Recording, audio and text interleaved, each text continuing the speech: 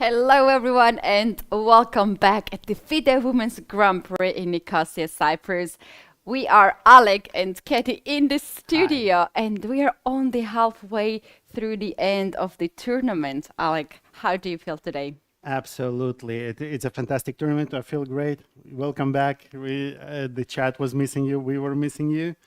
And hopefully the remainder of the tournament will be as fun as the first part. Absolutely. I have been also missing the whole tournament. I have so interesting story to share with our viewers and with you as well, Alec. But before we start our action and before the game starts, let's take a look at the highlight and go through all the actions that we have been seen before.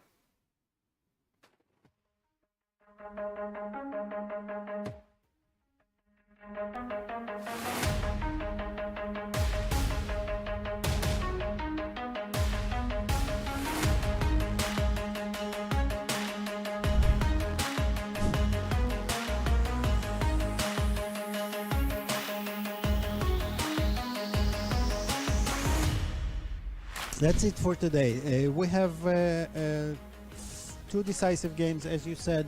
We have 4 leaders after today's round because in the clash between the leaders, Katerina Lagno and Harika Dronavalli drew after 84 moves, and both are smiling. Both are happy. Both are happy, yes, and it's nice to see that both have energy to smile. Yes, which is not always the case, by the way. Which can hardly be said about the commentators, right? So, the other games today, Bibi Sara Asobaiva against the other leader, Tanjongi. It was a relatively calm game. Which Tan equalized quite conveniently. Yeah, because Bibi Sara did not go for this rook a6 line, which might be, might give her some not even advantage, but let's say chance to dream about advantage. Absolutely. Yeah. So it was Tsatsalashvili against Gunay Mammadzada. We feel that here definitely White could have gotten more than she did. The game ended in a draw. Alexandra Goryachkina against Polina Shuvalova, another game that was in our attention. We expected it to be extremely. We said everything. What should be said about this game plenty of times today. Yes, so Polina came up once again with a huge home preparation. Dinara Wagner joins the leaders with an impressive win over Olivia Kielbasa. Tough luck for, we have said it a lot, tough luck for Olivia, but hats off to Dinara, really. She found fantastic resources. And in the last game, Alexandra Kosteniuk won with black, her first win in this tournament. One of the pre-tournament favorites, and one of the favorites, one of the 3 contenders for the Grand Prix title. She finally scored the win. A very impressive win, actually, because she all of a sudden she opened the second front on the king side very unexpectedly, and it proved in this game. It proved very. Yeah, actually, if everything she did proved to be correct, then it's really impressive. I would agree that we have 4 players on +2, 4 leaders, which are the 2 players that went as leaders into here, and the clash between Harika and Harika Dronavalli and Katerina Lagno. They are also joined by Dinara Wagner and Tanjongi, who was also a leader. All 4 players are on 4 points. They are followed closely by Alex.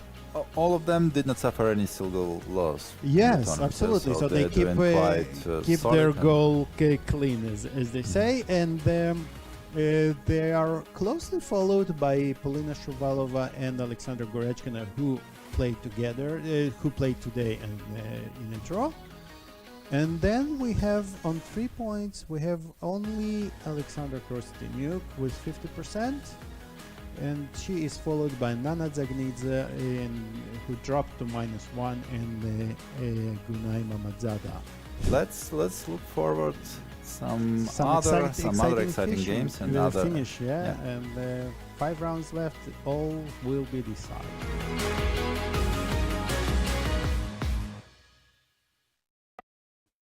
Well, that has been our past summary of the previous round, and also the summary of all the 6 rounds that we have been seeing. I saw that you had really good time with Pavel, but here I'm back. Yeah, it was good and good that you're back, really. And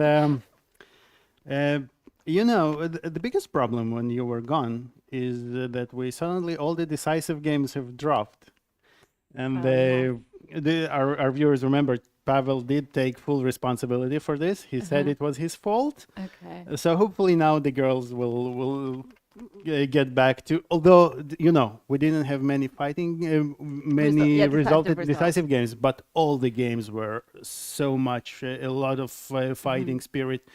Last game was 84 moves, I think, or even. Wow. So yes, that's a lot. That's a lot indeed. I believe we have a special guest right now in the playing venue, and the first move will be made on the board of former women world champion Tanzhangi and the member of Georgian national team Bella Hotenashvili. So our very special guest will appear now on the screen. There's going to be Miss Christiana Erotokrito. I'm so sorry for my pronunciation. It's quite challenging to pronounce a Greek last name, just like Georgians. I found similarity in that field. Who is a member of the House of the Parliament. Alongside with her will be the president of the Cyprus Chess Federation, Mr. Cretan Tornaritis, and we can have our first move. We played Bella Hotenashvili, very focused. We can see her on the screen. I had a bit of chat today at the breakfast with Bella. I asked how she spent the rest day, because it's so important to recall all your energy, to rest well, to get ready. And she said that she had very nice rest day. She went to the pool, which we have in our hotel, this facility, and she seemed to be very happy with this day off. Yes, I believe we are soon gonna see our honorary guest making the first move. And the game will start. We're just waiting for this to happen.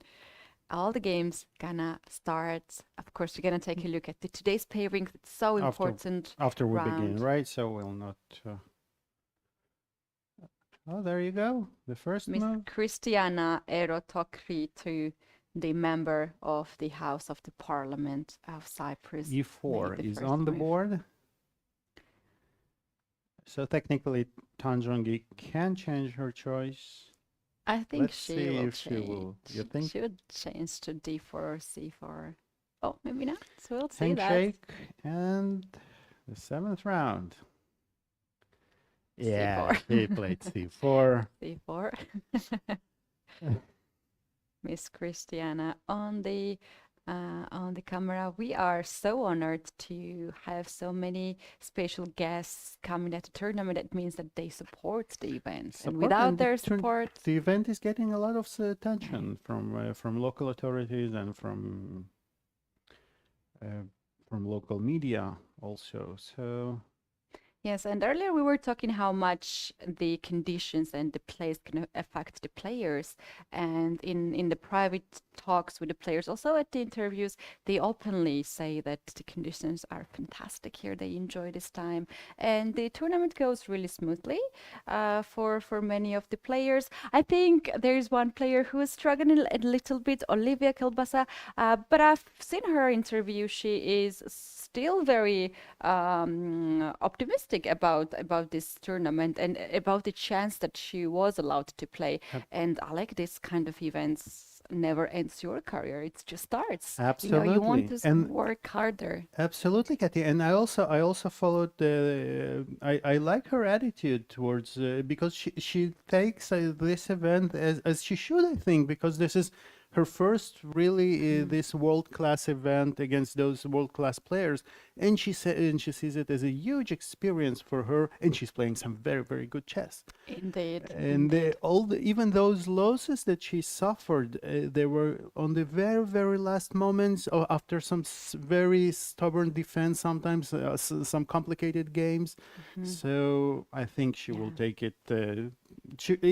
This should take her game to the next level, I believe. Absolutely, absolutely. Let's take a look at the pairings. This is round 7, everyone. And we have on the first board Alexandra Kosteniuk against Bibi Sarab's Sulbaeva, who is also suffering a little bit to score some of the points. We know how strong she is in Blitz and Rapid tournament. She mentioned that she has not played a lot of classical lately, but mostly Rapid and Blitz, and lack of the experience in classical lately can affect her game. Olivia Kielbasa will face Nana Dzagnidze, and we have Katerina Lachno, one of the leader, playing against another leader of the tournament, Dinara Wagner. Then Polina Shuvalova is facing Harika Dronavalli. We have Gunay Mammadzada against Alexandra Goryachkina and Tanzhangi Tsatsalashvili. We have witnessed the first move has been played c4.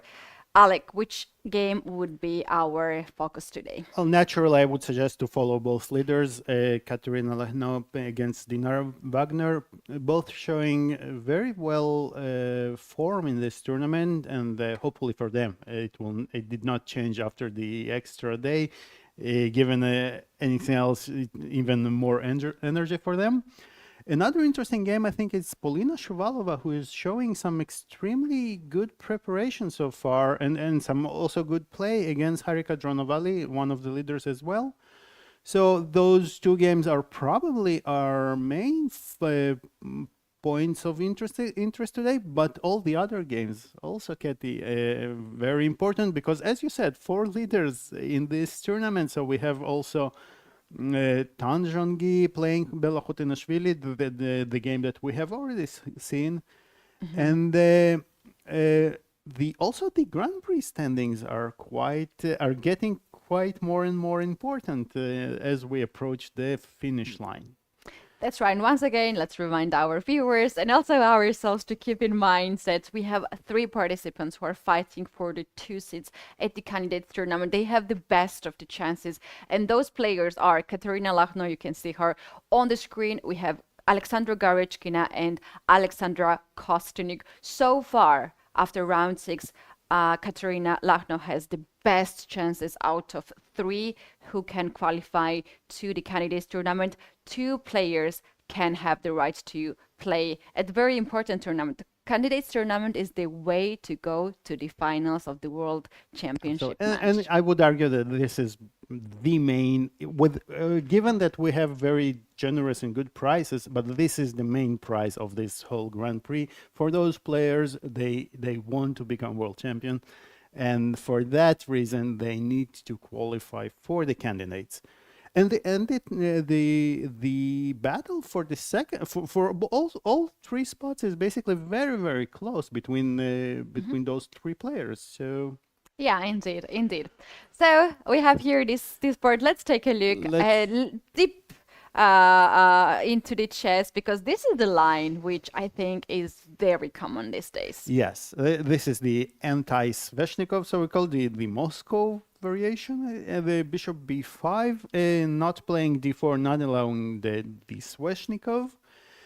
And here black has many options to play. Either e6 or g6 are the two main options. And Dinara opts for e6 line, white castles.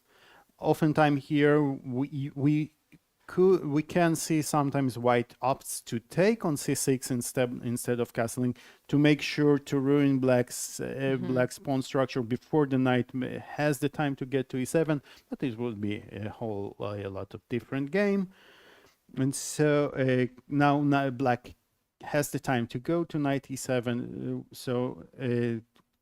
Taking on c6 is not an option for now.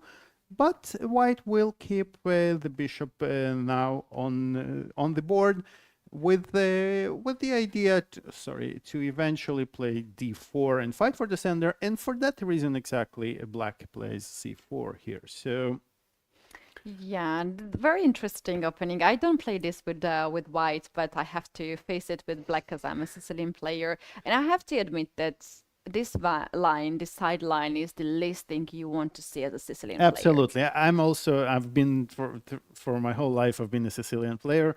And for this reason exactly, I never really love to play second move knight c6, because you don't really like to allow those sidelines. When you're playing Sicilian, you want some fighting game, some interesting, some sacrifices. Albeit sometimes it's not to your favor, but still you want some double-edged game. Whereas here, your opponent tries to squeeze a little bit, and yeah, that's right. Also, it's quite easy. A lot of people very often ask us which opening to play at some level, right? So I think this is very nice opening for players starting from the beginner level to have very constructed directions how to play chess and also opening. You just try to gain the space advantage in the center, or your pieces are active and happy and you attack the king side. So I always recommend this one, because with white it is quite easy. You don't need to memorize much of the lines. If you play one move and not the other move, it's not something that's gonna strike back right away. So it's quite peaceful, and it's also very solid. It cannot go wrong, let's say. Right. I absolutely agree, except for the part it cannot go wrong. It cannot go wrong until you start trying to play yourself, and then suddenly all kinds of things, you discover that all kinds of things can go wrong. But this is true, much less theory here, and for that reason it's much easier to start with this. Absolutely agree with that. So d4, black cannot tolerate white having this center, and this is an interesting approach, a very common approach. So, but as we cannot really prevent white from playing d4 on d4, then we go and meet the pawn one square ahead of it, and after d4, the famous chess en passant move. Yeah, everybody's favorite term. We take it, and I have although for the professional chess players, it's a very common rule that you can take the pawn en passant on the first two moves. It's not really, I discovered that it's not really common knowledge among the hobby players, which sometimes are surprised by this move. Really? Okay. Okay, so both players seem to be very well into their home preparation. I think Dinara is playing fast, and also Katerina is playing fast. That's right. As we have some of the changes in the center, now white have the semi-open d file, black will have this backward pawn on d7 or d6, unless she pushes on d5 and offers the trade to the e4 pawn. Obviously, that could be a very good scenario. This knight coordination of knight c6 and knight e7 for the moment might be a little bit issue for Dinara. She needs to solve the issue of the dark square bishop to castle king on the short side. That's where the king should castle. So that's still the theory, I'm sure Dinara knows quite well, and we have to once again shout out to Dinara how well she's prepared for this tournament, and to compare her play and herself from the previous Grand Prix, which she played in Germany, and this Grand Prix, you can see totally different person. Totally different. Dinara, of course, she's very confident. Her games, the quality of her games is quite high, and well, not mistakenly, she's one of the 4 leaders now. So Right, she is well prepared for like all the games we have seen. She has a bit of edge. She plays very fast. She's very confident. I have to personally thank to her because one of the games she played in the first round against Alexandra Goryachkina, we have analyzed this game. We were impressed all the way how she played, and also the end game, how well she played. There was this moment of the exchange sacrifice. We were right, thinking, with Bishop D3, right? Yeah, what's going on after that move? So I had to face that myself in one of the Oh. rounds against really, really tough opponent from Spain. And I was like, oh my gosh, I'm doing this. I want to try it. If Dinara says this is better for me, I trust her because she has such a nice preparation. And I sacrificed the exchange in the Catalan defense. And then after 2 moves, I was thinking like, really, was that necessary to do? Because I don't know what to play now. And I felt like if I just make one wrong move, it could be done for me. But luckily, it worked out well. And I'm so grateful to her. And she was very happy to hear this story. Wow, this is great. So it worked out very well for you, this commentary already. Yeah, So- yeah. Absolutely. And well, you know, when you're famous when people start following your footsteps. So Dinara, shout out to you, really. Right. Alik, we have very interesting game already at the board of Alexandra Kosteniuk and Bibisara let's show. Asilbaeva. It's something that we don't see every day. Shall we start from the Yeah, beginning? let's see. And by the way, something I noticed, Keti, in this tournament, we have rounds that are D4 heavy and followed by rounds that are E4 heavy. And now as today seems to be exactly this E4 heavy round. And I Yeah. shall say that Alexandra Kosteniuk scored her first win right before the free day. All So right. it must have given her a lot of fuel, positive energy, because she was really struggling before that. And that's exactly, and here again, as we speak about it, as we mentioned in Dinara's game, so E6 and G6 are the 2 main options here for black. So Bibisara goes for the second option for G6. The point being that the bishop with E6, sometimes the knight struggles to find good squares, and because of that, the bishop is also struggling. So the other way for black to solve this bishop issue is to fianchetto it on G7, where it can. It hopes to be very active, but the practice shows that it will not be so, because after C3. Black often finds herself playing E5, knight E7, something like that. And that's what happened in this game. And now white sacrificed the pawn. This is actually a theme that we discussed quite a bit. And that nowadays we see many more games that one of the sides just sacrifices a pawn for some long-term positional compensation. And because of that, and this is something that the engines have brought to us, because when we grew up, well, I speak mostly about myself now. It was still a generation that I'm not far, to be honest, from that generation. So we still used to see in sacrifice something that you should. That should have mostly some very fast tactical justification, and to sacrifice for positional benefits was something like out of the ordinary. And today you can see it's exactly reversed. So many times you would just sacrifice the pawn for some long-term initiative. Right. That's actually very nice thing to think through, and all the players can just connect a lot of dots in their own way, how they're playing. Myself, when I was sacrificing the pawn, I play Catalan as my main line, so I always sacrificed the pawn. Then I was sacrificing pawn, my opponent was capturing in one move, and then I was making 3 moves to capture it back. So I was always struggling. I was thinking that I have to take it back, and then at some point I realized, after seeing games of Maxim Vachier-Lagrave in the same opening, in the way I was commentating one of the tournaments, I think it was World Cup, and I understood, actually you're sacrificing this not for to get it back right away or to checkmate your opponents. You just need to feel the position and enjoy the position and increase a little bit of pressure slowly, and just 1 pawn, not more, in some of the positions. And then I realized that if I study some of his games, I might have some sense of understanding of sacrifices and an initiative. And at some point, it really helped me out. So. Absolutely agree, and this is a great way. I think it's a great way to learn, especially to learn new openings, Keti. Right?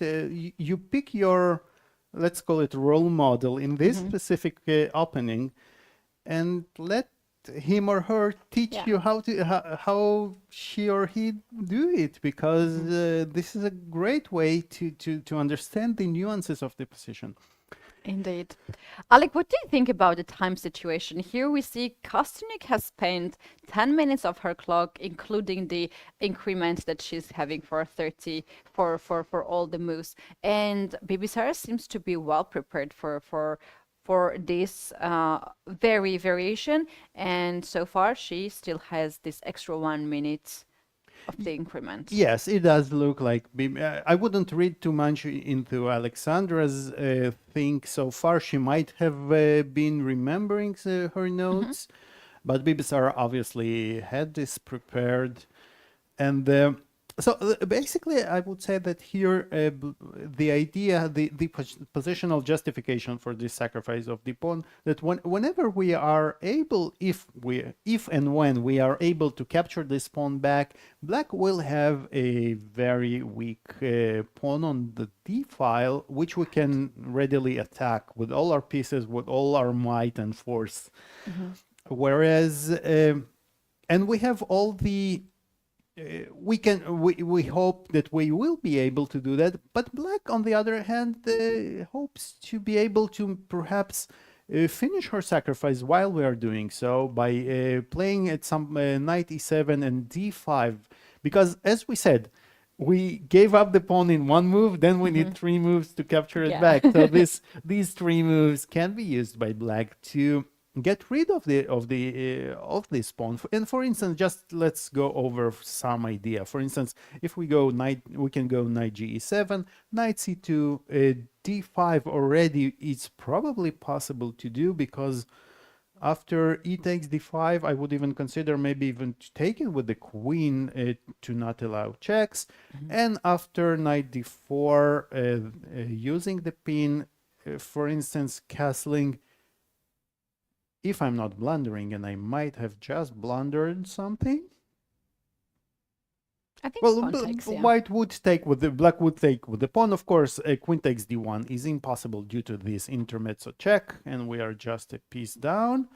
But after b takes c6, Black has all the chances, all the reasons to say that she is quite fine here because of this bishop. The bishop on g7 is really strong. We have one weakness, but on the other hand, there's open b file. That sometimes this pawn being on the c file compensates the rook. Open file for the rook compensates the weakness. So we might expect that this should be quite equal. If Bibisara is in time to do so. For that reason, maybe White can try and prevent it, although I'm not sure. And I have to say that Alexandra, when she woke up her board, I'm not sure, but it looked like she was not entirely happy with her opening position. Maybe I'm reading it wrong. And anyway, the thing is that we can see from her games that she is maybe not in her best form as we know Alexandra can be. She also mentioned that in the interview with our press officer Michael Rahal. You guys can check out the interviews we are having right after the games on FIDE YouTube channel. You can hear a lot of very interesting details. And Alexandra said that as long as she's not losing the game, she is fine. Absolutely, and I think this is her huge experience as a tournament fighter speaks here, because she knows, okay, I might be struggling to find my form, my game, my A game, yes, but as she's shown, even in this situation, she's extremely dangerous. Yeah. And she's only 1 point ahead away from the first place. So everything, right. and she's in extreme in total contention for both the spots to the candidates. So everything is still open. Absolutely, everything is still open. Another thing which makes a lot of sense that she mentioned about her game, and there is no secret. No one hides the fact that she's not in the form to fight for the first place, but she's trying to keep the chase Katerina Lachno and also Alexandra Goryachkina. She's 1 point behind Katerina Lachno and half point behind Alexandra Goryachkina, so she's doing a great job. She said that earlier, some years before, she was very upset of the draws when she was making draws. Now she's very happy of the draws, which makes a lot of sense. It all depends on your current situation in the tournament, or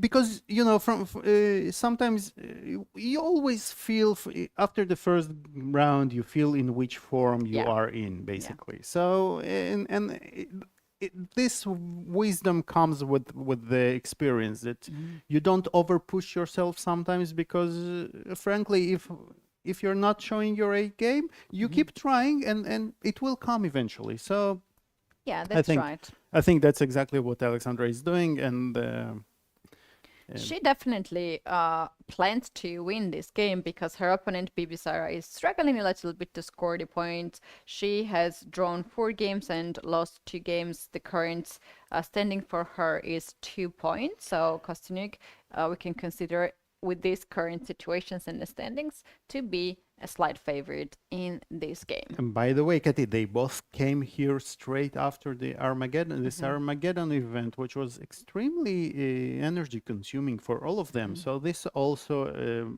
must have been affecting them. But again, after yesterday's pool time and some vitamin D, we might see some renewed energy here. Right. Alexandra's didn't went to the excursion that was planned by the organizers. Only player who went there was Polina Shovalova, who enjoyed her time and posted several photos from on her social media, and you guys can check it out on Instagram. That's where I saw. Alexandra said that she bought the sunscreen and she really enjoyed the pool. Right. Yeah. So hopefully they did. Although it was a bit cold yesterday, and today it's raining, and I believe. Somebody brought the rain from to us from don't blame Europe. Me. So don't blame me. Don't blame me. It's a curse. I'm going, like, wherever I go, I'm bringing rain. So guys, if you want to invite me for your wedding, don't, because I will ruin it with my rain. Alec, there is another very interesting scenario which is happening on the board of Olivia Kielbasa and Nana Dzagnidze. Oh, let's take a look. It looks very interesting. And again, another H5. Sicilian. And Sicilian, this is the Paulson, the line, the Paulson line. And again, we see this A3 move, which is played before B5. And actually, we had a chance to chat with Vishy a little bit about those early A3 moves before Black has played B5. And he says that, yeah, the computer often now suggests these moves, which is to a human is a bit counterintuitive, because we are used to know that we play A3 after B5 has been played, because we want to meet it with we don't want to allow B4.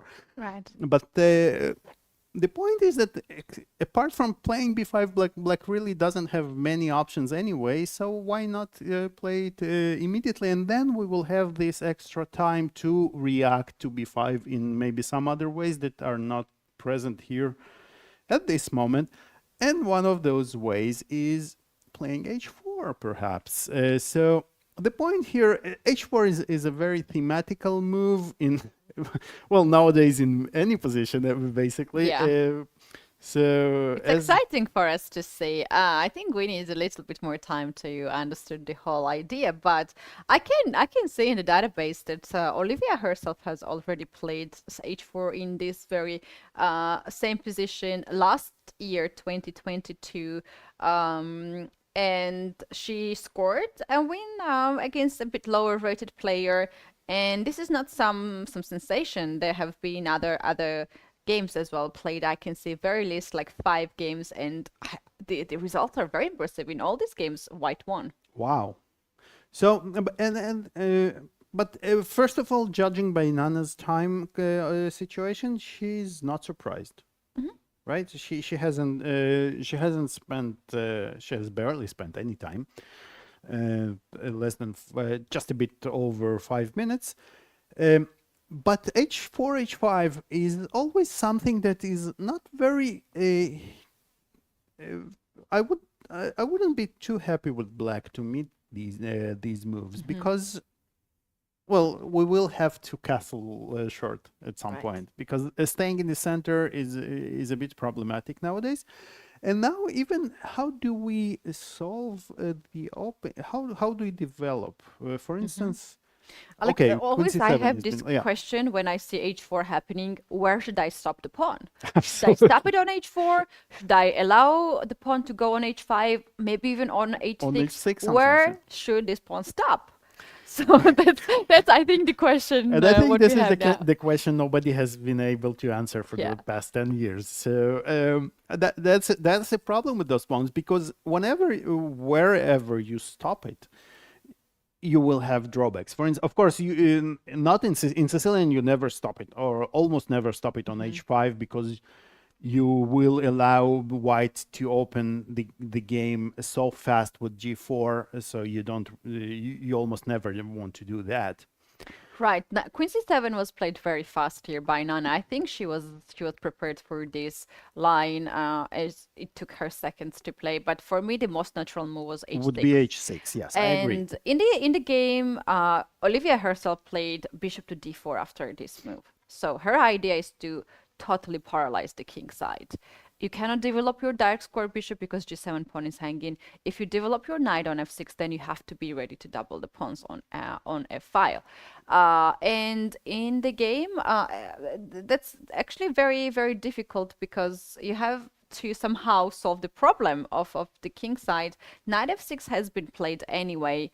And another very interesting idea here Olivia introduced was after e5, a knight went on e4 and rook went to h3. h3, sorry, yes, okay, yeah. To take the knight takes c3, rook takes c3. That was her idea. Well, this is another important idea of the h4 Keti, of this h push, h pawn push, is that you sometimes develop the rook via h3 or h4, and this pawn structure is very known in many lines, and black pawns are, as you said, they are paralyzed on the king side, which allows white in many. For instance, we can see it oftentimes in the French defense, where white pushes those h4, h5 pawns, and we can see this pawn structure, and those pawns can become targets for attack. So this basically gives white advantages in various endgames, which is sometimes very important. So, yeah, very interesting. Also, another thing is that instead of Queen C7 here, the games has been played with h6, most of the games, and there was also another very logical move, rook to h8. This move has been played, but Nana plays queen to c7. This is the first engine line. So her idea is that if white plays bishop d4, like in the other positions, to stop kingside development. Now black can play e5. This is very interesting move. You are Very attacking tricky. the bishop, but you are giving up the d5 square forever. So either you are sure that your computer is super strong, or you just don't do these things. This is interesting, and it is a kind of themes of the Sveshnikov, which where you say, okay, white has just I'm guessing over here, yes, white has spent 2 moves on this h4 h5 advance, which gives us perhaps some time to do some fighting for the d5 square, but here black, the engine suggests to play h6, as we understand. Yeah, and this h6. is, I think the point being that we don't want to allow bishop G5, g5 once we play knight f6. That's right. So you're losing a little bit of tempis here. You play e5, h6, weird looking move, but you are locking down white's bishop on the king side, right? Right. So I would say that maybe something like that would be an issue with this plan for black. So h6 will be played, and then we want to play. Although it does. Unless checked with the computer, it would seem to be a strange way for me to play as black. But maybe, you know, Knight f6 and d5, Knight indeed. f6 and d5 indeed. is coming, and we don't have, because we managed to play already b5. White might not be in time, and this is the point of those h4 h5 moves. We wasted time, and now we don't have time to play, for instance, castle to prevent d5. Because e4 is hanging, so we would have to probably waste some time on a move like f3.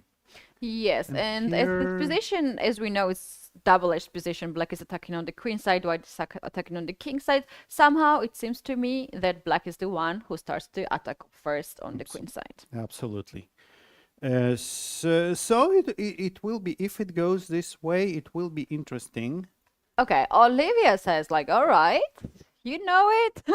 I I'm heard not going you. to I'm check not here. going for it.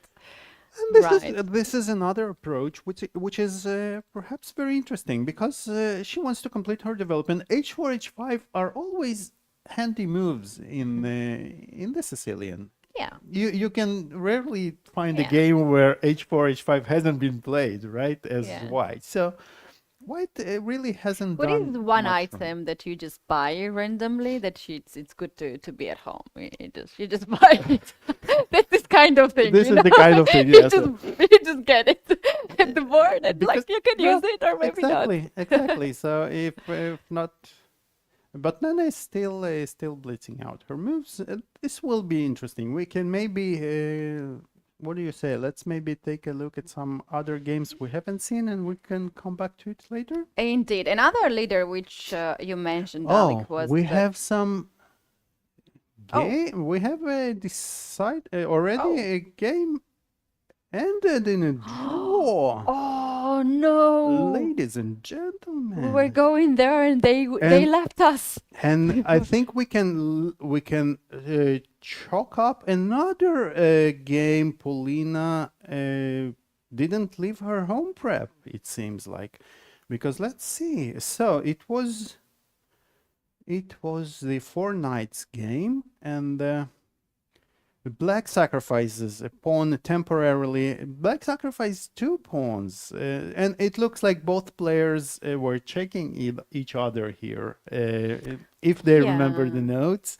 Alik, do you remember the game Harika Dronavalli against Nana Dzagnidze? Harika wanted to make a draw. She very openly said that she sacrificed a piece on d5, and then Yes. she brought the queen on the way. So Yeah. she always knows these tricks how to make draw when she needs. I should be friend with her because I never know how to make a draw when I need. And when you're black, it's Yeah. always basically in such strong tournaments, your ideal tournament strategy would be to draw all your black games and then try to win. And Harika is fantastic; has fantastic opening preparation, and she has shown it again. So here, black sacrificed 2 pawns. We spoke about sacrificing material, sacrificing 1 pawn. Yeah, and here black sacrificed 2 pawns for the only Very nice for play, actually. yeah, only for some positional domination. But what kind of a domination is this? I mean, this is beautiful. White doesn't have a light square bishop, and an exchange sacrifice. Whoa! So black is 2 pawns down, an exchange down, And she and just plays a rook calm rook A8. e8 move. So Wow! this is very very strong. I suspect it's a theoretical line because well, we are only 30 minutes into the round, and both players seem to have known it. So after the problem here, I think that white doesn't have a good way to untangle here. So for instance, let's try to see what's going on. If we, for instance, just castle, then I would expect knight takes f3 and bishop h3. With the threat of bishop e3 and Queen move G5, that yeah. in queen g5 checkmate, and this would probably win most of the material back. For instance, if white plays king h1, then I would even say that taking here or taking on e3, or maybe in a better version, but here black is only 1 pawn down, but white king is extremely weak. We control the e file, which is extremely important. The pawns are weak. Black has full compensation. This is not something white would like to play. So after c3, the black took on f3 and played queen h4. The point being that after f takes g4, I'm thinking even bishop e3 is unpleasant, or maybe rook e3 check. Oh, wow. And if king d1, then we have I'm even struggling to, how do we mate? We have this queen h3 and rook g3. And look at that, white is 2 rooks up, and it's mate. Unbelievable. So this is beautiful. This is beautiful. Somebody please capture it and share it. This is beautiful. Wow. This is pure beauty, yes. And but white played king d2. White is still in exchange and 2 pawns up. So if the king manages to run away, then white will be absolutely winning position. And Keti, another exchange sacrifice. So pieces like giving up everything. Black is playing as if pieces grown trees for her, you know. And then this is unbelievable. So, and f takes e3. I'm even having a hard time getting what's going on. If we take here, probably take and rook e2 and rook e2 and bishop e3. Look rook e2. at that. This is such an amazing. Wow. Although, what happens on d4? Well, at least we have a perpetual, right? If we want to be sure for black, we have a perpetual.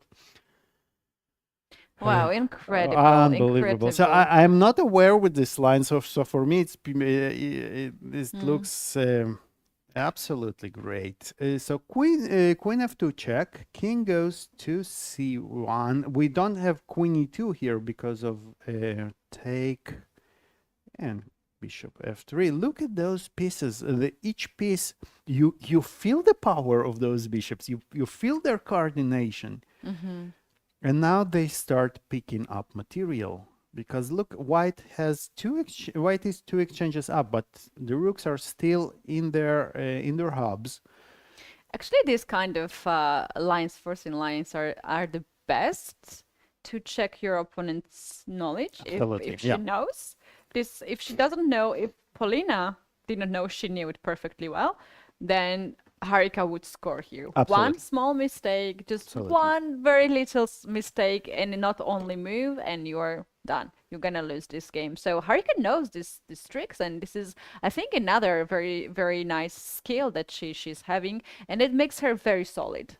Absolutely. You know? Yes. You know it's going to be a draw. You sacrifice, I don't know how many pawns. You sacrifice both rooks, but It's almost like a free roll, right? So if your opponent remembers and knows, it's not enough to know the line. Yeah. She should have visited it recently enough to remember it, because the amount of information is so huge that you cannot keep it all in your mind nowadays on the top level. No, you So, can't. And oftentimes now if we see that more and more, that both players make those seemingly easy draws, as spectators might even think. But basically behind the scenes, they are just checking each other notes if they both remember those notes. And you know, as we speak, remember Keti, lines are not easy. not easy at all. Not easy at all. As we speak, I was going to suggest something like this, which is almost a beautiful, beautiful checkmate, but unfortunately, white. The queen has to be off the board. Alik, I have just checked this this line, and there have been played plenty of games, and all of them were draw. And very interesting game that the current world champion Ding Liren himself played this against Wei Yi back in 2019, and all these games has been ended in a draw. And I even see one game by Katerina Lagno herself from this tournament also. So this is a really a known line, and this is the perpetual. Looks if you make a draw, this is a great way to make a draw, right? So Indeed, I like this game. Okay, one game down, 5 still to go, and so currently Harika is our sole leader. So far, yes. If it will not stay this way, because Dinara and Katerina play, they cannot both lose probably. So only way theoretically they can lose the game if they actually make the draw before 30 moves. They don't repeat 3 times, and the arbiter gives them both 0. Oh, really? I did not know that this is the penalty. Wow. Okay, so that's why arbiter has to check first. Alik, we have not seen one last game, and I think that is Goryachkina against Mammadzada. Let's take a look at that. Let's take a look. Mammadzada is playing white against Goryachkina. It's our only D4 game of today, I think. So only for that it deserves our attention. It's a Slav with early Queen B3, and now it transposes. Yeah, so as in many lines in the Slav, we get this pawn formation where black has 2 pawns on C6 and E6, white has a pawn on D4, which gives white a slight spatial advantage. But black's play is very clear. What we want to do with black is to eventually play sometimes C5, open up the files and exchange as many pieces as we want, claiming that we should be okay. On the other hand, white puts a lot of hope on this, and we have said it so many times, but I think no harm to say it again. This bishop on G2, and you're, as a Catalan player, you know what I'm talking about. It's bishop on G2 is extremely powerful at times, and it's the source of all black's headaches in those positions. Oh yes, absolutely. And there was the bishop that I currently in my game was holding the draw for me in the pocket, because I knew because of this bishop it's so strong. Even though that I was exchanged down, I knew that this bishop can hold the position together. So thank you, bishop on G2. Okay, so rook d1 was played to prevent, because we seldom want to open the d file with this with the white's rook facing the queen. So Alexandra moves the queen away, and both players seem to be already on their own, although they of course know the plans. How would we develop the pieces here as white? We might see that the bishop on c1 is a bit stuck. Usually it's the Yeah. black bishop that is stuck on c8, and now it's white's bishop that got a little bit problematic here. And that's true, actually. This kind of positions, Alec, I have seen a lot. So, but with the bishop, not bishop on g2, bishop on d3, and black's bishop on c8, that's very good position. And for the moment, white's queen side looks like so passive on all of them on the first rook at the starting position. But because this pawn is pushed on b4, white's idea is to play knight d2 next move, knight c4, or knight b3. And this knight has a lot of squares around. Right. The knight can. By playing before, it's very basically black committed herself to weakening all those squares, right? On the other hand, so even if we imagine putting the knight on c4 or b3, what do we do with this bishop? Exactly. We solved the knight problem. Which Now looks let's very solve good. the bishop's But about problem, right? bishop. So if we develop this bishop on b3, b2, that's going to control e5 square. Sometimes we would like to jump this knight on e5, which looks beautiful, although there will be no king side attack. I don't believe that f4, g4 will give us too much. But when we play b3, we should not forget what is black's idea. She wants to open up the c file, and after opening up the c5, and even without opening up the c file, knight b6, knight d5, Let's knight c3 yes. is a big call here.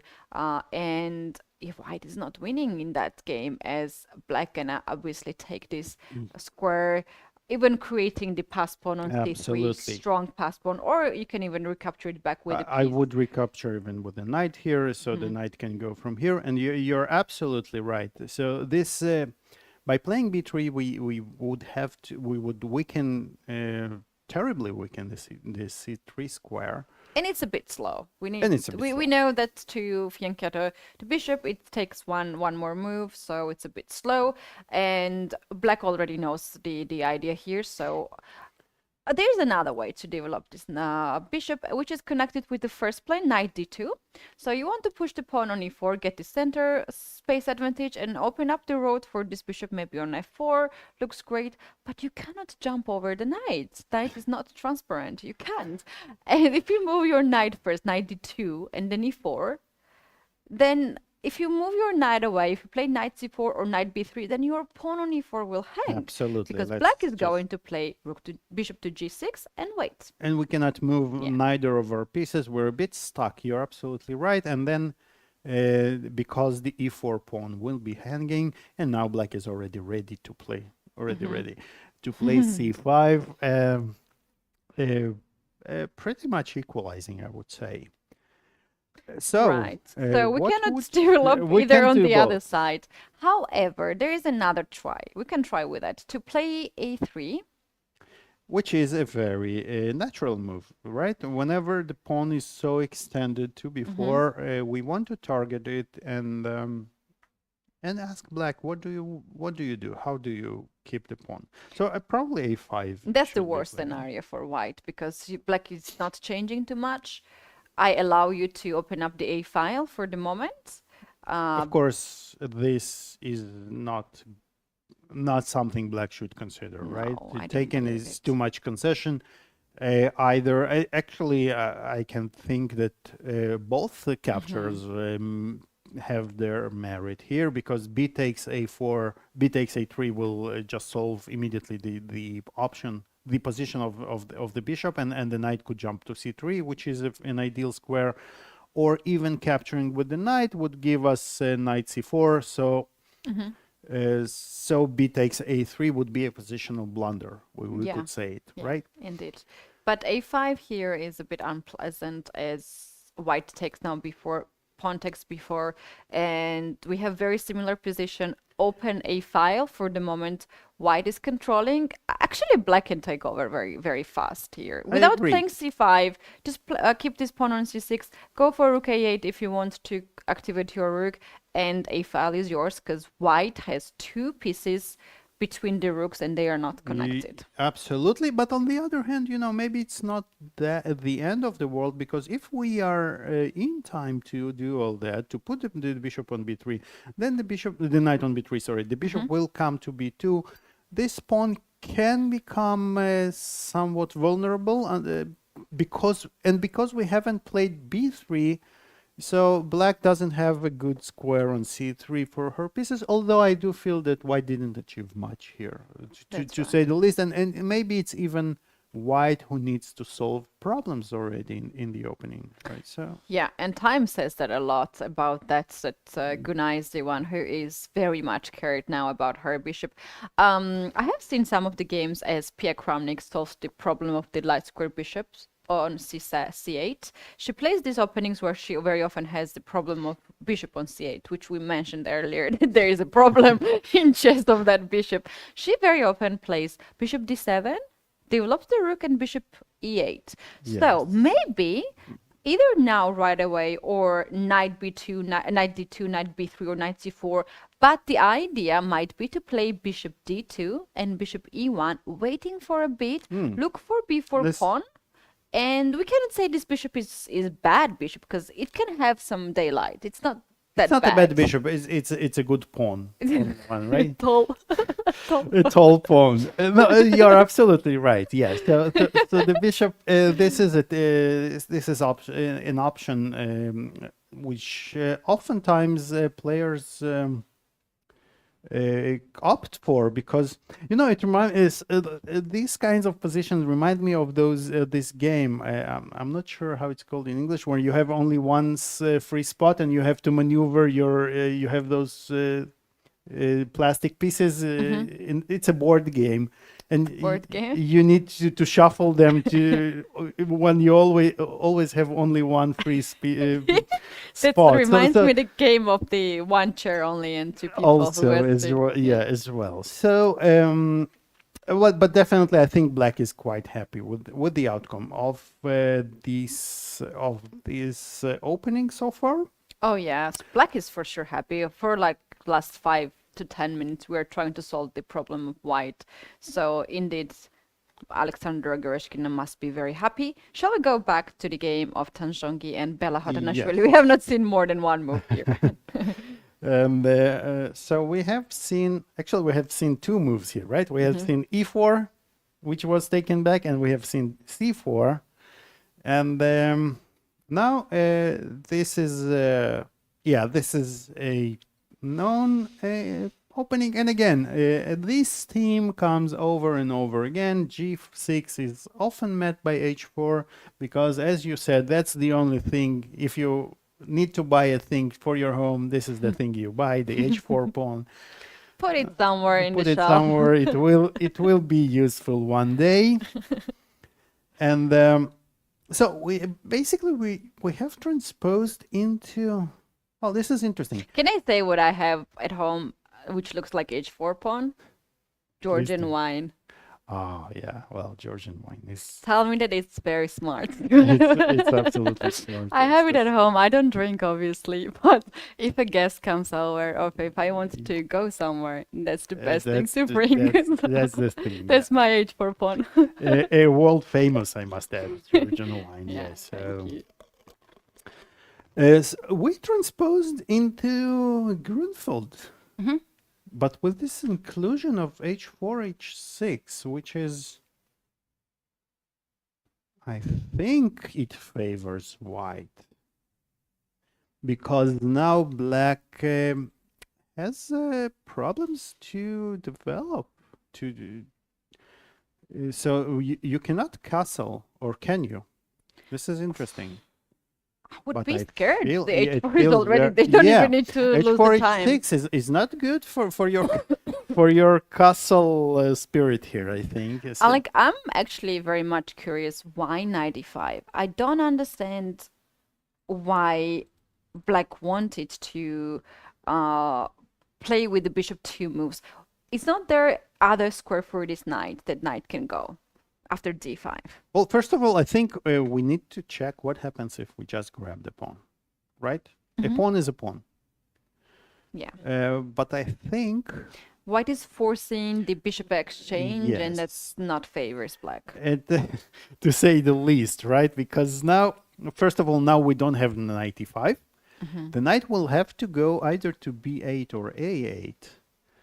but then the king side is so much exposed, right? So Yeah. after even a move as queen c3, which I'm sure it's not the best even, Look at all the but black pieces. Like it's white only who plays this one. absolutely. You know, my coach used to say when I would put my pieces on the last rank, he would say, "Are you preparing for your next game already, or something?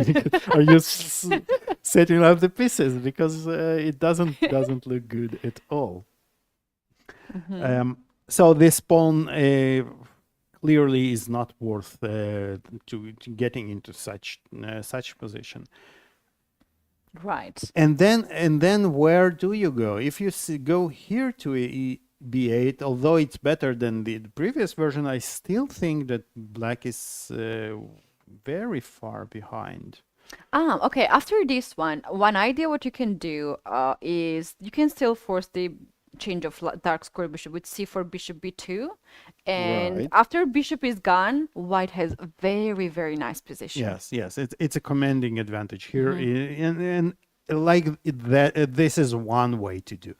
Another way I would consider, maybe it's not not the best, but I would even, Keti, I would even consider playing e5 because I'm so much ahead in development, and I also want to play then to follow it with h5 and get the bishop to d3 at some lines. Yeah, for instance, just as an illustration, for instance, let's just picture that I managed to play h5. Now e6 is already a threat, and if you play g5 yourself, then, well, how about this line?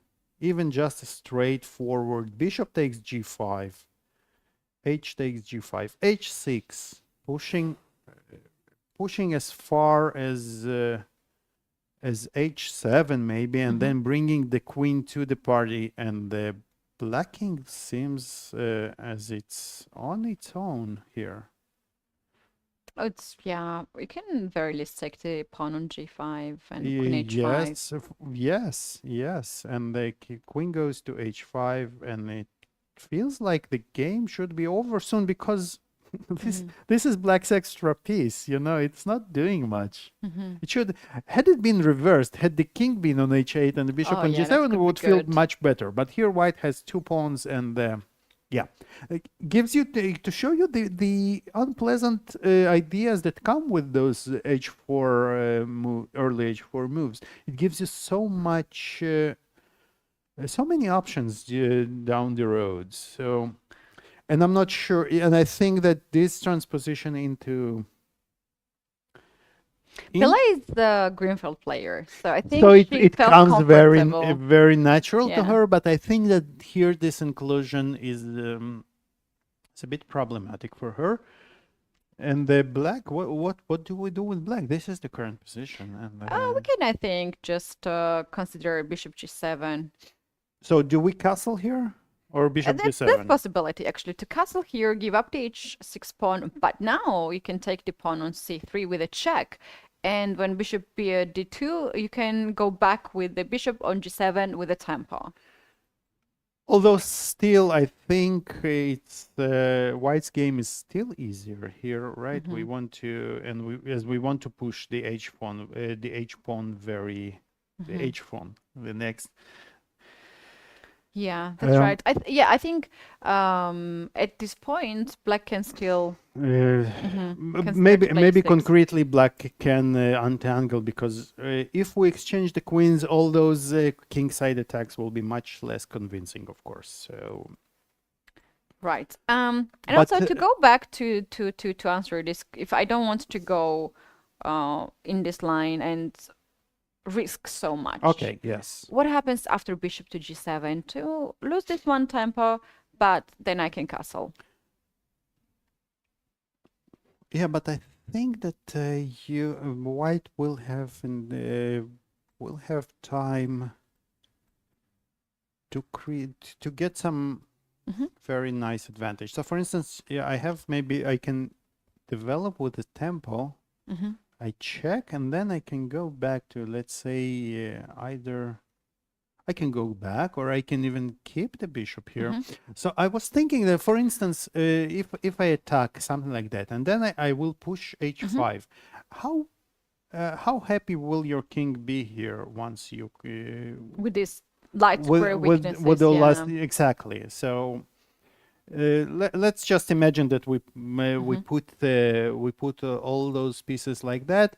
We want to exchange this strong bishop on the dark squares. And it feels that white really controls way too much Yeah, space it's very, very here. pleasant position. I've played myself once or twice this kind of structure, and you are not having any issues, and your play is very simple.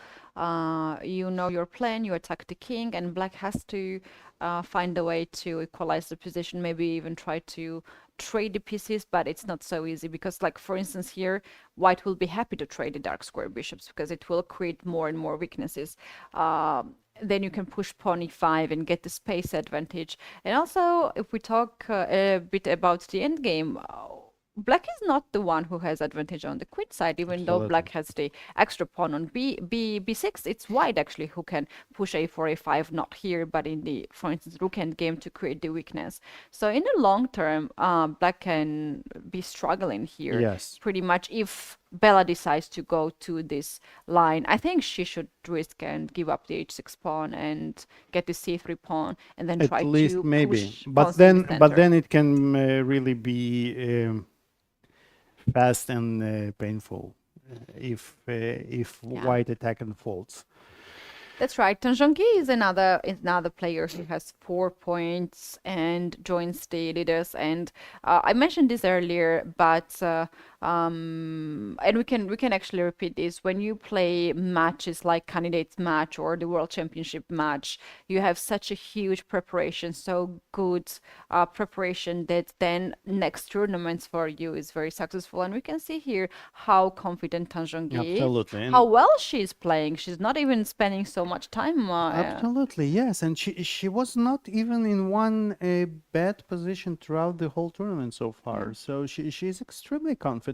And basically, as you said about those matches, after the matches, the problem with those matches is before the match, you don't want to show your preparation. Yes. And this match, a bit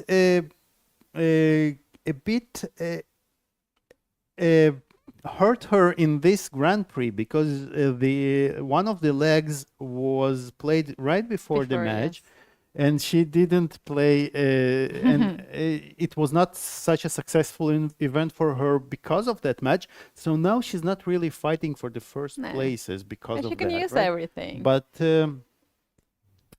she does look very, very good here in this tournament so far. That's right. I think we have covered mostly everything. Let's go back to the game of Kosteniuk, Alexandra, and Bibisara Asulbaeva. We have a bit of development here in this position. Okay. So we left the game around here, and Alexandra played bishop f4, which is the point being that I think we still don't allow d5. Because now we want to, after capture, taking with the bishop, with the knight on d5 is not ideal because we allow this annoying check. And after queen takes d5, white has, I think, bishop c4 is very important. And now even it doesn't really matter. Even if you go to c5, then the knight goes to b5. And for this pawn, all of a sudden, of course, the bishop is invincible because of the fork on d6. But let's say even if black castles here, I would play first rook c1, threatening bishop takes f7. How do you even defend here? It's so difficult. Totally if you play unclear. queen b6, then bishop c7 forces you to come back on c5. And then you lose. And if you Yeah. go to a6, then knight d6, you feel like you're getting run over, and all of that for a weak pawn, which is really a matter of time and will for white to when it will be taken back. So white does not rush, and I think rightly so. White doesn't rush to recapture this pawn.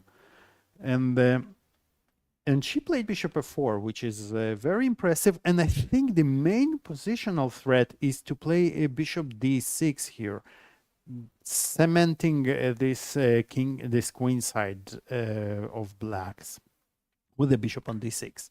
Bibisara reacted with a6 and d6, and this is important.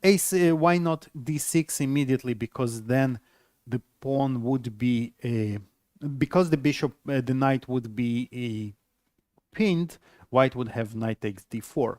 So for that reason, she drives the bishop away to c4, and now she can allow her to play d6. And now Alexandra is thinking, and I think she's planning how she will place her pieces here. I think this is a big achievement for White, that we managed to prevent Black from playing d5. So now it's time to capitalize on it. And I have an immediate question. What happens if we start attacking right away? Is this a move? I like this move. What I'm can be a very wrong with simple it? Right? person. No, I like when I see king side attack. But maybe we're not in time, because there is knight a5 is annoying, because we don't have a good square to move with our queen. And for that reason, we have just lost our bishop, I think, which is less than ideal. But maybe we can start, and I'm not sure that this makes any difference. No. Can we me. start with the sacrifices? Bishop f7. Let's go. Let's go. Yeah. Let's go. Bishop Let the takes, fun king takes, begin. and now knight g5 check. Knight g5 check. Yes. Okay. So the thing is, if you play king to f8, I might just play queen f3. Can I do that? This is tricky. It looks very strong. You want to give a discover check followed by queen f7. Is that right? I think it will be difficult to stop that Yeah, happening. I can see how I stop. Maybe like that, but still, even this is nice. Yeah, bishop b5. Oh, wow. That's beautiful. This is nice. And we just collect everything. Wow, this is beautiful. If If king goes on g8 and goes so king g8, then we can think of our problem here is that we D5, don't yeah. like d5, right? So how do we prevent this from happening? By maybe this. oh wow, this is nice. And now queen b3. But now maybe we are not, because we're now 2 pieces down. We yeah? take one back, yeah? We One, take one back. One back is One to good, go. one more to go, yeah. But are we? And Alexandra has played knight g5. Okay, so she did Wow, knight g5. knight g5. Oh Um, wow. The, Wait a moment. She was calculating she all was this, absolutely for sure. calculating. Let's follow her footsteps and calculate it a little bit. So king g8 is the move, probably is the main move. And if you don't see how you proceed here, it's hard to go for it, because you will, well, just be piece down. You know, we might have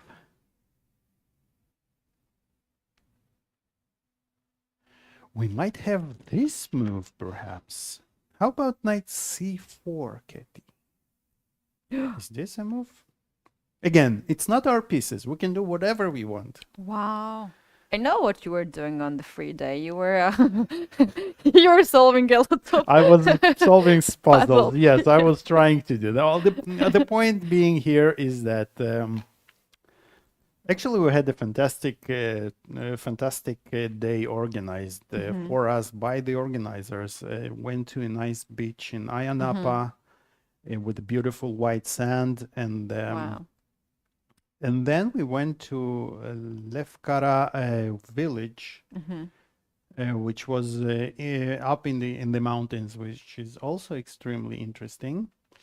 I have not been here for some decent reasons, but I can't actually wait to see. We have the footage from that day. We're gonna Yes. announce that, guys. I just spoiled everything, but this game is so interesting. Before we take our Yes, first of break, course, we of have course. to We have cover to what's see going what's on. going on. So, We have to be clear here. This bishop f7 looks very, very nice, but we have the engine friend here. Let's use it. It's not working, actually. not And Alexandra knows it well. She decided not to go for it because after this check on g5, king goes on g8, and bishop d6 here, the only move that keeps white alive. but And not after, really alive. Yes, it's more like half yeah, alive. half, yeah. half alive, and Or then even knight like d5 yeah. is the one which slows down the attack. Pawn takes d5 you can take with the queen because you're piece down, and queen trade will be just good for black. And now black has queen knight to a5 attacking the queen, And yeah, and the you don't attack have is enough over. pieces. The pieces are over. We go home, right? So Right. with that's not the way to proceed. And knight g5 does look. It does seem to be an interesting choice for white. Although I was still struggling to see what happens after a short castle, because knight queen b3 we still probably have knight a5. Do we? It's actually very interesting if we can still play this one. And what is going? And now we go back, right? The point is that now we have the knight protecting the bishop, And can and play queen. Bibisara has played castle. Yeah, queen g3 here to attack the pawn on Queen d6. g3 Queen h4 is attacking. on the way to create some So problems. this does look winning for white, actually, right? Because we managed to. Queen b3 is on the board. Alexandra just Wow, played she it. blitzed it. So she calculated and she went for this line. Okay, so knight a5 doesn't work, but how do we proceed? Ah, d5 here is the move. d5 is a critical move here because it's probably also the only move. The idea is that after d5, if pawn takes sorry. d5, now you play knight a5, Now we play knight and the a5. bishop is locked and can take on f7. That's a different scenario. And now if we go, we don't have, it should be said, this is important, that we don't have queen h3 because of the bishop. And if we move the queen, let's say, I want to say, we cannot keep the pawn on d5 alive, right? That's the problem. Yeah, that's So a if huge we go, problem. the knight will take the bishop, and this is an important bishop. And now black has time to play something like even a bishop f5 and Keti. I like black's position a lot here, actually. All the pieces active. All of a d4 sudden, is yeah, very this strong now. after d5.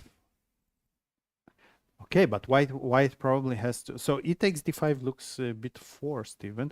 What about bishop takes d5? Yeah, I think bishop should take on d5, and after knight takes d5, pawn takes d5, and to have this position, Now we because can, knight we can a5, keep the yeah, pawn, yes? knight on a5. In Spain, they call this kind of knight donkeys. So we don't want it. Maybe knight e7 instead here, like to go Instead back of knight and a5. yeah.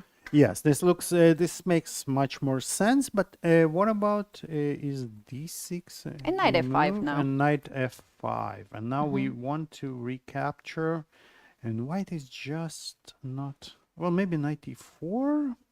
94, yeah. This is, but again, it looks like those bishops are going to be b7 strong. pawn is hanging now. I will maybe. pretend that I didn't blunder, but I sacrificed. They have to sacrifice a6. Then I will, pawn. well, this one I will sacrifice. I will not blunder for sure, but it's not so good, man. Yeah, and if you play b5 instead of bishop e6 and to develop this bishop here on b7, then you gave up so many squares on c5. Yes, but maybe it works for black because this pawn is really weak. Mm-hmm. Ah, do we have, and queen d5 is met with bishop e6, so we don't have queen. Here the main thing is how we are playing, how we are thinking, how chess players are thinking, right? So queen b3 here, Bibisara would say the knight e5 is losing. It's Yeah. actually losing Yes. right away. She doesn't have any more moves. She has to play d5. Makes a lot of sense because out of 2 moves, if one move and this is e takes d5 is not working, you think that this is good direction. It's my favorite. When I don't have another move, I Yes. just go it. And I cannot go So wrong. bishop takes now, and It's also actually I think both players are just calculating as far as they want because this position is kind of very forced, right? yeah, white can actually stop thinking like after knight takes d5 here because you don't want to keep this bishop alive. Pawn takes d5. Well, here you could spend some time checking queen Queen takes. d5 if you're white, but I'm not. I don't think you're very happy here. Because I think even h6 and bishop e6, you kind of feel that those 2 bishops and Yeah. And in this variation, black is not forced to take your queen, so you will not Absolutely. have the pawn on d5. And in the position when pawn takes on d5, this is your hope actually. Yes. It cuts the d file. No rook or queen can control this d5, so you can have more control over d4 pawn, and you can push it on d6, which can be close to the back rank. Right. So this But, is your hope. but the output, the evaluation of this position basically it will determine whether this whole plan of whites of knight g5 was even justified, or Yeah. or The she thing might is, yeah, sorry, go ahead. yeah, or she might find herself in a very difficult position if this doesn't hold, because those this bishop pair can become extremely strong in this position. So. That's right. So at this point, after it takes d5, black has these 2 options. Knight a5 can also be considered, knight e7. And at this point, if I were white, and if I see this pawn can be pushed all the way to d6 without losing it, I might have some hopes here. Yeah, because yeah, knight absolutely. c4 Absolutely. comes, controlling b6 square, rook c1 comes to control c8 square. So I still have some play. It looks promising for white, and for sure from far away. It might look very promising. So I'm not sure if black is in time to entangle here. Right. But if white manages to keep this pawn on d6, white will have the very nice advantage because the pawn is extremely strong. That's right. And Alexandra is looking at this position starting from knight g5. That's Right, where absolutely, she yeah. should consider this She she must have considered it when she played in here. So we are talking already. We're talking about some 7, 8 moves with all those options, and I have one of the things that. When we speak about great players, right? So we all can calculate, right? Everybody can calculate some lines. Yeah. The trick is that to be able to assess the position after at the end of your Yeah. calculation, right? Give the evaluation in the end of the calculation Exactly, was the so- main thing that my coach was always telling me to do. Absolutely, because it makes no sense if you can calculate Yeah. 20 moves, but you don't know where What's the result? Yeah. Exactly. Is it good or is it bad? Absolutely. So, and d5 is D5 played on the for. board. I would argue that for Bibisara, the play here is kind of easier. Yeah, because she's forced to make those moves. Not so hard to find out. And the moves as well. and Alexandra is taking the risks here, but she looks look at her time. It's 48 minutes. She has only 48 minutes left, so that means that she spent about 20 minutes plus, about almost half an hour in this position. So Yeah, the thing is that starting from very beginning, she was already down on the time. I think she was surprised by Bibisara's choice of the. I think this bishop g7 and e5 at the beginning, because at the point we took a look, it was already when Alexandra was 10 minutes down, and it's only move like 6-7. Yeah. And you don't have this much of the difference. Like she wanted to remember the line. Maybe she was surprised. Maybe she had like several choices how to react. So she was already from the starting down on time. And at this point, we can see quite a difference already. But then she went into a very long time because as we said, she needed to calculate many lines here. Bishop d5 is on the board. She has already played. She knows e takes d5 is not good move. I really wonder how she evaluates the position. That would really matter. It Yeah. doesn't matter what computer says right now. Absolutely. Nothing really matters. The main thing is how the players are feeling. If they feel that this is good for white, maybe even if it's not, if they both think like that, Yeah, we're kind of finding will worse affect, moves. absolutely. Yeah. It will affect, but I think it will boil down to black trying to win this pawn on d5, and white keeping it, and it will be interesting to see. Right, we have a bit of updates in the other games. Let's take a look at the game as we were seeing Tanjongi and Bella Hotunashvili. Here, Bella decided first to push h5 in that moment after queen takes d2. Answering Queen your d2. previous question, I think, where to stop the h pawn from moving. So Bella's On that's h4. Bella's answer on h4. Right. Makes a lot of sense, right? Especially given all what we spoke about the those h5 and the light square bishop, light square weaknesses. She wants to make sure that before she castles, there are no disasters.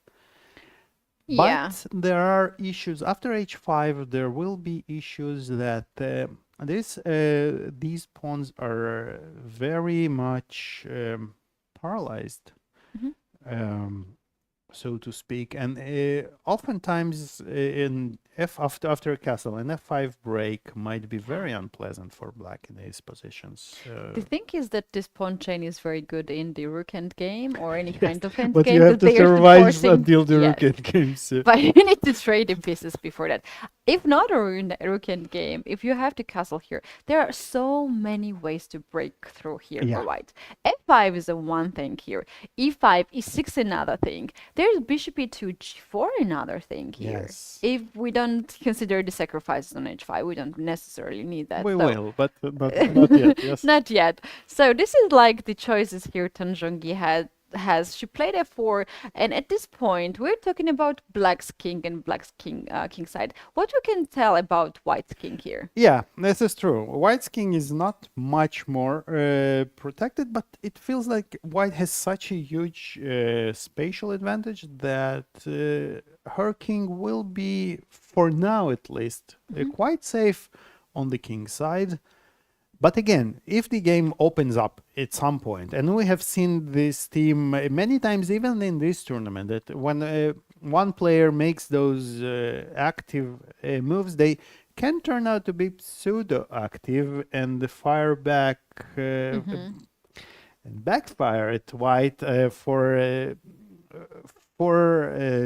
weakening the king. True. Although still now white does seem to be quite in control. Yeah, that is right. And white has here a lot of options, as we mentioned, how to break through if she wants to break through. But I think she has to wait for a bit to castle here from Bella, because otherwise, if she pushes f5 or g4 right away with the king being in the premature. center, Yeah, that it would be too- premature. So we do need to castle. And my question here is: do we want to play c4 first? And to enforce our center, maybe give way for the rook, I like prevent black from playing her c4 herself. The drawback is, and of course, bishop. Sorry, of course, B2, bishop yeah. b2 is also an idea. But I will be honest, I'm not entirely sure this is the move to play here. Because let's say. Well, if black castles, well, maybe yes, maybe c4 is not a bad move. We have rook, even bishop b2 right away, yeah? Yeah, you can trade the dark square bishop. We are Another always happy way to do that. is, I think, also possible here, this check bishop b5. Sometimes we like to include this check because bishop d7. Now bishop e2, we develop the bishop and we win the time here because black has to play b6. Yes. Obviously, don't want to give up the pawn. And now we can either go c4 and trade the rook. Yeah, We can actually somehow prepare maybe g4 right away, or f5 right away. We need this move, which is helping us to prepare the for king everything. side. Yes. Yeah, we need a good move here. Maybe bishop b2 is the one to not Bishop b2 is a move. Bishop b2 not too is a move. committal. You don't really decide true. that you are So if pushing the you want pawn. to play c4 at some time, You want to free the queen and- as well because the queen was guarding the pawn on c3. and you're So- basically waiting for black to commit, right? Mhm. And okay, let's say black does commit. Let's just make see a few lines to get a grip of to get some understanding of the position. Do we want to castle? I would rather not castle here. Yeah, you want the king in the center? I would like play king f2, king g3, king g2, and keep this rook on h1 rather than Oh. to castle. Because if we castle, then we lose the control over h4 pawn, and maybe e6 will be somewhere unpleasant. This is true. And Tan has made a move. And she goes a5. Okay, she has another plan. She has another plan. She listened to us and said, "No, guys, thank you. No, no. I have another plan." I wish to know how to say thank you in Chinese. 谢谢. 谢谢? No, 谢谢. how to say no, thank you. I haven't reached that lesson yet. So I was agreeing to everything. Yeah. You agree? So I was only thanking. So after e5 is actually it's one of the ways to break through, as you said, right? We want to play e6 eventually, but again with the king in the center. Talking about the languages, actually, I played one tournament in France where the organizer of the tournament was very happy to have so many foreigner players, and he printed out the greetings in all the languages Oh, and put it on the wall, on the door. That's how we were entering in the area where we were eating. So it was very sweet. But it was so many mistakes. Like we were all laughing about that. It was Yeah. so sweet. but it happens if you don't speak the language. You just have Google and absolutely you just yeah. get You Google it, anything, yeah. you get it, and you can get so much confusion in those things, and you have absolutely no way to verify it. For instance, let's because I made a few. I had to do some things like that in my life. So you give it out to somebody and they give you a translation. How do you know if it's good? You trust, you, yeah? You have to trust. You can absolutely never be sure. And this is But it was the sweetest gesture. Every day we were going to have a meal before the round. We were just giggling about that, and I had already very good mood. All right, e5 is on the board. What controls the center, but gives up the f5 square. The This is bishop true. now can come on f5. and maybe even right away sacrificing. Right away, it would be connected to a pawn sacrifice, we should say, which is maybe not something that black wants, given that bishop b5 is also will also be a threat afterwards. So e5 is a committal move, but it's also not a pleasant move for black to counter. But I would still castle, I think, with black. Okay, castles. So I feel that e6 is not, you're not entirely ready yet. But maybe bishop d3, yes? Simple. The pawn on d5. Oh, the thing. pawn You on have to d5, play sorry. c4 I have to first. play c4. Okay, so her idea actually is to get this bishop on d3 herself before black gets on f5. And she is considering that pawn sacrifice will not work for black, so b6 here and bishop d3, Bishop d3. hitting on g6 pawn, and basically she decided to have this possibility to maybe push e6, f5. Yeah, looks like it. And Yeah, very nice white position has for white. white has all the space in the world. I definitely prefer white here. Yeah. All right, we can actually move forward and check out the other games too. We have some news in the game of Gunay and Alexandra. So we had this development here. We see c-pawn is gone. So that actually started with white playing knight to d2. So she did go for b3, which we said that it's the most natural way, right, to solve the bishop issue.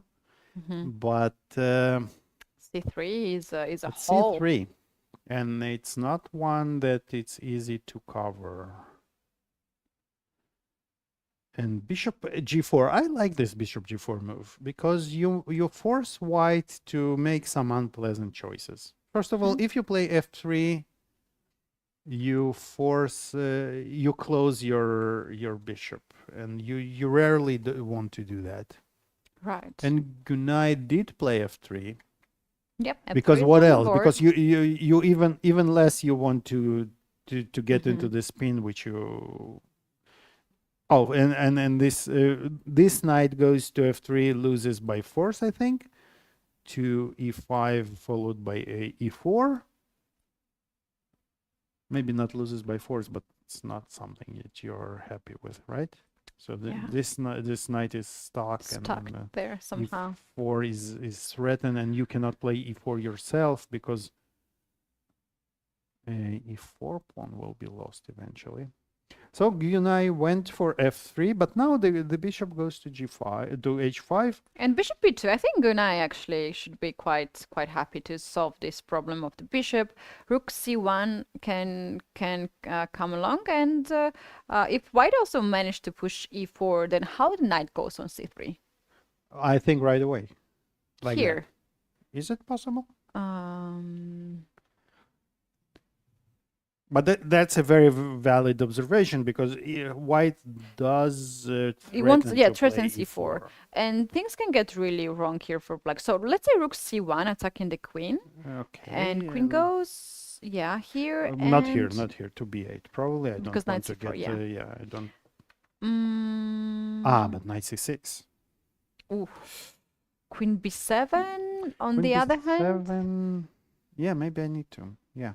You know what I'm thinking? Maybe there are some like weird ideas connected to g4, f4 to trap this bishop out there, or e4.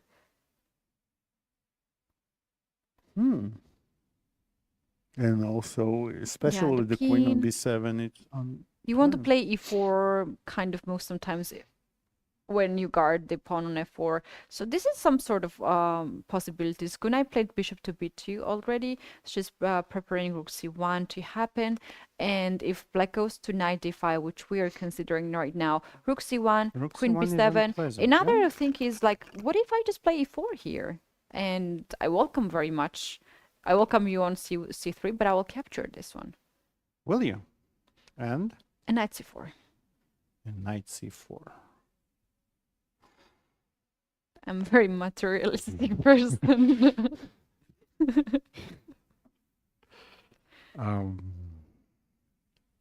I know what you're thinking. Is it worthy? Because I have pair of bishop, I have dark square bishop, you have pushed the pawns. That's true. No, that's not what I was thinking. I was thinking, how did I get here into this mess with black?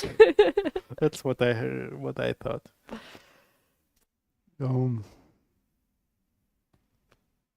Yeah, it looks like white is doing quite well here. Okay, I checked the answer actually before, and I can tell you how we got in here. When white played knight to d4, the best move, which is so not human move, is bishop to c2. Oh, wow. So the idea is that if you take this bishop, I take queen c2, a control b2 square. You cannot develop your bishop, which means that you have no connection between the rook and you're everything paralyzed. Goes. You can move your knight because queen is hanging. It's not a big advantage or anything, but it's pleasant position for black. And it's very hard to play, right? Right. If you move your rook away after bishop to c2, then now black has a bit of more advantage because you have knight e5 and knight gets on d3, and that's another way to control b2 square. This is very there was, I think, Alexandra's mistake not to look for all the possibilities and there. It's not your most natural move, we should absolutely. say, because you want to keep this bishop normally, right? And and you know that on c2 it rarely does anything because it's there all alone, and then knight c4 will come next move or something. So you don't.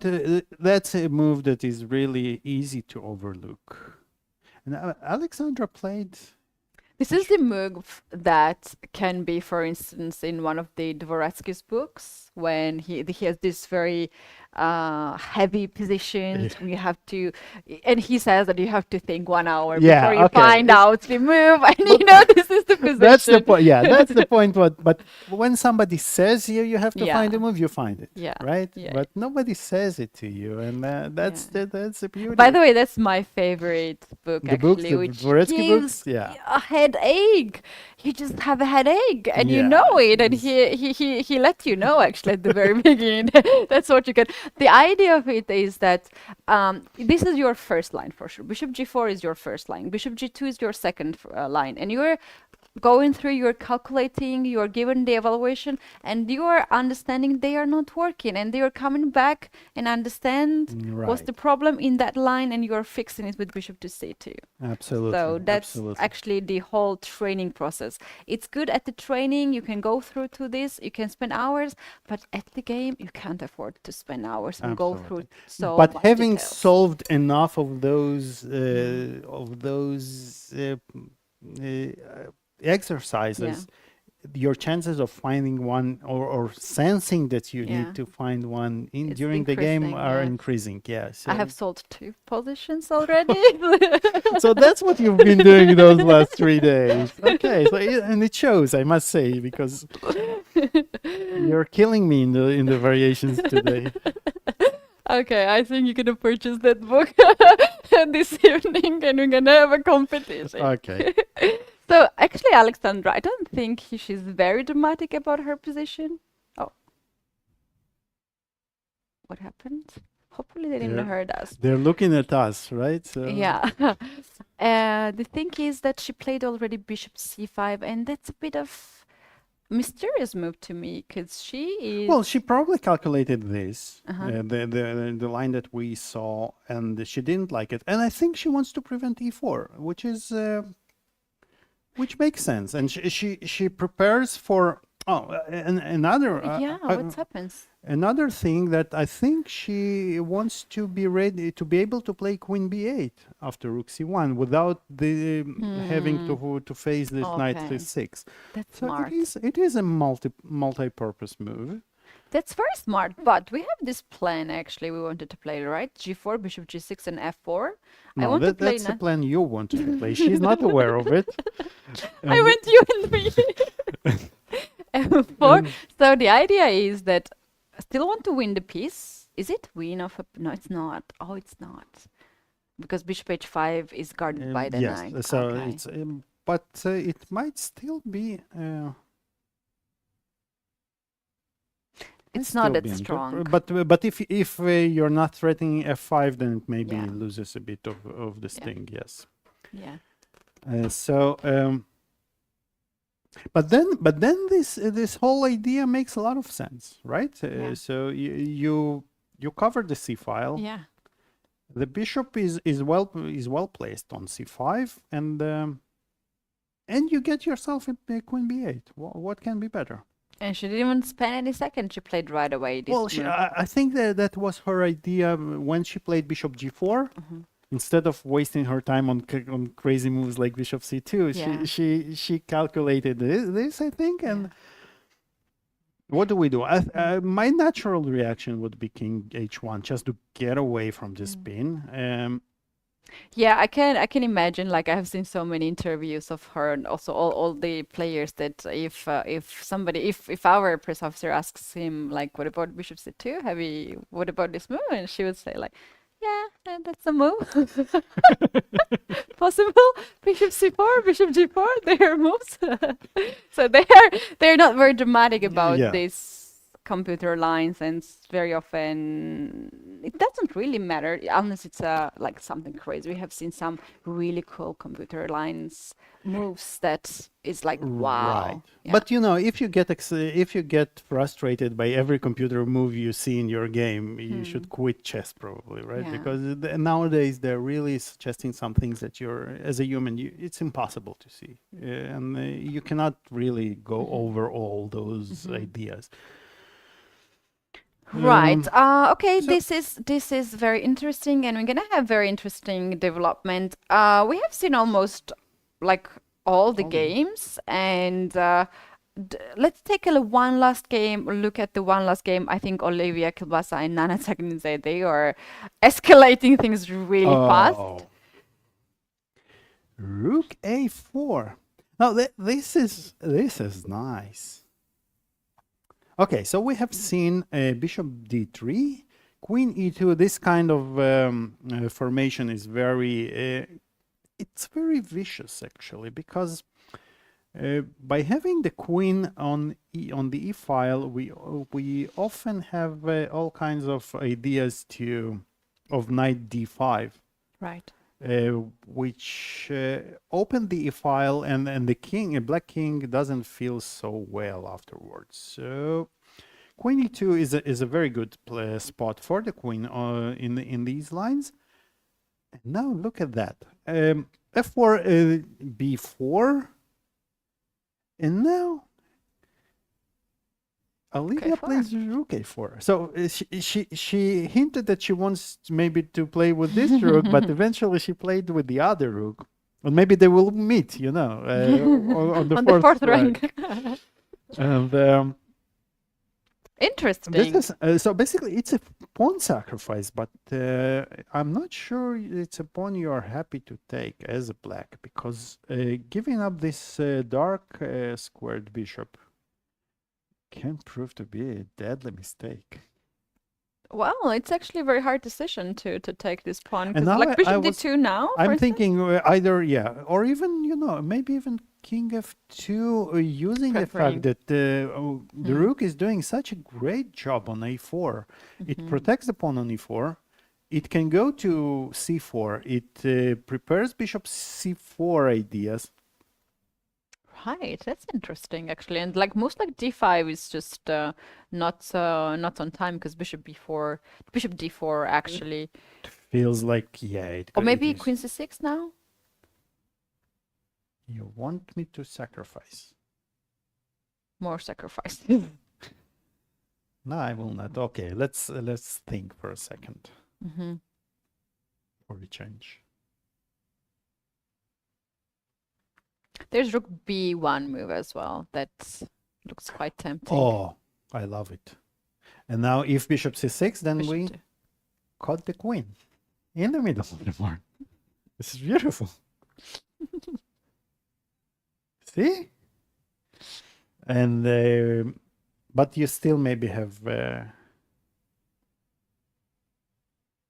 what about take, then rook b7, right?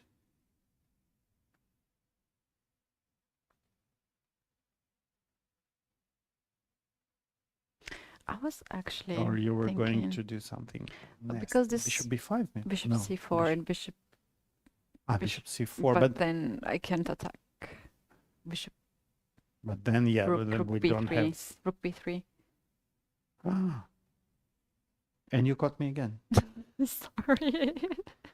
Ouch. No, I have the. Yes. And this is actually winning for black, it looks like. No? Yeah, If queen we take c2, queen c2, and then rook is we hanging. exchange and the rook is hanging. So it was a trap. Double trap. Double trap. Wow, the position is very dynamic, and here But it it matters with the feels strong wrong. in Yeah. calculation. Actually. Yeah. As in almost every position in chess, but yes. No, But there are some but positions especially you here, cannot absolutely, calculate much, absolutely. right? Absolutely. If you're speaking about myself, It's pretty much about any position. Calculation, yeah. I cannot calculate much. Ah, yeah. really? Okay. But seriously, okay. So I think Yeah, the thing is that a lot of people usually think that you have to calculate in every position. And I remember that I was spending a lot of time. I like to spend a lot of time actually and think about a lot of things. And I remember that my coach told me that you don't necessarily need to calculate in all the positions because it saves your energy.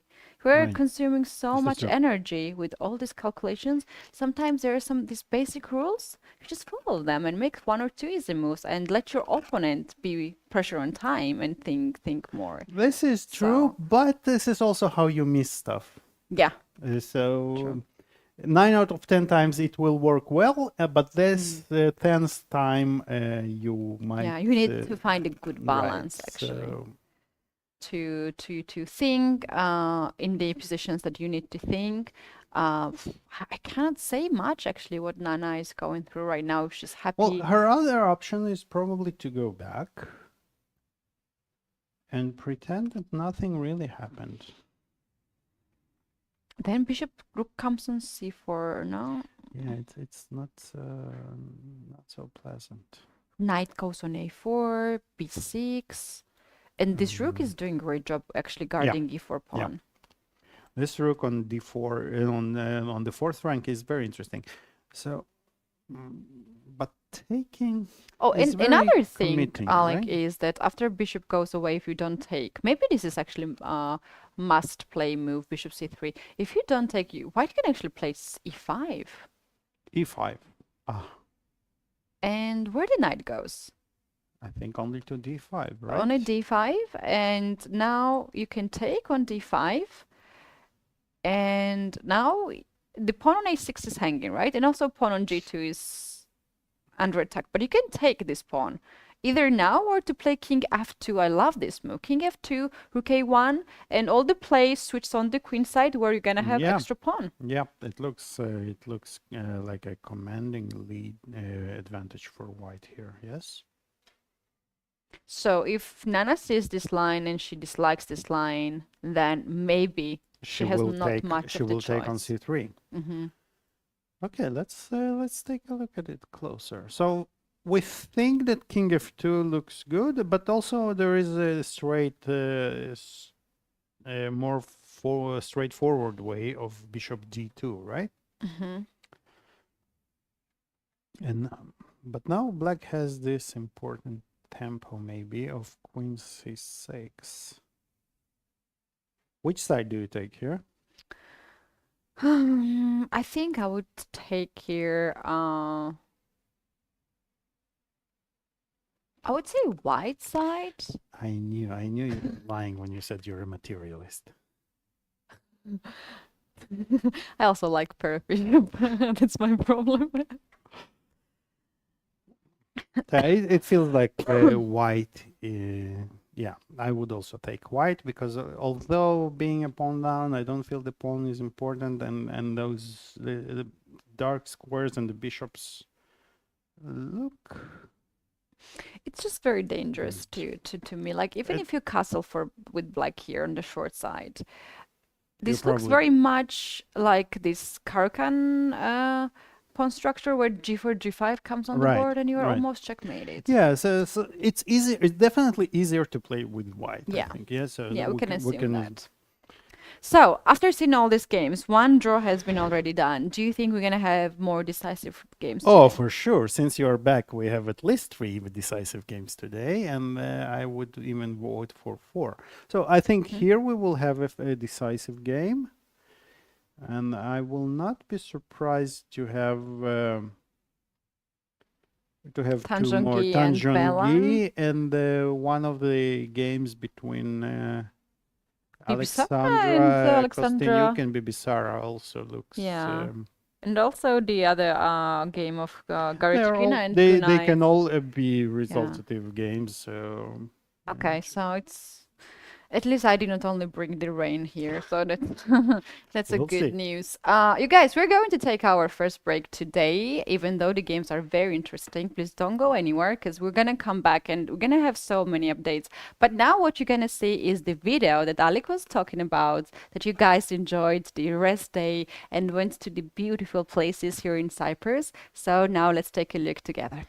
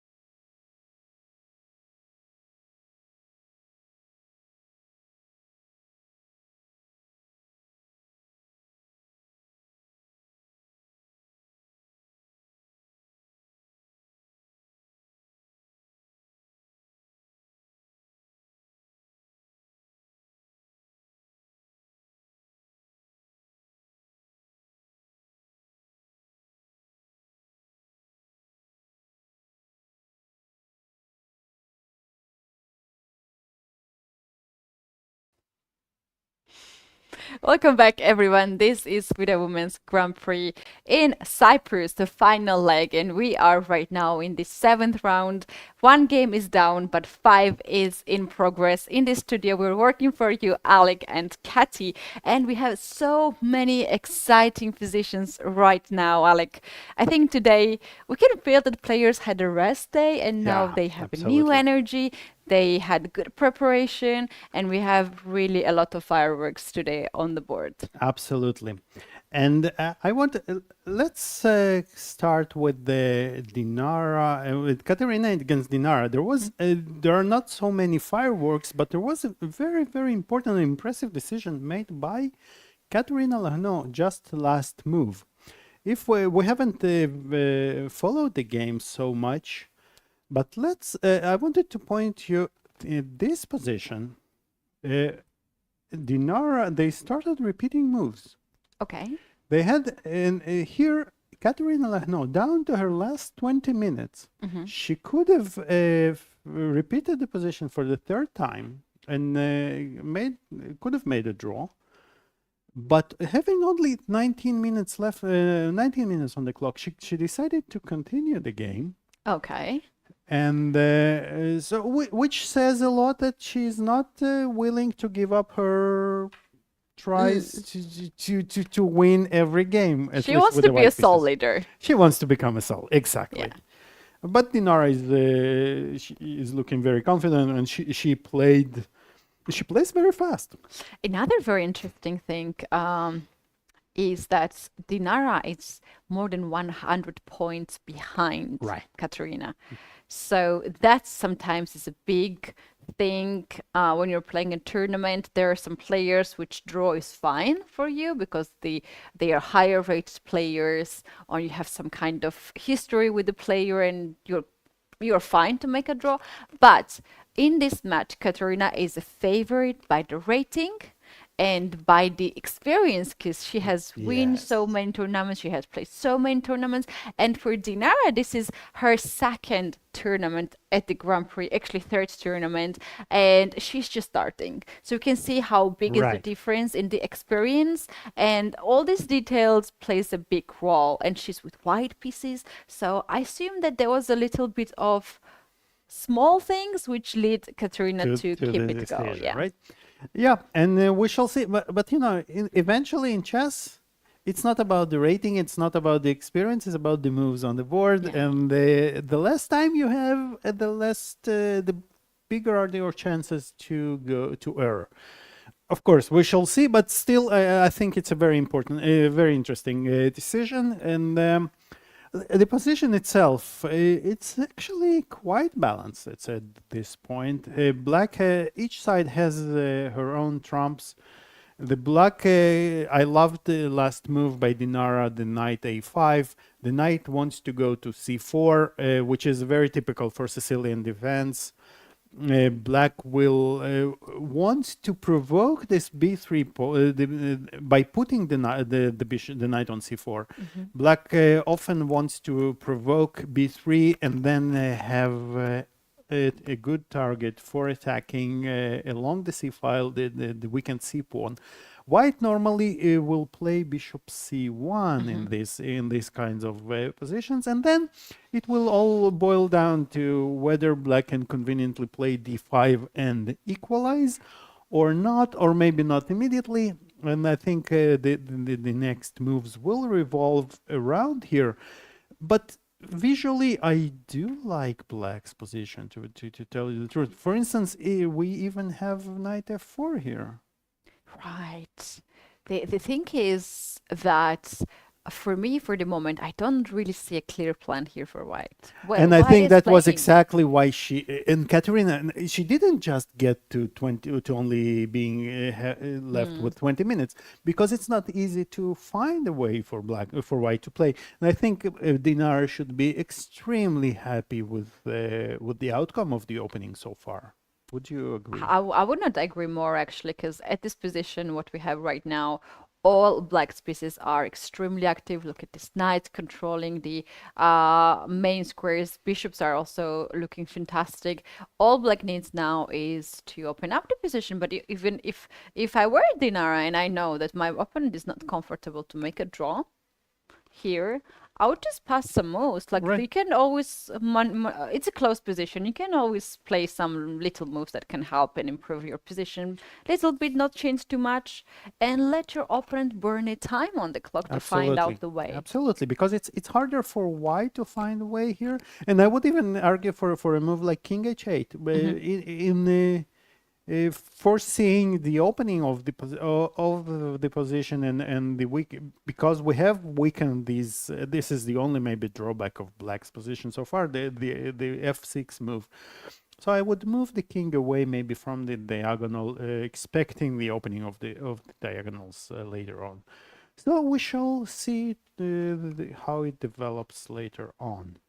Right. Let's take a look one by one at all the positions. We have a bit of developments in most of them, Yes, actually. yes. Let's go first with Alexandra Kosteniuk and Bibisara Asalpaeva. We have here quite a development. The last move we have seen was, I believe, bishop to d5. Yes, it was over here, and they reached the position we have actually been discussing here. And we reached the conclusion that if white manages to keep the pawn on d6, white should be fine. Only difference, Alec, here is that we were actually thinking 94 right away, not queen d5. Right. So the thing is that when knight is on g5, it's very easy to play a move like h6. But when you play 94, it's so difficult to go with move like h6, right? There's Right. nothing to attack. You're preparing, of course, g5. But now you have a chance to play queen d5 or to play another move. That's true, but here I think that let's say that could black still play? Okay, I will try to formulate for the sentence. Black wants to play to develop her bishop, right? With bishop e6, the problem here is that the pawn on b7 is hanging. And we might... Oh, but actually now we have b5. Yeah, we were looking at this move, actually, Right, we were looking at this move, and we said that we didn't look too far, because we said, okay, here after queen d5 there is bishop e6, and if not, black still wants to go either bishop e6 or even bishop... I think bishop e6 probably. And eventually black will play h6, g5, asking this very unpleasant question of how do you that's guard? actually true. But the point is here that in this position, even if black plays h6 and wants to play g5, you might have a time to play h3. That's true. To have this square for the bishop, so you will not trade the bishop and you will not give up So the pawn. let's say, for instance, we have this, right? And now on g5, okay, black Bishop maybe h2. will not play g5 anymore because there is no need to. But are you still comfortable with this position? So, for instance, I want to place my bishop on d5, attacking the knight, right? And then, so maybe a way for white to keep the pawn is to put the queen on d4. Right. But now what? Pieces are a bit uncoordinated. I think knight g3. Knight offer the g3. knight This is trade. tricky. Okay, knight g3 is tricky, but you know, I have ideas of my own here. Yeah, very difficult position for white. You have It to might become guard the pawn. actually it might become white might get stuck, and it might and you know, there are things. Well, for instance, when she was thinking about it 10 moves ago, or not 10, 5 moves ago, before she played on move 10, basically she had to correctly evaluate this position here when she went it. And optically, it looks very promising for white. so tempting to go knight Absolutely. g5, Absolutely. all these moves. And sometimes you think that when you are the one who attacks the weaknesses and your opponent has to guard, you kind of feel that you are the one who controls Invincible, right? Yeah, Yes. you don't feel that you have bad position, actually. And here, all of a sudden, white did get stuck a little bit because this rook b8 is a move for sure from far ahead, from far away. But even to see a move, and now it's asking this very, very unpleasant question of where do you go? Where are you going to place your pieces? And frankly, I'm struggling to answer that. Yeah, Alexander played rook to e1, the final move. This is actually a bit of mysterious move to me. Why she played this move? What is her idea? Because bishop e6 is the move that black planned, and you are not actually going against this move. Yeah, I think Queen a5 blitzed out right away, not on b5. B5 It's dropped on the way, but the queen it's went. already fixed in the live Yeah. transmission. And you know, it happens sometimes because when a player makes this move, and if you press a bit too hard on the digital board on the b5 square, the board thinks you've placed the piece here.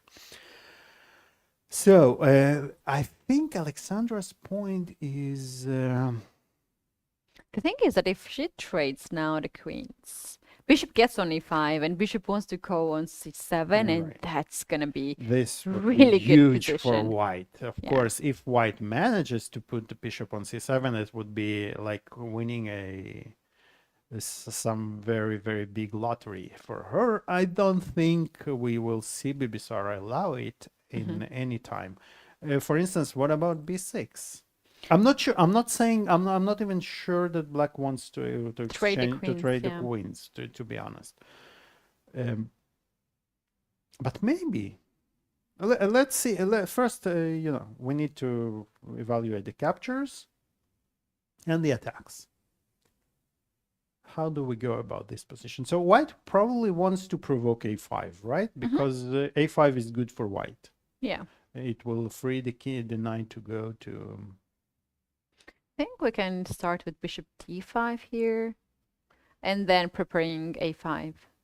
Right, bishop d5, start attacking, and then picking up the pawn. This is one way to go, right? And it feels that black is taking over the whole position, That's move by right. move, because white pieces are so uncoordinated. I mean, they. And knight on a3 is also a bit of This is like, yeah, I you think know, also in Russian they have this saying to remember when they teach you chess. So they have this saying, конь, стоящий на доске краю, позор на голову твою, which means basically that a knight on the edge of the board is a shame on your head or something. It's shame for you for having this knight. So it's very easy to remember, you know, and that's exactly what's going on here with this knight. And wow, so that's nice. And the bishop pair, right? And this pawn on d4, nobody can even scratch it at this point. So That's right. Yeah. And one more thing I wanted to ask you: what about just taking this pawn straight away? Oh, the pawn is hanging. The pawn is actually hanging. And Wow. So takes bishop b4. doesn't look, and queen d8 back. We use the point is that we cannot take on f8, and if we take the queen first, then the rook runs yeah. away. What a better place could be there for this rook than Perfect. support the extra pawn, the extra passed pawn supported by two bishops. This is basically game over, I think. That's the moment when I actually thinking when the things went so wrong for And Alexandra. I think, unfortunately, it's move 10 when she decided to make this plan. It wasn't so obvious back then. Maybe she could have played the. Oh, I just went back all the way. Can we go back on the move 10? Yes, please, let's do. So here, believe it or not, bishop c4 is a bad move, and it Oh, gives really? black a bit small advantage. And the best move here is a bishop to d6. Oh What? my God. Bishop d6. Wow. This is crazy. You just sacrifice a piece, and if black captures, you take the knight on b5. You want to play actually bishop to d7 to win the queen, This but is unbelievable. this is amazing. This is crazy. Wow. And this is another example of a move which it's a bit similar to a move bishop c2, which Alexandra Goryachkina didn't play, because this is not a move you immediately Thinking of. think of Your when, bishop when is your opponent hanging. attacks your other Yeah. bishop. You don't think of many moves with your You need to know these ideas that Right. exist, right. and you have to see it in But- your computer lines. You cannot see it anywhere. Or This- you can watch the commentaries. That also Watch our commentaries, right? There are lots of ideas, guys. But this is beautiful. This is really beautiful, and the point is that White is threatening to win the queen, and if the queen runs away, then we have this check. Also starting to think maybe even a4 move. Maybe There even was a- a4, yes. There was a possibility. And if we castle, there is b4, right? Using the fact that the knight is Wow. caught with the If queen is 6, knight queen is a6, 7. there is knight c7, and if queen b6, then we scratch our heads a little bit. I don't know here. But maybe knight a7. Look at that. A5, B5. And This is a5, b5 amazing. coming. Look at that. For instance, just to illustrate, if black plays rook a7 and a5, the queen has no squares. And this is absolutely worth to sacrifice a piece Absolutely. for And this so is much. such a picturesque position, right? Yeah. I mean, and of course, black can still bail out with sacrificing a lot of material, and but this is clearly a white in the driver's seat here. Can we once again go to that Let's position move see 10? it, We this need to memorize beautiful- ideas like This this, guys. beautiful, beautiful, Then you beautiful can use move. in your own And the game. point is, basically, we don't do it just for the beauty of it, right, Keti? The main idea is actually strictly positional. We do Yeah. not allow d6 It's a positional sacrifice, not Yes, a tactical sacrifice, absolutely. actually. because we just found a tactical justification for something that we really want to do positionally, and this is a fantastic resource. So you have Wow. clearly been studying Dvoretsky's book during your absence, right? I With love calculations I have, and stuff. I have an ebook actually Oh. for the traveling. I have been traveling only yesterday, starting from 5 a.m. I changed 5 trains because I made one mistake. Stopped at the A wrong. blunder. Yeah, one blunder, so I had to take extra train. And then I had a 3.5 hour plane, but my flight was delayed for 1.5 hours. So it was a long trip, and to have chess books with you always helps, Yes. to spend is- some time nicely and learn some nice ideas. So yeah. Very, very nice. But now, as not having played that, Alexandra is in big trouble, and knight takes d6 is on the board, Keti. 96, baby Sarah. She feels very And confident. She knows she's good here. And it's now definitely her Not too much game. pieces Not, for Alexander to create Yes. the problems. yes, and you know what the problem is? It can be. There are different types of bed positions, and we all had our share of bed positions in our lives. But this is one of the worst, right? Because it's really a position where your opponent's game is so easy. You just put the rooks behind the pawn and start pushing it, and the bishops start collecting everything, and This it just position. it feels like the black is going to flush over the board, and what do you do as white? You know how I used to train uh, I was setting up the position that my coach was showing me, and then I needed to find out the plan and to train a little bit to understand why I'm better. And there has been a lot of positions, like for instance, like this, like when there are like some trades, and you ask yourself, is this a position that you can beat any grandmaster? Yes. Can you beat in this position Magnus Carlsen? And if your answer is like, I don't know, then you have to move on, you have to analyze more. But if your answer is like, yes, I can beat anyone in that position, that you know that you already did a Absolutely, great job absolutely. and you're not afraid. But So, then yeah. you can ask yourself a more tricky question. Well, not can you, but will you win in this position? And this is and then you start working on your technique, right? And to make sure you do win those positions. But of Right. course, yeah, this is a position that you, even against Magnus Carlsen, you feel comfortable playing. Oh, you're you go in on the way, like careful, yeah? I Very would say like careful. you can win and you're like comfortably play. All right, let's move forward and check out the next position. I'm actually struggling to find the one because we have so many good positions. Let's go with Mammadzada and Goryachkina because we have a bit of updates here. Let's take a look.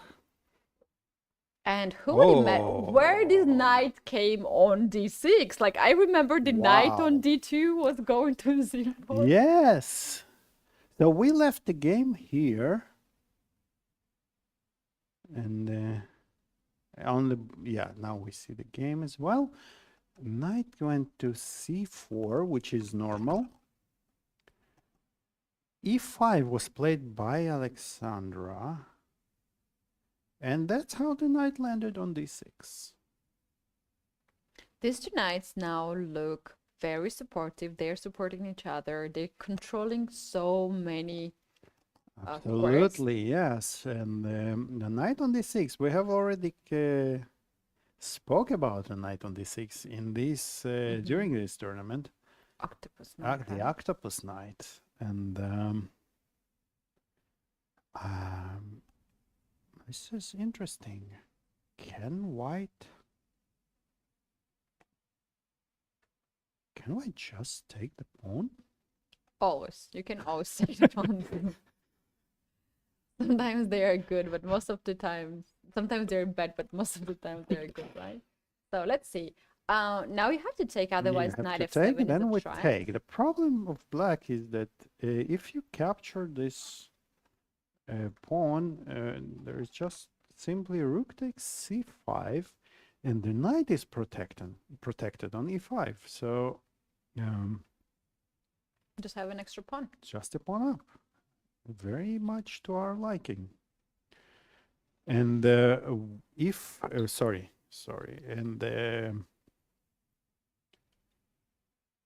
and you don't even, it's quite forced because you cannot, of course, take with the bishop because the rook is hanging. What do That you do? actually, Alec, means that e5 might be a blunder. Because you force all these moves happening. e5, yeah. And then knight So b5, this is all knight b6. forced. This is all very forced. And Guna is, I'm sure she sees it.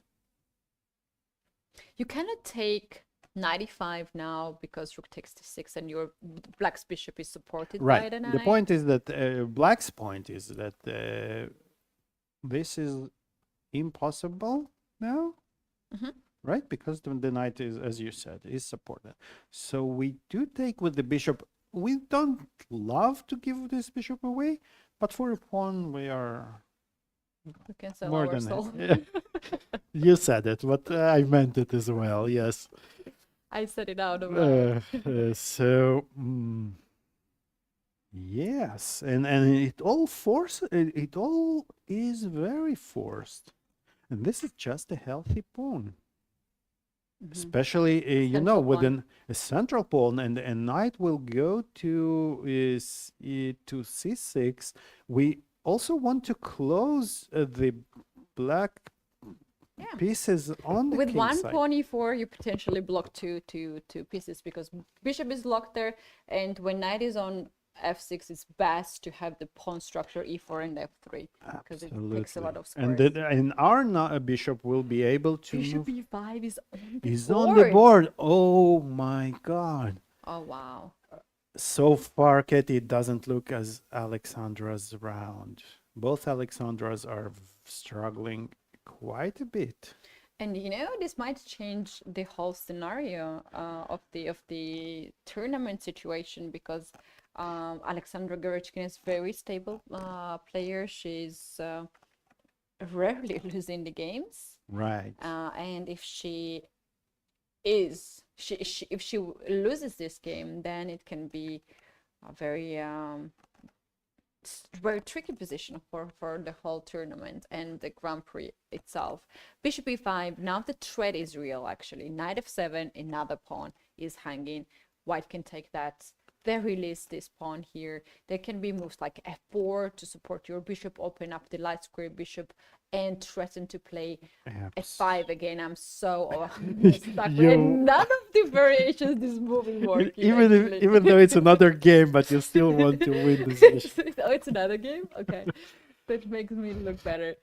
So the thing is that all White's pieces are so much into the game. Even this light square bishop, some people might say like it's blocked. It's not all the pieces, but you have these threats like, I don't know, f4 and open up the light square bishop. For the moment, this pawn is necessary to be here because it controls the center, right? Absolutely. It can be open up later on when you win a pawn, then trade few pieces you can. Or even, as we said, you can even always play e4 and move the bishop from this from this way. So bishop h3 is another idea that I love to play to control this long diagonal, attack d7, and also control c8 square, because in a lot of lines this c8 square, when you have a control by your rook, gives you a big advantage. it gives you the control over the c file.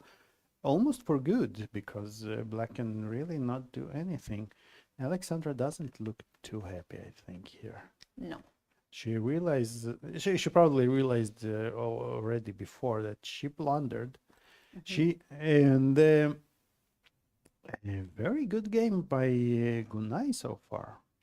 And that's actually true.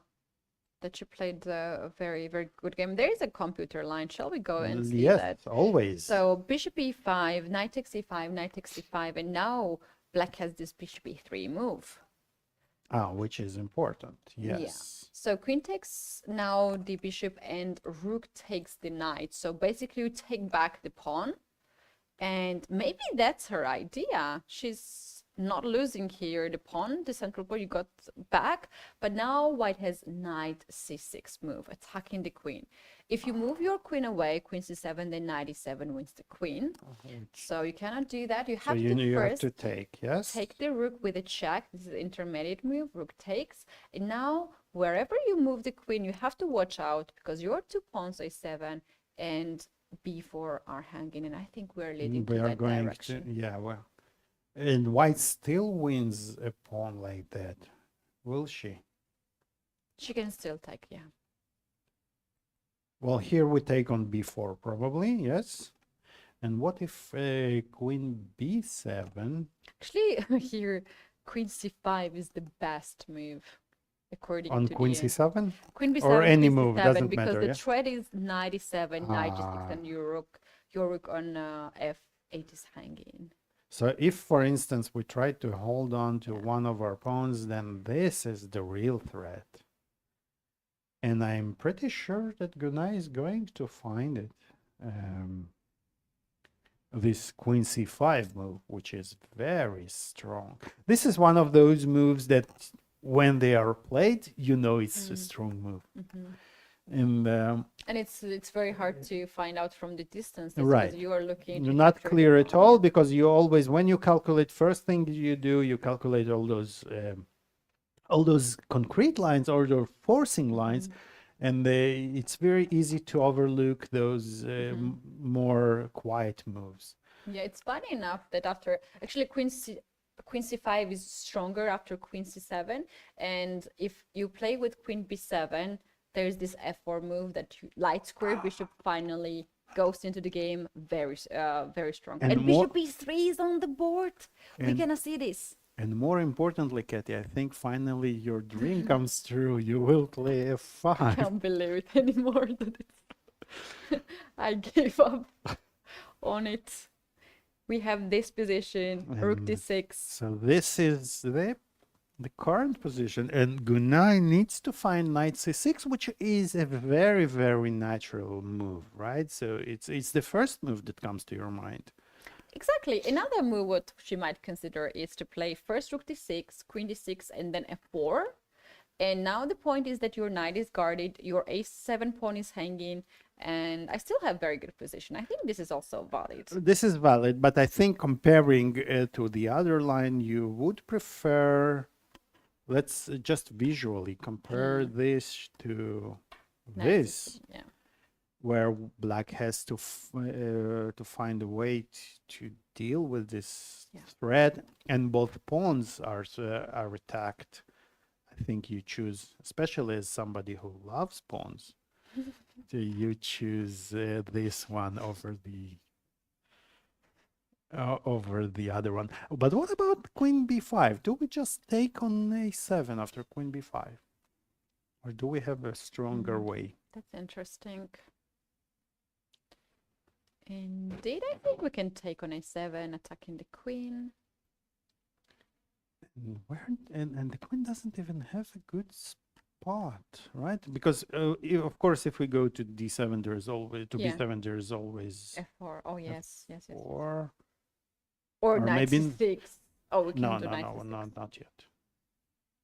Uh-huh. But maybe this is the way. Wait, because here the point is that maybe here black will have some drawing chances.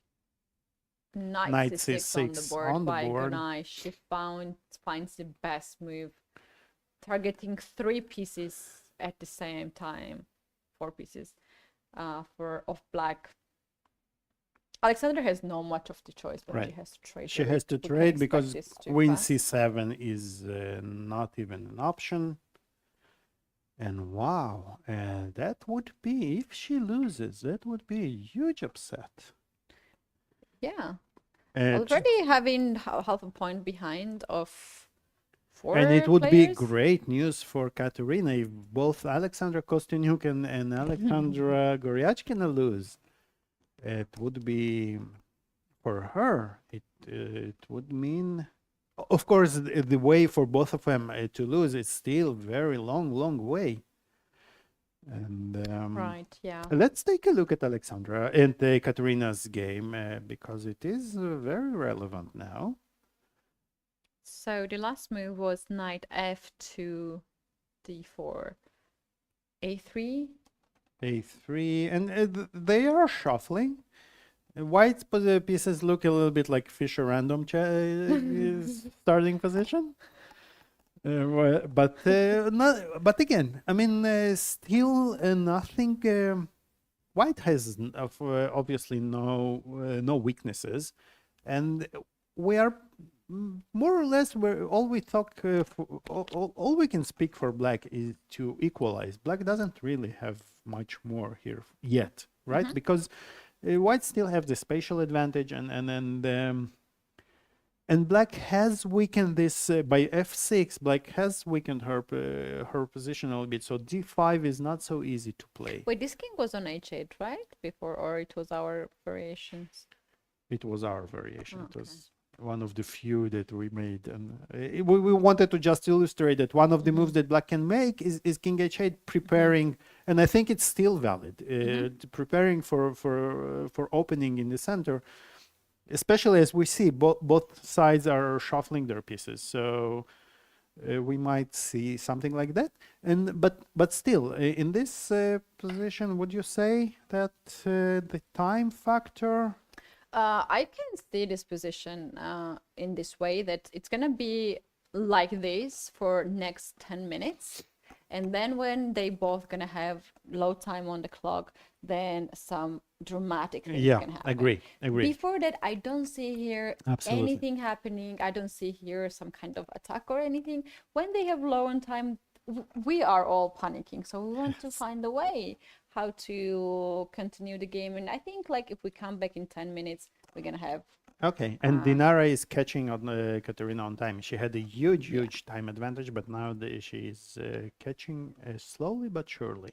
Yeah, the game between Tanjongi and Bella Khotanashvili has some sort of direction already, and we can see that Oh, Tanjongi has very strong center. let's say that we have seen last here, and we were thinking that c4 is her idea. She did play it. She played bishop. Well, this is a very natural way for white, right? As we thought. To place the bishop, she places beautifully the bishop on e4. Then probably the queen might follow to this diagonal, right? Creating all kinds of unpleasant threats along this Yeah, weakened and also diagonal. this position gives white luxury to do one or two extra moves because black can really change the pawn structure. And this is the case when your king is in the center, but you can still afford a few more moves before you Absolutely, castle. absolutely, yes. And she used them beautifully to stabilize the center. Oh, And I like it it. And sticks. actually, the thing is that I think it was also based on some calculation because she wanted to castle. But if she castles without bishop e4, then e6 Just like in the game, attacks but yeah, stronger, right? So, e6 attacks 2 pawns, d5 and h4, and she doesn't want to make any changes here. this is So it was very kind of prophylactic move. yes. Okay, so again, you picture what you want to do, but then you make it work tactically, right? So she wants to castle, but it doesn't work tactically at this point, so we make another move. We make sure we don't allow black to break through, right? E6 now runs into all kinds of trouble. For Yeah, instance, d takes black would love to e6. have any kind of like whatever it costs her, even one pawn or something, she Yes, wants to go she for it. wants she would go for it. The problem is that here it would cost her a whole exchange, and I'm not sure she wants to do that. So she did play. Bella played rook b8, and now after castle e6, as you pointed out, but now the bishop is on e4, protecting the pawn. So very calmly played g3.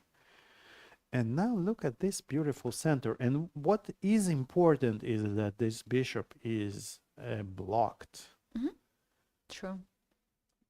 And those pawns are much stronger than those two because they are supported by all their pieces, whereas black's pawns are not really supported by anything, right?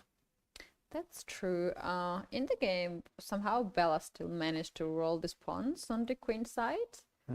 Well, she advanced them here up until this point, but still there. Where are they without the dark square bishop? How can you get past this barrier? That's actually a good point. Maybe black should consider here to play bishop f8 at some point to support b4. I love this king h2 move because you know Avoid any kind of checks. any kind of surprises because they will be always unpleasant here with this. True. Uh, Actually, it was a plan already. Like black wanted to play a5. We can demonstrate that. Oh, Like yes. rook a1 or some rook e1. Let's make And a5 a5 was a beautiful threat. and Yes, queen a7. it's very nice geometry. Yeah. And yeah, and so white needed to be alert, and she is alert. And what now? Let's say we still want to play a5. So let's say we play something like that. Do we have the luxury to do that? Because Keti, I feel that Something is happening. Yeah, we are getting very close to some breakthrough, especially after moves such as queen d8, which gives up some important squares. We might even consider F5, f5. yeah. So the threat is to break the king side. I like how f5. how do you even defend here? I think we should take by the pawn and then take bishop on d5. takes. You sacrifice the exchange, but yeah, but for this exchange you might get some nice compensation. On the king Although- side, these light squares, that's only hope here for me. And the thing is, Alik, that if I'm you not take... sure I take though. Okay. But let's first of all let's see the most obvious. Yeah, I right? was actually thinking maybe we can even take by the bishop, which is actually not working. Like if we take bishop and bishop 7, this bishop and queen paired up on the diagonal, very Or nice. like But I that, think right? we're gonna lose on rook d1 here right away. Yeah, we don't have enough pieces and they are unfortunately placed. Yeah, so those that we have are unfortunately placed. But yeah, so there are many problems here with this approach. And I would still say that even e6, it might be because the threat is bishop h7 check and bishop takes g7 with a mating attack. Let me just illustrate what the threat is. So we want this basically, and the queen and the queen comes to g6, and this is absolutely devastating. What is happening? Oh What no, happened? Gunay and Alexandra, we have to go back Let's there. go. I think Alexandra will just lose a queen because queen c7 happened. That's a bad move, and Gunay found Queen c5. Wow. Now the threat is 97. How can you stop that? If you play rook to e8 to stop that, white has this incredible move, rook to d8. Oh. First. Oh. Oh, this is beautiful. And whatever, like you 97 and this you win a is queen, beautiful. it's absolutely winning position. White has too many material. And we have different Alexandra on the screen. We need to have Goryachkina and, oh, sorry, not Goryachkina. Yes. Yeah, Goryachkina and Gunay Mammadzada. Alec, if for instance, Oh my God. if for instance, after rook d8, king goes on the way and h8 like avoids the 97, But then we can. there's like many ways to checkmate. No, we don't even have it because. No, not here. Or Rook where e8. you mean? Rook e8. Rook e8, rook d8, and here we have check and mate. Wow. Rook d8, what a move. It is And incredible. we shall say that rook c8, another move, is not helping at all because knight e7 is still possible because after king f8, we have knight g6, double check, winning a piece. And on king h8, we take, and the back rank is again and again proven to be a fatal weakness if not Right. managed properly. Queen c5. Wow, and Queen Gunay c5, is not what even like a- stressed at all. She was looking around. I think she's just she sees these lines. It's not very difficult for her. Yes, She's yes, super strong she's player. a super strong player, but still she's playing a number 2 in the world, so it must be extremely exciting for her. Yeah. And So if you have this wow. position against Carlson. With black. no, with white. Anytime, any day. Any day. We take it. I would be ready to challenge him to a match of 10 games here, I think, Only this position, yeah. Only From this Queen c5. after Queen c5. Right. So I think Alexandra just blundered. Queen c7 was a Yeah, she blunder. doesn't look happy at all. And No. it And she's and the the problem player is- who keeps her face cool, not shows too much Right. emotions, but we can read it. We can read it. we here. should say though that there is another move, a queen b6. Oh yeah, that stops us to play 97, The problem is that knight e7. Yeah, the idea is that knight e7. The queen. The queen will be. The queen will be pinned. But the problem with this is simple, and she has. Rook What? e8. She played rook Oh, e8. no. Oh Rook my e8. God. But let's, I think still queen b6, and after I saw queen b6, I want to withdraw my challenge to Magnus to play this match because here I'm not sure I can win. Uh, but of course, this is still an absolutely No, winning no, I position should for take it. white because both pawns are probably The problem here for black is that you can never lose it. Right? With yes, white. absolutely, So- and this is a very strong advantage for white. But nevertheless.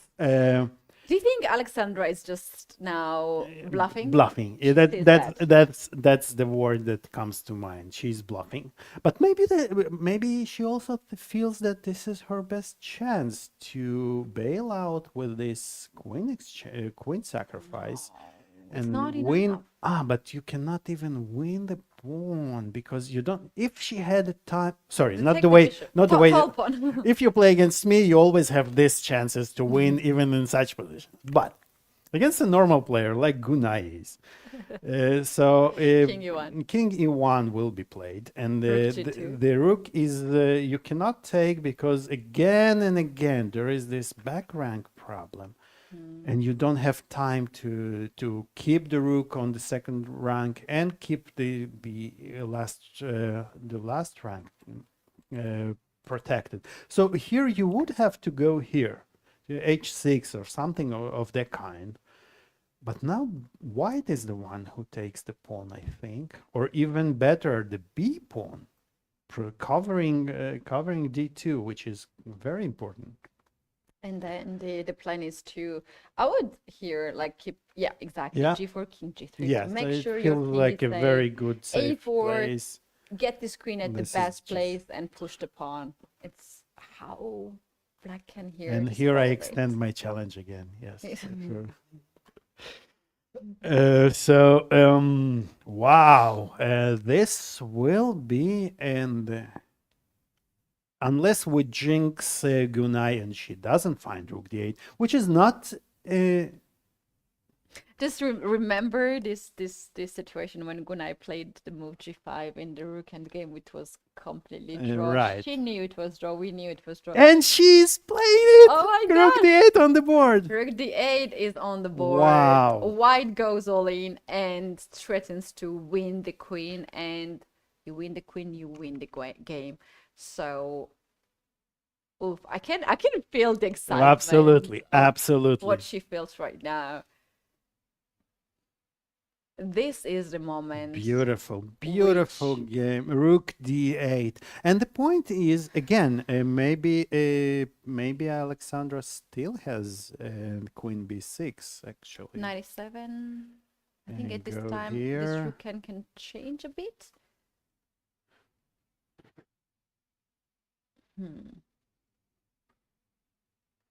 Yeah, okay, not so much. Maybe Not so much. So 97 is maybe that's why she played rook e8, by the way, to see if Gunai plays rook d8. And now you feel that you have. It's not a happy decision. Oh, but Right. actually, you know what? So- With the rook on e8 is better than without the rook on e8, right? I would just win a pawn. Trade everything and knight before. Yeah, that's the simplest way. Maybe it's also the most correct one because this pawn is extremely a fast runner actually, and our king is going F4, open up the light square bishop. right. Knight d5, also trying to attack the pawn. So if we have to evaluate, as black, maybe it's the least of evil, right? It's the least evil here, but you kind of know Maybe that this is it the way she losing. has to play. She will not give up the queen. I also think that you have to bite the bullet in some way here, right? So and you're thinking, how do I do that?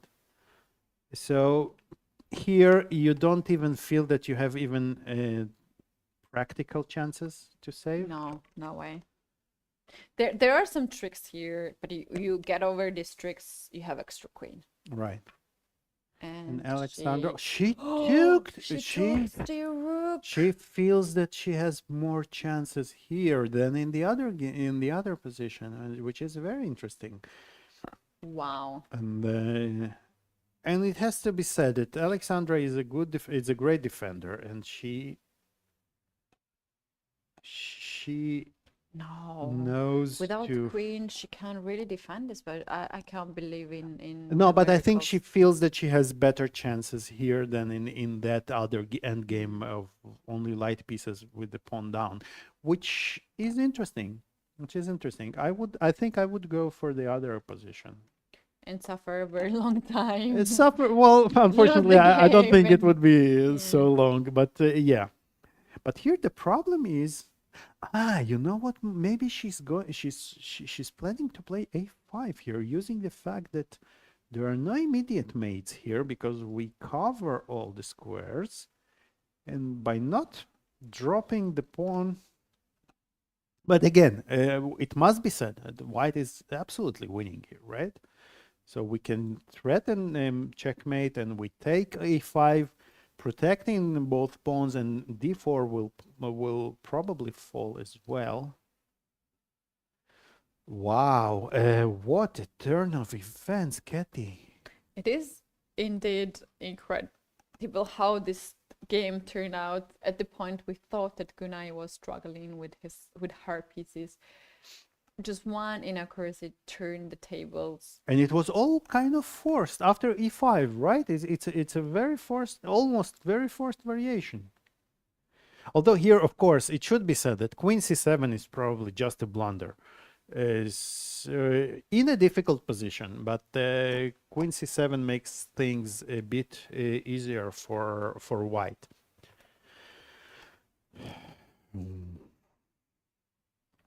Let's take a look at Alexandra Kosteniuk's game, maybe for a second. We can Because actually keep the video on. we can Goryachkina, keep the video on Goryachkina because it's interesting drama going on there. But Alexandra Kosteniuk is also in a big trouble here, I think. Also, now she's losing the second pawn. So we left it here. Look at this, Keti. So she lost here. She lost the first pawn, and she played h4 in a kind of a desperado. Right. And now, look at this. The black game is so easy. Alexandra played queen a5, and she's dropping a second pawn. No, this is not the game Hoping that she wants to to get remember for a some long counter. time. And I would say that the only bright thing for her today maybe is Alexandra Goryachkina's position, because she knows that she's about to lose, but her main opponent for the second spot in the Grand Prix is also in big trouble. And this is from tournament standpoint, it's important, right? Although you lost and you feel horrible, but at least your main contender didn't win or even lost as well, then you still are basically in the same relative position, right? So it's something like, God, if you cannot make me slim, make my friends fat, or some sort of situation. Kind of, yes. So, but this is, it looks very, very, very bad for both white Alexandras. here. Yeah, are for struggling both today, Alexandras. Indeed. And G3 is on the board, and Bibi Sara is, it should be said, she plays those positions extremely well. She feels the initiative, and she knows, she opens, look at white's king on G1. After d3, the bishop will come from d4. It is all over for white. Well. What? Well, you see how much excitement you brought to this tournament. Thank you. Thank you. So the thing is that sometimes when they round, it was already fifth, sixth round, I think they are just getting tired. Yeah, absolutely. It's so hard to play every day under so much pressure. There are a lot of emotions in every game, and you need to recover. And we never talk about this, how serious problem is for chess player to sleep well after the game. And I think in the interview, Dinara Wagner said that if you don't think, before the sleep, if you think about your position, it means that something went wrong. So that's true. Sometimes it's so hard to shut down your brain, It's extremely, your body to sleep. And this is the problem no one actually speaks about, how hard it is to fall asleep after a long game, after a hard game. Even in my case, it works the other way. When I have a good game, when I have a good day in life, I cannot fall asleep. I'm getting so excited, and the next day is always bad day. So everyone is like, they have their challenges in life, and it is very hard to recover from lost games, especially because you cannot physically sleep. Yeah, And absolutely. then next day you're gonna have a next challenge. Yes, and be sometimes you relaxed. even dream about the Oh. game, which is the worst possible thing to happen for you. And it happened. It happened to me quite a few times. And Really? yes, and but you're right. And then you're going over. You get into this kind of mode, especially if it was a long game, which ended in the late evening hours, which is the case here sometimes, right? They often finish past 8, 8:30 or something like that, and then you go over, and especially if you made this mistake if we take Gunai's game loss to Dinara with G5 when she played, or was it when she played G5 in the Rook endgame? Yeah. It was against Polina Shuvalova, I think. Yeah. So and then she must have it must have kept her awake for quite some time at night. Yeah. So yeah, you're absolutely right. Let's take a look. There have been quite a few developments. Tell us where we should go. We shall go to the game of Katerina Lachno and Dinara Wagner, because I think Katerina and Dinara are the players who are, if they know what's going on around, they should be very happy. So the last moment we have seen this one was when the knight jumped on d4. So Dinara passed the move, bishop f8, f4, and e5. E5, interesting. e5 has been played challenging the center, yeah. Yeah, Sorry. and it makes sense in this way that after f6 we don't really want to play d5, especially after f4. We don't really want to weaken. For instance, d5 is met by f5 very strongly, and knight goes straight into white's position. Exactly. And after e5, what black choose to play? F takes e5. Queen e5, I think, is a bit of an accuracy. Black could play here, f takes e5, attacking the knight, and when knight goes on f5, then d5. And now d5 with a makes move. much more sense, and it's Open very up strong. the center. And this is what often happens in the Sicilian defense, where the position simply explodes by when black starts pushing the pawns. That's right. So another option there was, if you don't want to go so much here, instead of queen takes, knight takes, because knight usually belongs on e5 square. Right. This is the Controls ideal, especially without white having any pawns to drive the knight away. The square is ideal for the knight, but now what? This is actually quite puzzling to me now that I am think of it. Why she chose queen takes e5? She had this idea actually to play bishop d6 next move.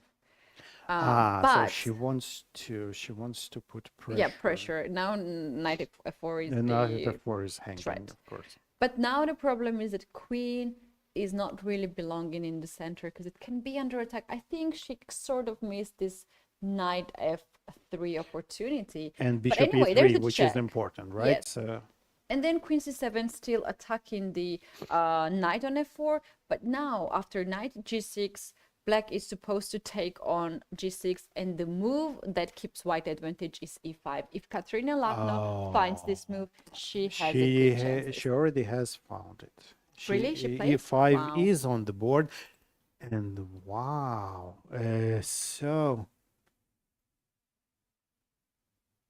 So this might prove to be a very good round for Katerina if all goes the way it looks like.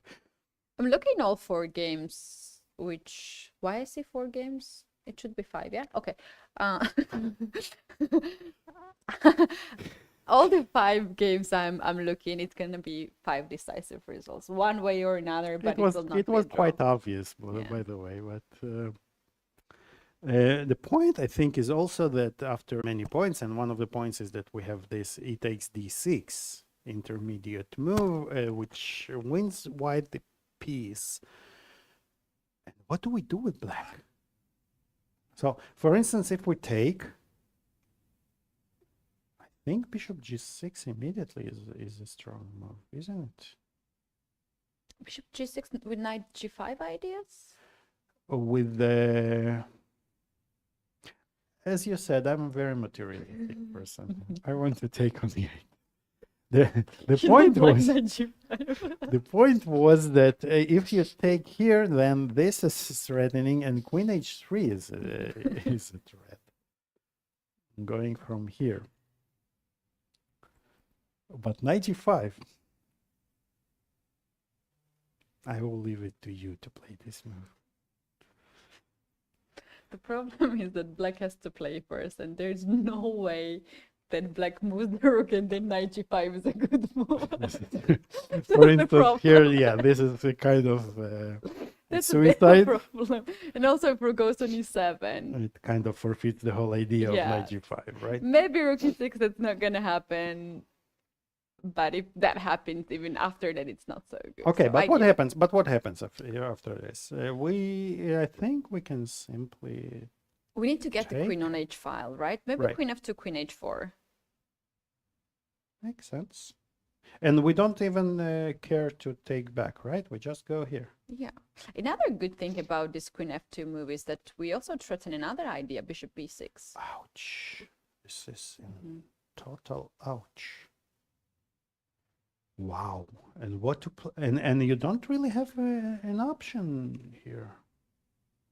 Maybe no, you can't. Rook e5, rook h5, but bishop takes on g6. Yeah. Okay, but even though we take the exchange, is this enough? I'm not sure it's enough. I'm not sure actually. It might Or be the best scenario. yeah, for maybe, black. might be. You're right, but actually, I like your suggestion. Yeah, but then there might be some. If we insist on giving up the rook, you know. We give it up. 94. Yeah, there is 94. So. Oh, this is clearly white's advantage now, right? It surely is. And I'm very much impressed how Katerina just took With over the not game. not much time on the clock, it should be said. She only has 12 minutes left on the clock. Although now with we have already made how many? 34 moves, so it's not a big issue for her. She only has 6 moves to make, and she's in a commanding position. And on our screen, we see Gunay and Alexandra Goryachkina. Gunay has played as we expected. Alexandra played a5, and queen c5 is on the board. White wants to capture the pawn on a5, and Alexandra Goryachkina played a very important h5 move. So she both solves the problem of the back rank, and she prevents white from playing g4. So her practical chance here is to use the fact that white's bishop is still not ideally placed, And if you play a 4, then you give up many squares for black pieces. Well, we cannot see the board anymore with these arrows. I think you overtook Hikaru at that point.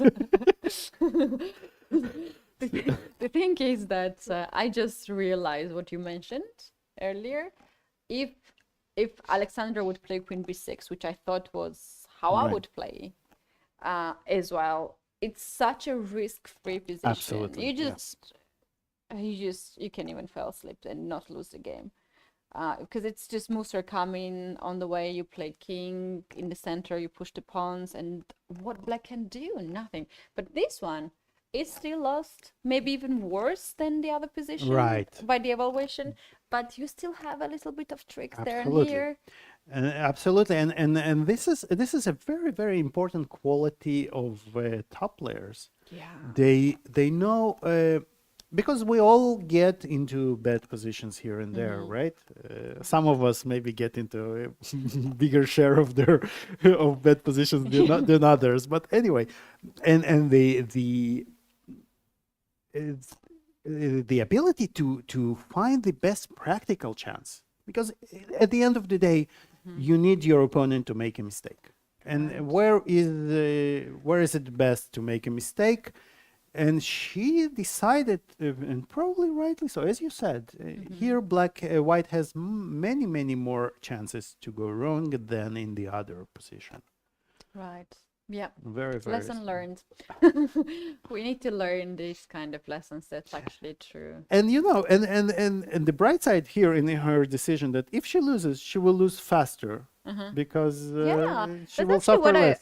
That's actually what I have experienced very much, because I'm always one of the last person in the playing venue, because I play so long games. Even if I'm losing, I don't know where is the resign button on the clock unless my opponent checkmates me, and it takes the energy from me. Absolutely. It's not something that I'm still saving the game. I'm still losing, and then I cannot recover for the next game, and then I'm losing again. So it's always good to know what you need to do, when to stop, and if this is the best way to still keep the pushing, but you know that if your opponent plays well, you're gonna end the game faster than the other way. It's always good to go there. You are saving so much with that.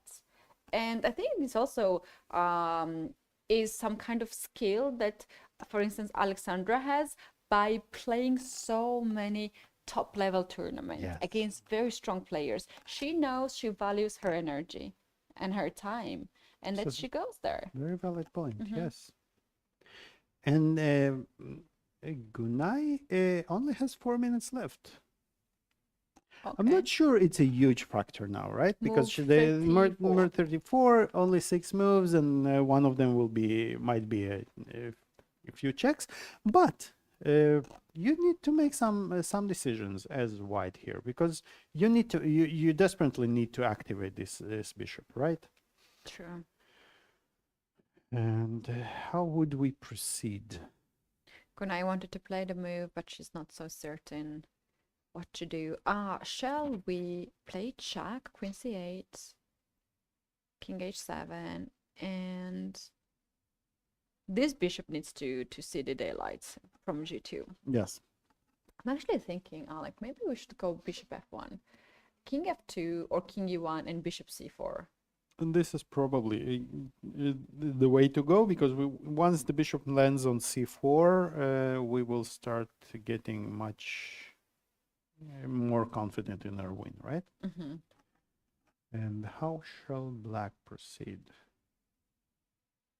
Now, but here, how about check on g3? King should go on d3, f2. King should go, and let's say we take here. Is this beneficial to us or not? There is a very important queen f5 check here. Wait, why we give up 5th rank? Like, if we keep the rook on d5 and we just play g6 and king g7.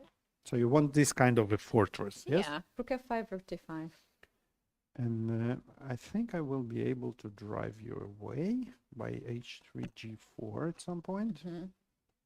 So for instance,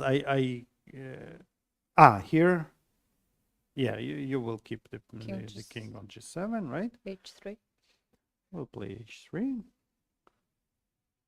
Or maybe first king e2 to make sure, you know, nothing major. And now you need to make a move. Where do you? Okay, you can check me, yes? Now I play h3.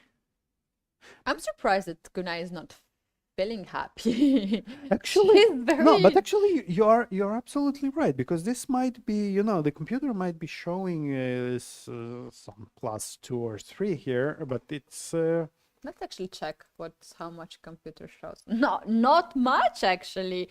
1.4 for extra queen is not much. This is not a lot. This is not a lot. It might well be holdable actually here, because let's see.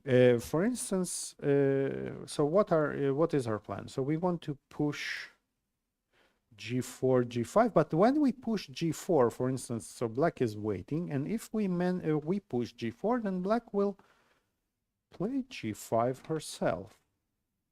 Can we even break through here? Alex, shall we go back in the game of Kosteniuk and Yes, please. Asupaeva? This might end soon, because after if we go one move back here in this position, b6, and bishop takes, you have to take, and rook e1 has happened, and now this goes by the force. You have to take it back, and queen g3 I think resumes the game.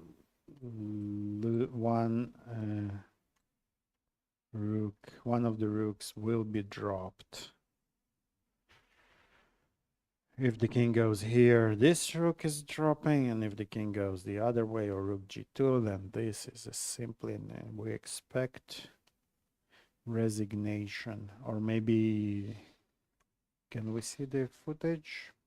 Yeah, we might see the players right now. Alexandra Kosteniuk and Bibisara Sulbaeva. It's gonna be her first victory if she wins this game. It's gonna be her. And Alexandra resigned, yeah. And you know, it's one of those games, Keti, that as white you feel that you have done all the work to lose. Not taken away from Bibisara's win, of course. She played very good. She played fantastic. But Alexandra's, basically, that was her decisions on move 10 and 11 when she didn't play bishop d6, which is absolutely normal to miss such an idea. But then when she went into this knight g5, which is extremely difficult to calculate, to evaluate the line 10 moves down the road around here, that it's in fact very, very bad for white, this position. It was extremely hard to evaluate. Alex, show once again this bishop d6 for those who just joined us. Absolutely brilliant move. What instead Alexandra could play so to here keep the game on. Black's last move was a6, attacking the bishop, and we say, yeah, we don't care. We play bishop d6, preventing. The only idea of bishop d6, we're not attacking anything. We just prevent black from developing the bishop. Amazing. And if we take, then suddenly the queen gets caught. It doesn't matter how you play it, you lose with black. Unbelievable resource. Yeah, sad game for Alexandra. And things might even get worse for her if Goryachkina doesn't lose. And it looks like she might be able to hold. This is the game on. I think this game will last longer than any of the other games. Let's take a very quick look at Olivia Kielbasa and Nana Dzagnidze, as seems like things has been changed here dramatically. And here we have this position when actually Nana has these two pass pawns on a4, e4, and very strong bishop on c6, which guards those two pawns. White is trying to start some kind of but attack the king in a way. But it's a bit stuck, right? Stuck, yeah, it's stuck, really. And what is not stuck is this pawn. Yeah, it's a good point. It can it's be a very annoying pawn because it's protected by a bishop, by an opposite colored bishop. Ooh, and the see? time is extra here for Wow, black, actually. Olivia again in time trouble. Although 6 moves, not too much, but the position is not What's easy the to play. chances that in 6 move this position goes wrong? Not huge Not at all. huge. I would actually, you know, I think black's idea might be to just play some queen b4, b2, and rook b3. Hmm. Could it be? Because what do you do as white here? Do you even have? So maybe f5 is a way for you to try. You have to break through, right? Yeah, but how do you do that? Or for instance, you know what? Even very cynically, if I play a rook queen d7, not allowing you even f5, although I'm not sure if it's. And then I want to. No, this is a stupid move, I admit. You have to admit.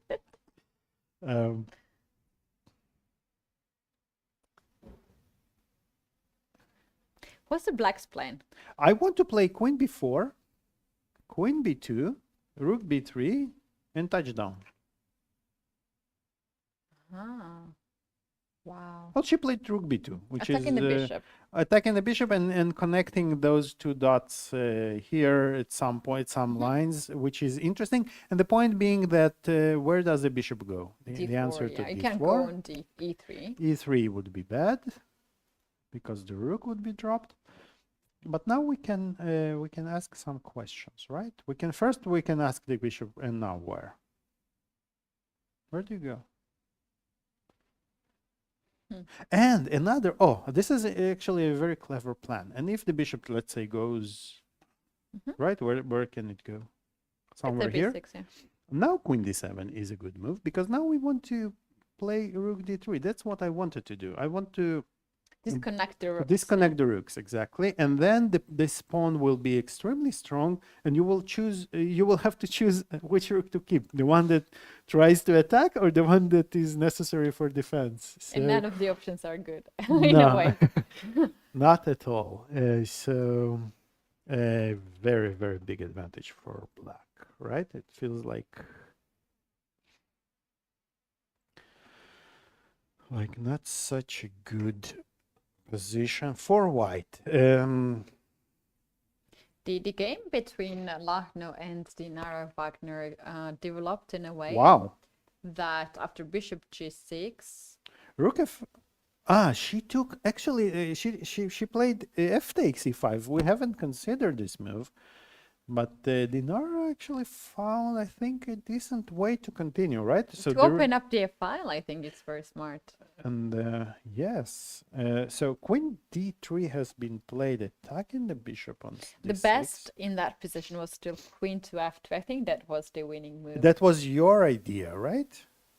Yeah, I think You is wanted that to bring you want the to go, but queen in here. fact, bishop b6 is the one which wins the game. I think you can avoid these checkmate threats. Yeah, but the important justification, I think, that if moves like that, then you just ignore and you go for the kill, right? Yeah. So queen f2, It's a killing move. It's a Queen killing f2. move. Bishop b7 is the way to stop me, and then I'm gonna play bishop b6. There is no way to stop you. You're Unstoppable. unstoppable here. Unstoppable me.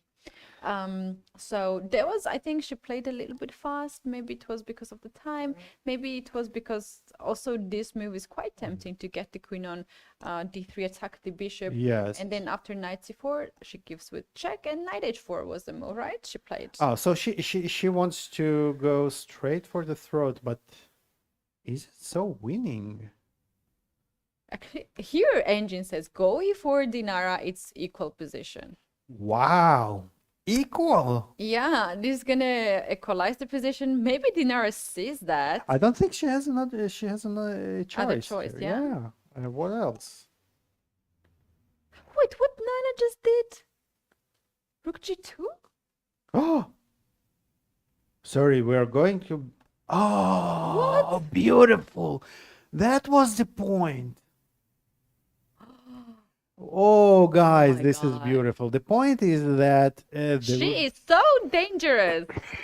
Wow.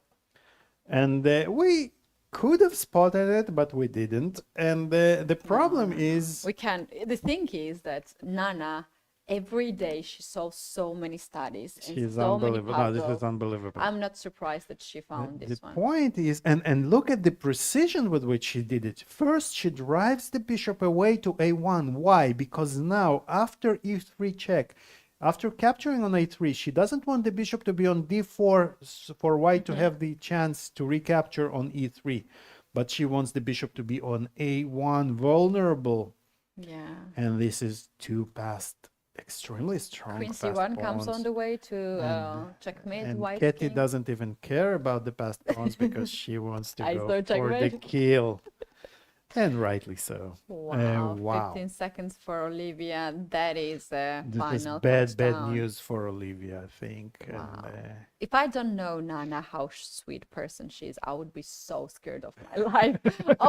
of so much I have seen, Alik. I have seen her playing like this since I was born. It is quite frustrating for people, you know, especially when they are young. You have the opponent like this. the energy that she brings Yeah, with her, yes. yeah, Uh, it's amazing. that's what they call the killer instinct. Yeah, but this is extremely impressive, this rook g2 idea. And now the queen will move. And the pawn and whatnot, and this bishop will become active. Suddenly the king, look, white was attacking, as we said, and many times you attack, and then you get checkmated on the same on the Yeah. same side you were attacking, right? Yeah. Because you overextended, you weaken yourself. And you know, I once I heard a very interesting analogy about a chess game, that think of a chess game as two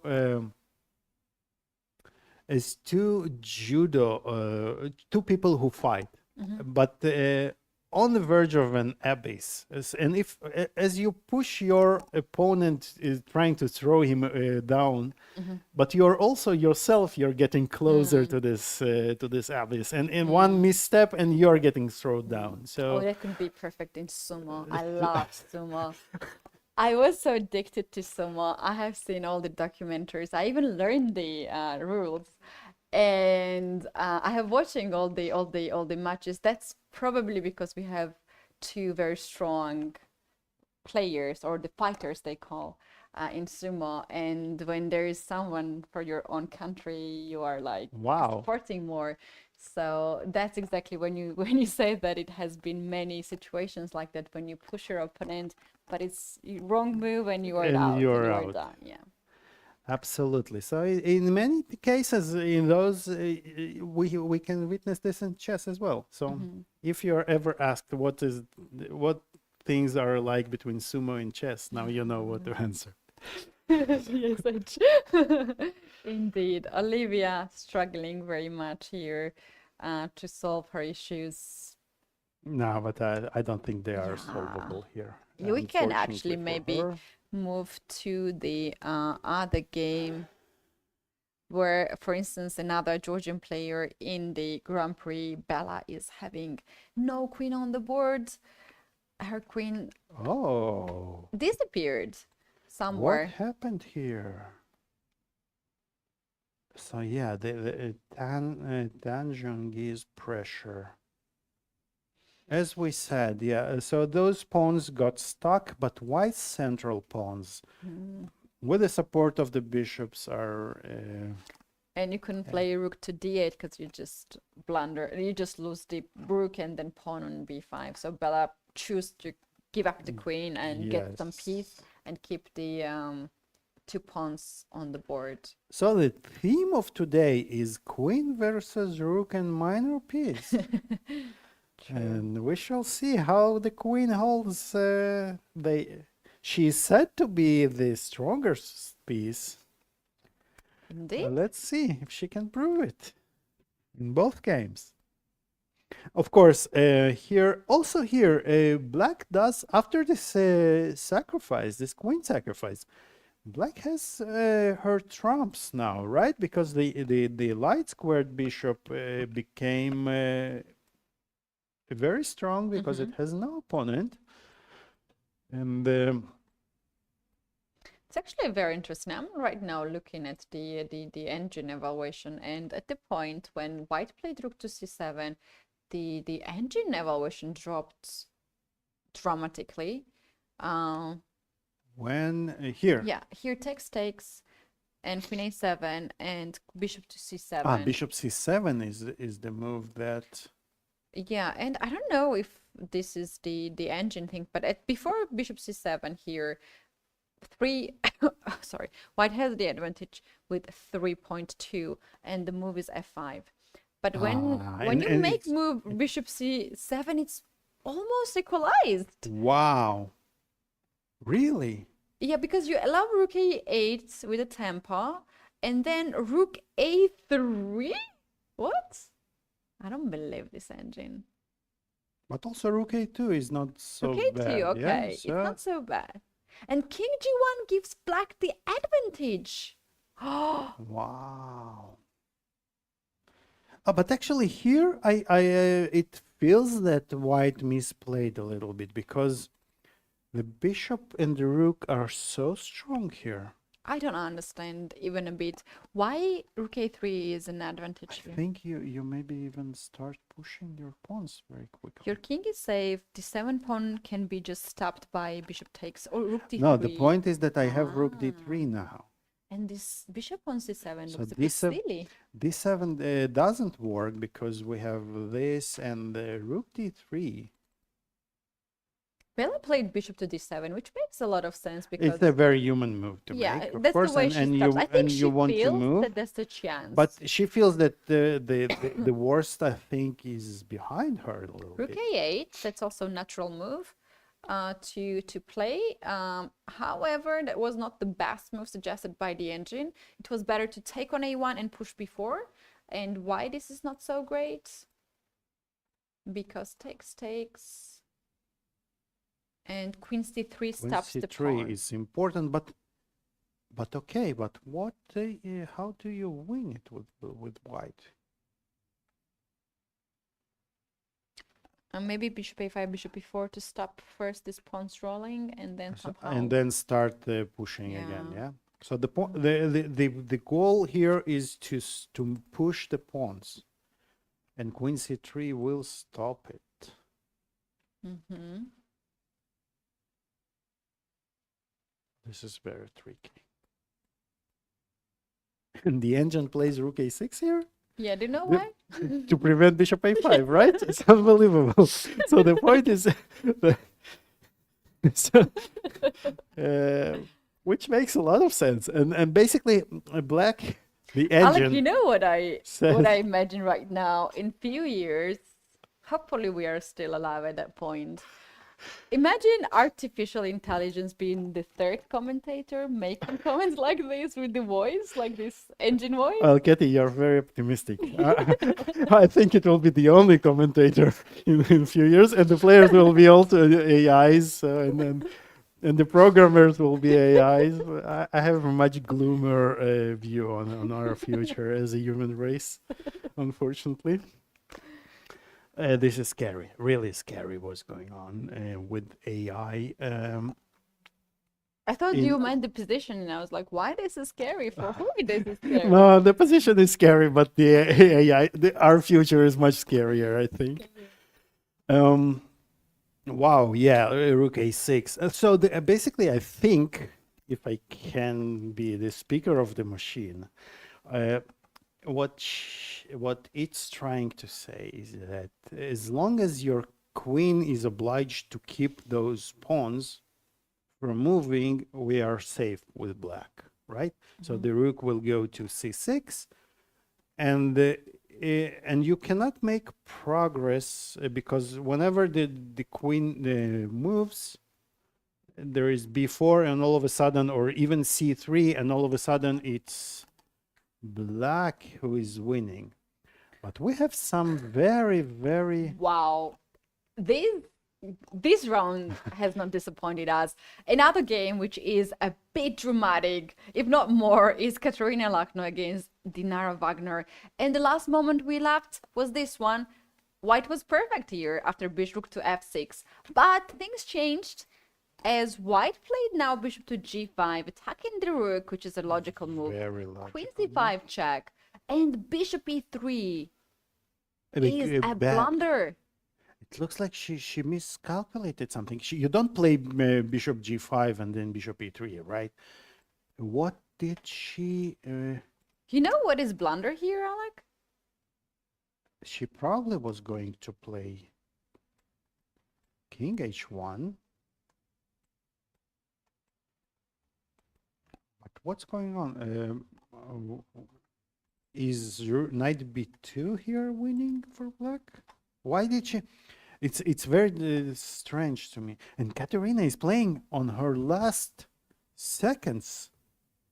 But she made the move. She made the move? It was last second actually. Okay. She made the move and it was a bad move. Bishop e3 was the last. So bishop e3 was the last she got. And this is a blunder. Keti, tell us what's going on here. So yeah, after bishop e3, king h1 was the move there. Knight takes on e3. Dinara already did that. You have to take with the rook now. If you take with the queen, the bishop on h7. You just drop the bishop, and even bishop, maybe bishop c5 first, Yeah. and then just take the bishop. So you have you to tell take me with I'm the rook. materialistic. You just demonstrated that you like to take bigger Well, I'm pieces. learning from you. So here rook has to take to avoid this bishop c5, but the winning move is e4. You have to push you this have pawn. to push the pawn, but this is And the bishop very... and the queen are disconnected, and the queen has to take care of two pieces. After bishop takes e4, bishop takes e4, queen takes e4, and rook e6 is the final move. White can resign here. And I think, and Keti, I think it's very natural that Dinara will find it, because it's an asking. It's a move that asks you to play it, right? You have to do it. Otherwise, knight g6 comes also. Right. So you don't have. But I'm still trying to figure out what, because that you don't go bishop g5 and go back. I think that e4, she blundered e4 and she was afraid. hanging and she just played it back. And on the last seconds she thought, and I agree with her. What is going on? Why is that so good? And this is the worst moment to have increment on time. Absolutely. Because you are understanding deeper and deeper that you have no chances, and your opponent has a lot of time to yes. come. And here, what would happen? Is it losing for white already, or was it good after king h1? It was a good move actually. After e4 here, there is a move which is very hard to spot it when you have seconds, but this is queen to h3. Here. So you take the bishop on g5, and there but is knight knight g6, and we take with a check. Yeah, not an easy move to spot, especially on increment. Wow. Queen h3 would actually even keep the advantage for white. Slight, although, but an advantage for white. And after bishop e3, it's game over, basically, right? You don't Because have much you of don't the choice. have You have two moves choice. here. One is very bad. We can see Dinara right now chilling in there playing Vanny. Yeah, so Looking wow, at the so other games. Dinara. She gonna be the sole leader? It depends if Tan doesn't win and Harika Harika already drew. So yeah, so if Dinara wins, she will become the sole leader. Wow. That is amazing. Not the best her. round for pre-tournament favorites today, huh? Wow. By the way, what is going on with Alexandra Goryachkina? Let's check it out. If they have also passed the time pressure, they have just passed time pressure as well. And it turned out that white played this bishop to f1, but in a very smart way. First, she moved the king away, and now she played. Yes, bishop and check. I think it's very important to keep the bishop, because without the bishops you don't have many ways to improve. And now I think she found the winning plan. I think she will want to put the bishop on b5, the queen on b6 first, the bishop on b5, and then she will Capture the try pawn to on capture f1. the pawn. And she has the luxury of doing so on her best terms, right? So you can, and also maybe just thinking out loud here. So White's last move was a4, so maybe it forces Black to take on a4, right? Because you want to have as few pawns here on the queen side. On the other hand, you want this beautiful square for the knight. But I think also the problem, you know what the problem might be? If you imagine you put the bishop on c4, and then the queen will go to e3, you have h4, g3, and the rook, it can no longer stay on the 5th rank. The rook has no squares, actually. The rook will have no squares. And once we manage to break through this 5th rank, we probably never look back. Wow, that's nice. A4 is a very But nice pawn. I expect a very, very long game still. Alexander will not give it up very easily, and I think we should keep the eye on Tanjongi and Bella Fatanashvili. let's see, because this has been a real roller coaster, right? That's right. So Tanjongi went bishop to d8, and at the same time now Bella plays bishop rook to a3, attacking the pawn on g3, and she found this idea that rook d3 is the place you can stop the Yes. pawn. And you also, not only do you stop the pawn, the d pawn, you also push your own pawns. Yeah, that's right. Actually, she can push the pawns. She can play bishop e6 to make sure that c4 pawn, f7 pawn are guarded, rook d3, b4, and this kind of And idea. rook g3 has been played, so she takes another pawn. And Keti, I will not be surprised if this games ends in either of 3 results. Would not Because be I can actually I can true. very easily see White over push and lose here. And If you blunder one pawn here, you can blunder. I didn't mean g pawn. If you blunder one of these d6, e5, or f4, then there are possibilities to do so. Then and you don't even need to blunder the pawns. You need to blunder some c3 advance, and all of a sudden those this rook and bishop they are killing you. Wow. And this is here again, and we have Yeah. witnessed it so many times, Keti, that you have this huge positional advantage, right? And then you trade it for some material advantage. yeah, And if you do it too soon or in a not ideal fashion, then all of a sudden this material advantage proves to be. It should be said though that bishop here c7 was is- f5. F5 F5 was is the winning. move. I was like, what? Why f5? 'Cause you're sacrificing a lot of things. yeah, here. but it when you see it, it makes a lot of sense, right? Yeah. So and This is fine, but there was bishop e5 move there, which Where? can stop instead of bishop e5 here. so instead of after f5, Yeah. bishop takes e5, right? And actually, wait, let's understand something. What happens here? Rook a8, yeah, rook right? a8. So this is the point. Yeah, and here if you queen, I take. If I queen, then you take with this rook, Yeah. or even you take just you can just take this. Take the other, yeah. Possible. And then rook a8. Wow, that might be actually losing. Okay, but wait. But what happens? I don't follow. So what? How does f5 help us here? So basically, bishop f5 is a bad move. We just demonstrated why it's a bad move. Did we? Yeah, rook takes and d7. Yeah, this is. And what is the difference here? The difference is that now the bishop is not there, so we can freely go with the queen away, like queen c7. Ah, so you don't have bishop takes d7 yeah. anymore, right? And the pawn is way stronger than the rook on f1. That's the I point. must say, it's not completely obvious to me. But, maybe queen b6. Maybe queen b6. With the idea queen b5.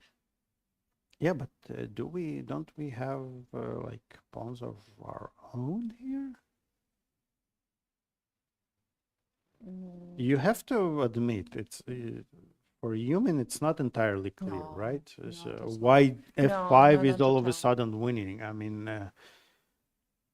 No, not at all, actually. maybe this is the plan.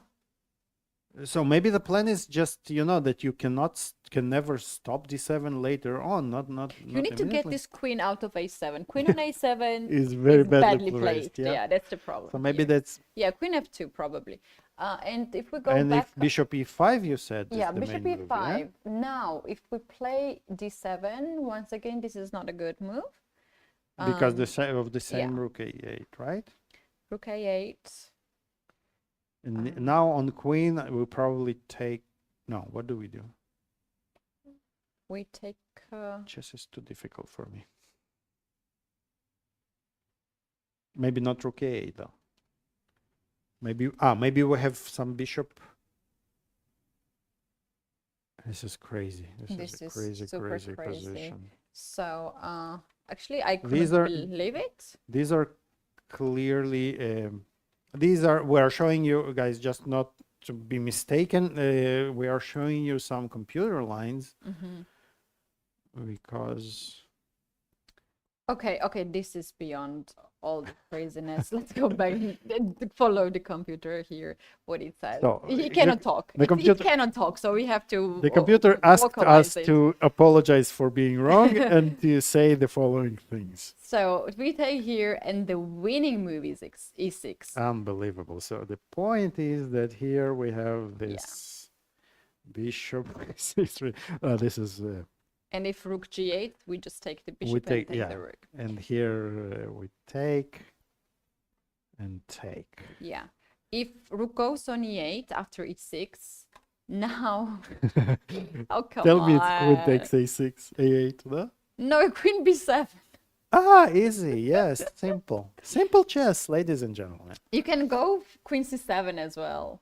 At least to guard the You have pawn. We you to have do many this. options here as white, Queen. but this is okay. This is findable, I think, because now e7 and you feel that this is winning. So e6 is the move you need to see there. Right. So you need to see that you give up the exchange and you play e6, but it's not the ending here, right? So you have bishop takes e5. e5.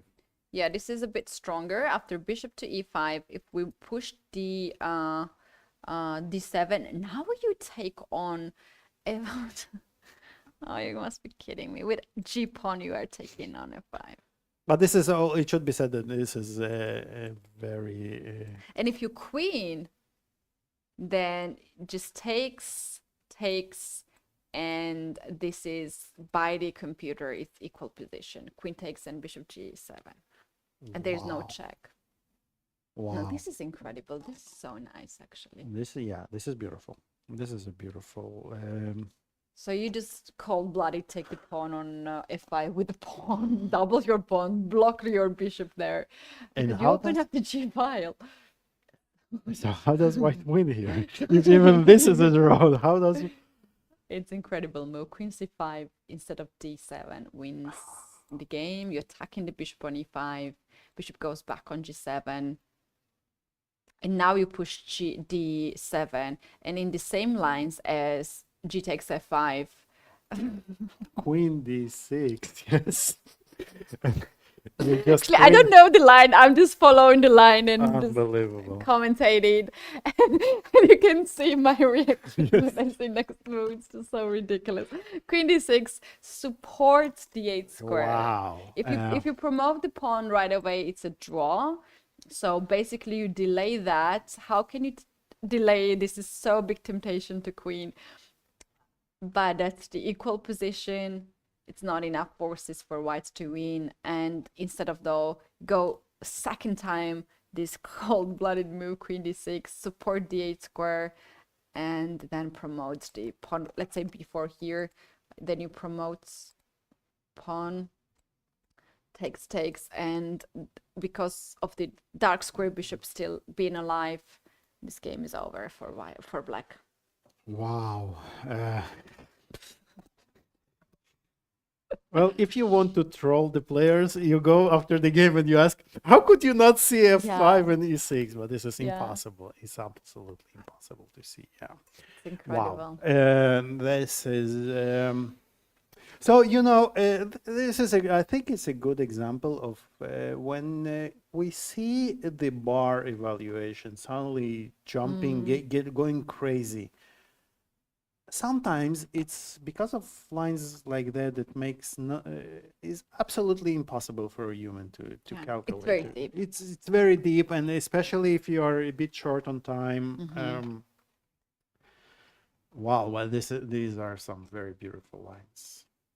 And the current position, black is at least not worse, I think. I would say, I would even go as far as to say that I would take black here.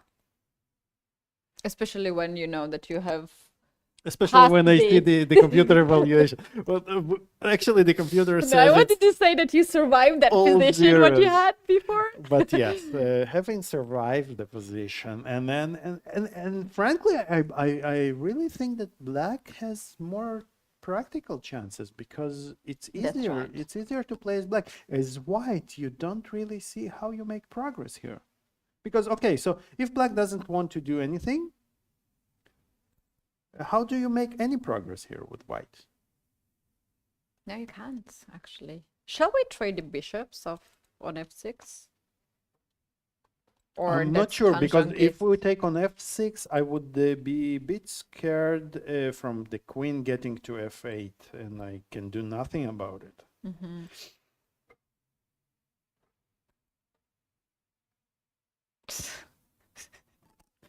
I have a Another feeling you're computer about line.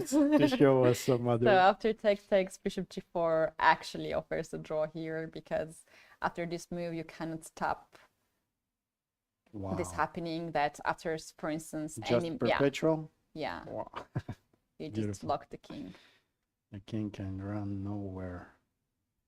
And if it runs over too here... fast, then it's going to be, I think... You can find yourself in... Maybe d7 was not the because you can take it and try to win. Yeah. No, actually, my point is that I want to checkmate. No, okay. I do have my plans. See, look at this. Check first, and now take. Yeah. And I'm almost mating you, but I get mated first. Yeah. Wow. So I'm speechless.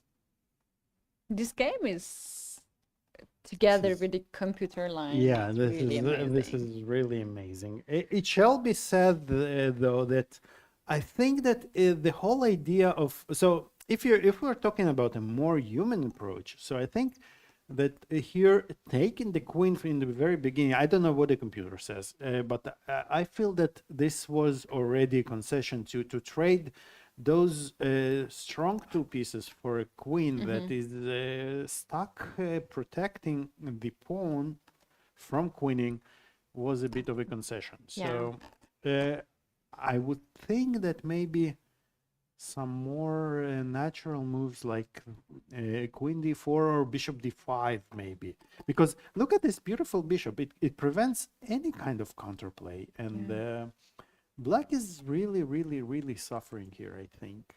We have to also shout out that the patience that Bella had in that position to play rook to f8. Absolutely. To wait for it. Absolutely. Yeah. And this is the position that we got from there. That's a long Rook to way. d2. I think that's another way to make a draw here in this and position. Just come back to d3, D3, right? yeah. Not Yeah. Or there was also bishop g4 in that position too. Here, right? Yeah, Right yeah, away. Yeah, I don't really like helping white by placing the pawn on f6, which would create. Why do that? I mean, maybe Yeah. the computer can calculate that it's a Oh no, first no, row, it's not but computer line. I was just curious what okay, happens I if see. it's Okay, the computer's line. I think was bishop g4 bishop or rook g4 right d2 away, right away. Yeah. and basically says, "Ha ha ha!" Right? What do you want from me? Ha ha ha. With this the voice, yeah, of engine. Yeah. Well, in the You game, remember there was this song after Gary Kasparov's game against Deep Blue back in the 90s, I want to say. 1990. When he lost this first ever match Yeah. that the human lost to computer, this huge supercomputer Yeah, that yeah. IBM Deep Blue. Deep Blue, which took up the whole room or something. So there was some song written afterwards about the last game that Gary lost. Really? Yes, and it was the song was like in this techno computer voice, Yeah. and after each move, basically the song went to like D4, E4, E6, and then after when the computer sacrificed the piece, Yeah. there was like something like knight G6, ha ha ha ha, Oh, or something like that. I So want to see it was, that. There is this video series on that chess.com is doing of AlphaZero, artificial intelligence against the human, and it's like a lot of roasting of the chess players and the positions, and so fun actually to watch that. But yeah, I want to have the co-commentator, the third co-commentator. yeah, it's well, we already have. We just need a voice. Yes. We just need a voice. For I now, think it's not we far. are the Alik, voice. you were telling me that it's too much. Maybe I'm too optimistic, but we're not far. Not We just far. need We're a much voice. closer to it than it is than we think it is. Yeah, actually, the closest now is Dinara Wagner in today's game to win against Katerina Lachno as the last blunder bishop e3, which has happened on the move 40. Also, this is already on the board. Yeah. Let's switch. Yeah, let's switch to Dinaras because these are our two leaders. And after the rounds, feels like there will only be one left. I just noticed that on the camera, Alexandra Goryachkina glanced over Katerina Lachner's game, and she might be not be the worst Yeah, so situation right now. so basically, we have a good chance that all our Grand Prix leaders will lose today. So basically, the status quo will not be changed. So they will. All three of them might lose, but they will still feel not so bad about it. This is a very tricky situation.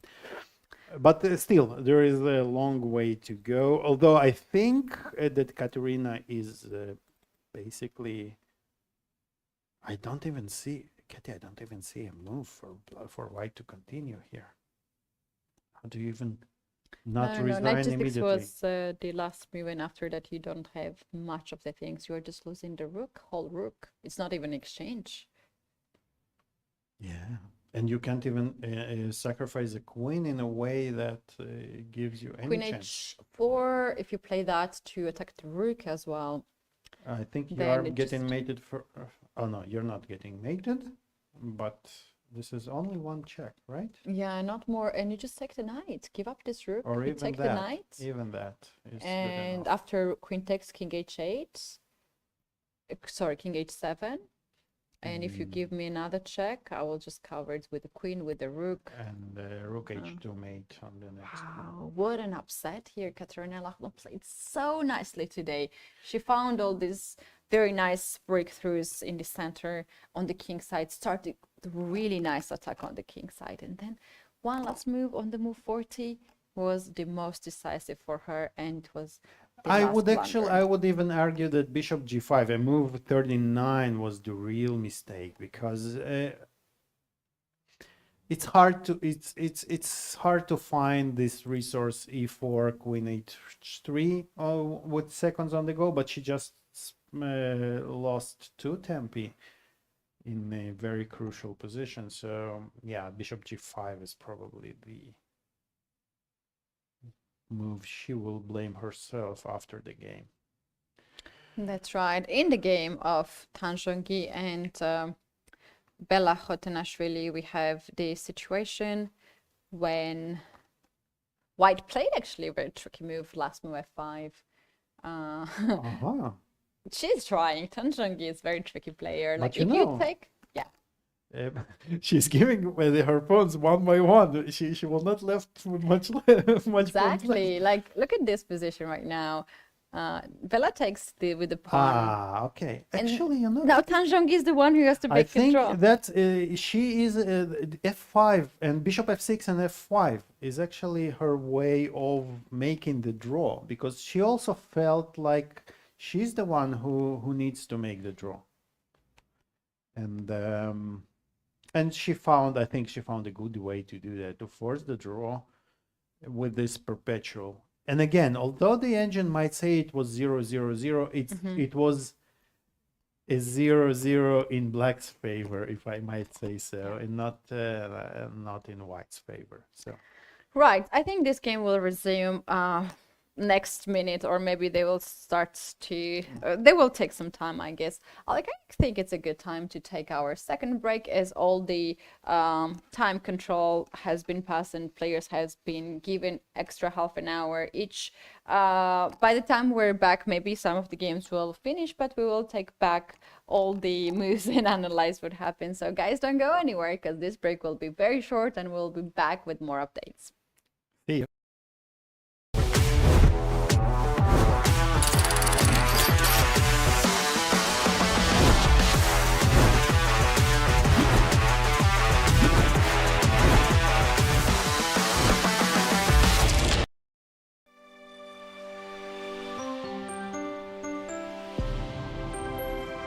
So I'm joined by Bibisara Asaubayeva for the first interview this afternoon. First of all, Bibisara, congratulations. A very nice game against Alexandra Kosteniuk.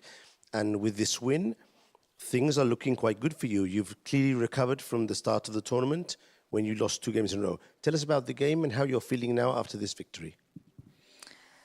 Thank you. I'm feeling good. After the opening, I have very pleasant position, because I think that knight e3, it's not a really good move, and after maybe position is equal, but I have 2 bishop and pawn on d4.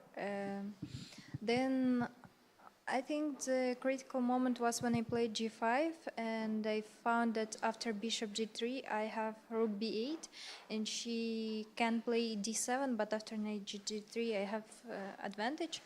So she played bishop d2, and after I won the pawn on d6 and have winning position. When you get that pawn on d6 and you have the 2 bishops and the pawn, computer was giving you an advantage of something like +4. It was very, very heavy advantage.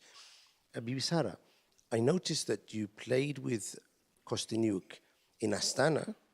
You also beat her with the black pieces, so that's twice in a row.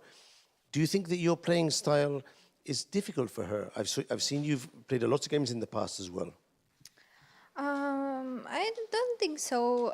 We played first classical game in Grand Swiss 2 years ago, and I also played by black, and I lost this game. After we played in the Poland World Rapid, I also played by black, and we have a draw. Then in Blitz I won, and then we played in Astana. There we have an equal position, but in some moment she blundered a very beautiful mate, and I won this game. After, I don't know why, but always I played with her by black pieces. In Almaty I also played by black, and there I won, but okay, there also have it's Blitz. And today I was more prepared in opening, and that's it. I see that you normally play d6. You play Sicilians neither normally. Today you chose knight c6. Were you expecting the Rossolimo, and had you prepared it, or was this a different idea you were going to? Which Sicilian were you going to play, if you can tell, of course? Yes, I prepared Rosalima. I just want to play something new because, okay, I played neither last 12 years, so sometimes I need something new. So King's Indian, Najdorf, Sicilian, all very aggressive play with black, playing for a win from the get-go. A very nice game today. Congratulations and good luck with the rest of the games. Thank you.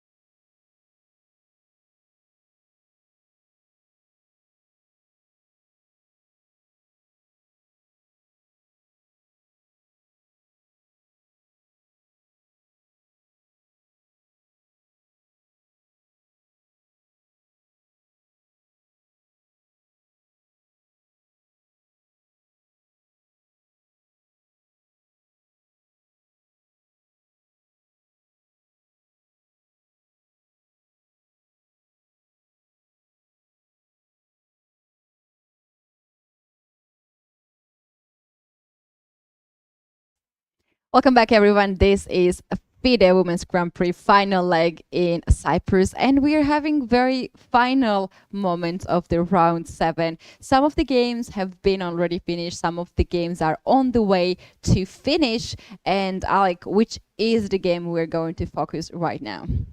Let's maybe we have to say that 2 games ended while we were on the break. A huge development in the tournament standings. Katerina Lahno, the tournament leader so far and a ELO favorite, big ELO favorite with white, misstepped in the time trouble and lost to Dinara Wagner's. Dinara is currently the sole leader, and by the looks of it, she will stay the sole leader after the round ends.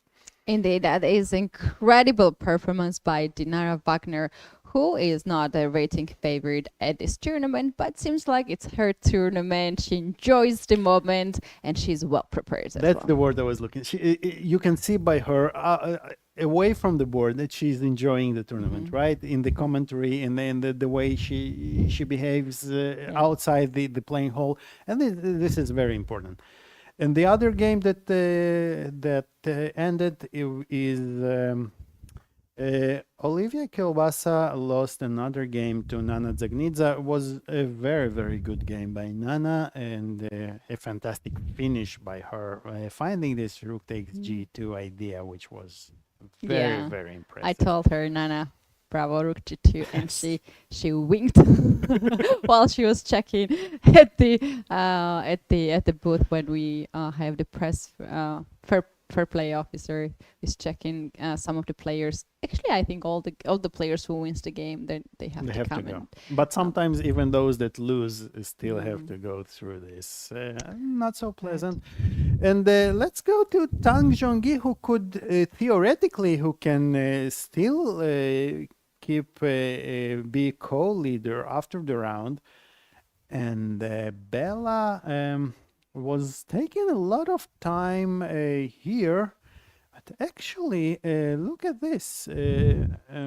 She played c3 here, and Tan didn't go immediately for the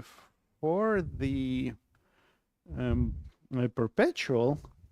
Although queen takes h5 is still a threat of checkmate, so it's not a check, but still it's a checkmate. It serves the same purpose for that matter.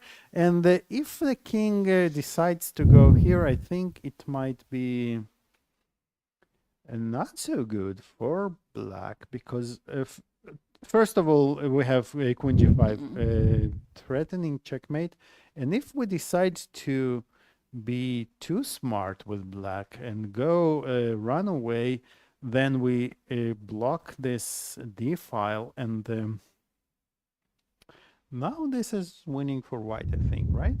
Because we cannot sacrifice this pawn conveniently, because white will still have enough passers to win the game. So we expect, I think we should expect, and Tan is actually thinking, I think Tan is thinking about h5 here, Keti. That's interesting. Let's see what happens after h5. So black plays c2. So c2, h6. The checkmate threat is a serious it's unpleasant, right? You can't escape. Bishop is useless. You cannot stop. Oh, wait. You can stop with rook g3. And I think that's the way. So queen and this is a black win, no? Queen takes c1, queen. This is definitely black win. And you take the h-pawn then. We take the h-pawn, and black is a piece up.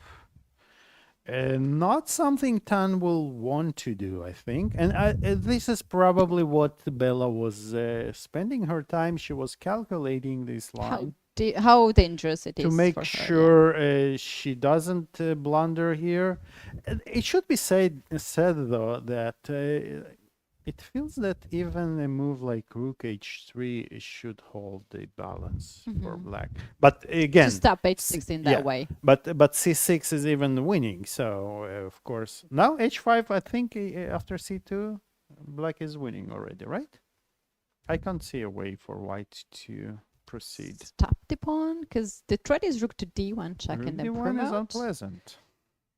And h6 we have seen rook g3. Is the possibility there? I am thinking, though, you know what I'm thinking? Maybe Tan is calculating d7 here. The point being that now there is no rook g3. Mhm. But there are other ways to stop now. So d7 is probably not the way, and I would be extremely surprised not to see queen h5 check. So here. basically we couldn't find any way to win Right. here for white. Right. So this game we expect to end quite soon, although Tan has a ton of time, pun intended, and she might spend some of it here. Let's go to the other game that is still going on, and I feel that the last moves were quite beneficial to white, actually. Well, let's see what happened. It's not clear at all. It's not easy to push here with white. Yeah, that's right. You have to do it slowly. That's what actually Gunnar is doing right now. And then you're looking for small weaknesses in your position. Like, let's say now you're attacking f7 pawn, right? Right. And after some checks, black has to push this pawn forward. Well, actually, black had this option here to play knight d6 and keep the knight here, but it's not an ideal spot for the knight to be, because you really want something. You want the knight to cover this d5 square, so the rook can sometimes go there, and also the knight itself now needs to be protected in many cases. On the other hand, so for instance, Yeah, I was actually thinking, how about king e2? yeah, king e2. I think we can play rook d4. And Hoping wouldn't for play king king e3. e3. I am rooting Um, for it, but actually now we are threatening to play rook e4 and to take on c4. okay, maybe king e2 was too much. Bishop e2. Bishop Was e2 another looks move. like the move, but then okay, then we go to d5. And you know, sometimes we can start some counterplay by bishop e4, rook goes to d2. It's not so easy to make progress for white. Alexandra, on the other hand, chose to play f5, so she wants to keep the knight on e4, and but it is a slightly weakening move, in the sense that now white has some ideas of back rank attacks. Mhm. And the bishop is a bit limited now, so it creates a lot of weaknesses, this move. So it's a very committal move in a sense. That's right. And this bishop on g6 will not be that strong unless you open up the file. You like know, it h4. almost feels as if Alexandra is actually wants to keep her chances of still winning the game. Oh, yeah. She of- keeps the eye on that. of, yeah. of weaving some mating net here around White's king. So, but Gunai proceeded, I think, quite precisely. So she attacks. She creates this threat immediately, right? The threat is, let's say, if Black does nothing, then we go here. Is it a threat? Knight f6, and the Knight queen looks so funny there on The queen is h8. funny, but actually now with the knight on h7 we have time to pick up this pawn, and again after f5, all those fortresses that used to work before with the pawn on f7, I'm not sure how well they work now when we have this queen on h5 ideas, on g5 ideas, and the pawns are hanging. Mhm. So Yeah, I it agree with might be- that. I don't like f5 either. is very, very committal. Yes. But maybe she felt that if she doesn't do that, as we said, you know, you can only lose the game once. So it doesn't matter if you lost being -3 or -93. You still lose the game, right? And maybe Alexandra felt that White is doing enough progress that if she keeps just holding, she cannot hold the game. So she's maybe trying to complicate matters in this way. And the game proceeded like that. So Queen f8, Knight f6, King e2. And now h4, which I would say is probably... Black is happy to see h4, right? So there are no more ideas of h3, g4 in some lines. And now she gave 2 checks. I don't think here Brunei is going White's to repeat. idea is to hide the king and then to play bishop to f7. It might be a bit ridiculous to trade this bishop on g6, which is so locked, but it also guards the pawns. So after bishop f7, we take off the bishop, and then we target f5 pawn. Let's just illustrate, right? Or Yes, let's we say, can. well, how do I illustrate? I think it's better to go king on the king side, so the g3 pawn will not hang. But so can we? I'm not sure we can. King f1 Like that. on f1 But then, g2. and then you want to... Okay, and let's say we make some move. Now bishop to f7. Now bishop f7. And the whole point is that you take or I take, it doesn't matter. You have 2 weaknesses on the 5th rank. If I get the queen on the 5th rank, I'm gonna attack both of them. I want to put it here to begin with, so I have some ideas of perpetuals maybe, but still. And now what is going on here? So you want to take, Yes. and then you want to check me some clever check, right? So like this. So I have to go to h6, and I can, I think, afford another check. e6. e6, I think. And queen e5. Queen e5, threatening checkmate. You are giving up this pawn, right? And now king to g1. I was thinking maybe even this move, Yeah. but it's Needs not calculation. working because Black will break through with g5 at some point, I think. Yeah. When the king is far enough. Yeah. But king g1 and... but what about this? Wait, we are still, we need to protect here, right? To defend. We take the pawn on a5. Check. And now as the king is... And queen now is we far, just yeah. go away, run away, yeah? Yeah. And we are claiming that this pawn is more important than all the other pawns combined. Although that Black cannot even win. Just forks. Interesting. So this is an interesting idea, although, and if Black, can Black manage to protect? I kind of have a feeling that black pieces just lost the coordination to each other. A little bit, yes. On the other hand, this knight on e4 is extremely... Okay, so I know what I need to do. So I need to maybe have my rook on c2, which is a bit counterintuitive, but I want, with the knight on e4, I want to be able to play rook c5. And let's say if you go with your plan, then let's say I take and I put the queen on c5, the rook on c5. How do you break through here? Okay.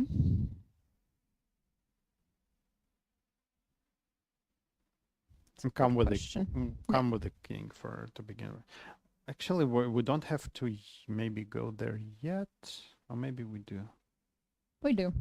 We Okay, wait because knight wait. can't move now. Yeah, the point is that knight cannot move because we don't want to give, as very materialistic people, we don't want to give pawns for free. And for that reason, King we can't move, keep- I guess. And Oh, rook maybe we can go here. Why? with queen f8. Queen f8, and you want to put my... And this knight will be just too you far. you force my And knight. queen is so now fast to threat rook like queen a8 now. go here, and then we start pushing the Queen a7, queen b7, around, queen b6, yes. queen c6, and this rook will live. Staircase, yes. Mhm. There you go. Go away, I said. And this is already... this is...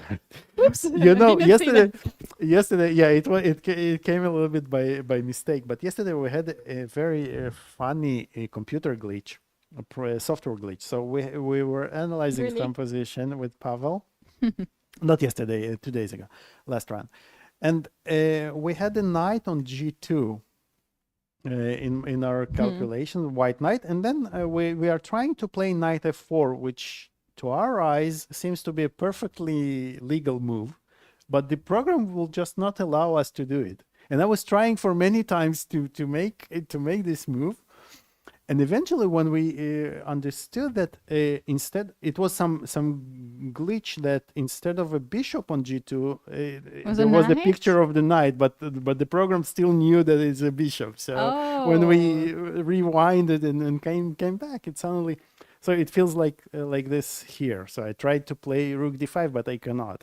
But now there is a perfectly reasonable explanation. There is a It's a check. check. Actually, a very interesting situation right now in the live game. If we can just go there, Alexandra decided that she had enough with this bishop on g8 and played bishop to e8. Here, and the best move I think was bishop to g8. Yeah, Yes. there was a chance. I'm surprised And that Gunay has not gone for it. and here was bishop d5 to move afterwards. Think of bishop to f7 in that position. Maybe bishop f7, yes. But then check, King at g1. king g1, and I just lost. Queen h8 is coming Yeah, on the way. wow, bishop g8 is a very nice resource, but Gunay did not play it, right? She played knight bishop d3, Attacking the pawn on f5. which makes sense, right? Especially with the bishop gone from g6, from g6, so this makes a lot of sense. And if you come back with bishop g6, then queen c8 attacks the pawn on f5 instead of knight g4. Yeah. Yes, If you this play is bishop important. So g6, if queen we to go here, c8. then we managed again.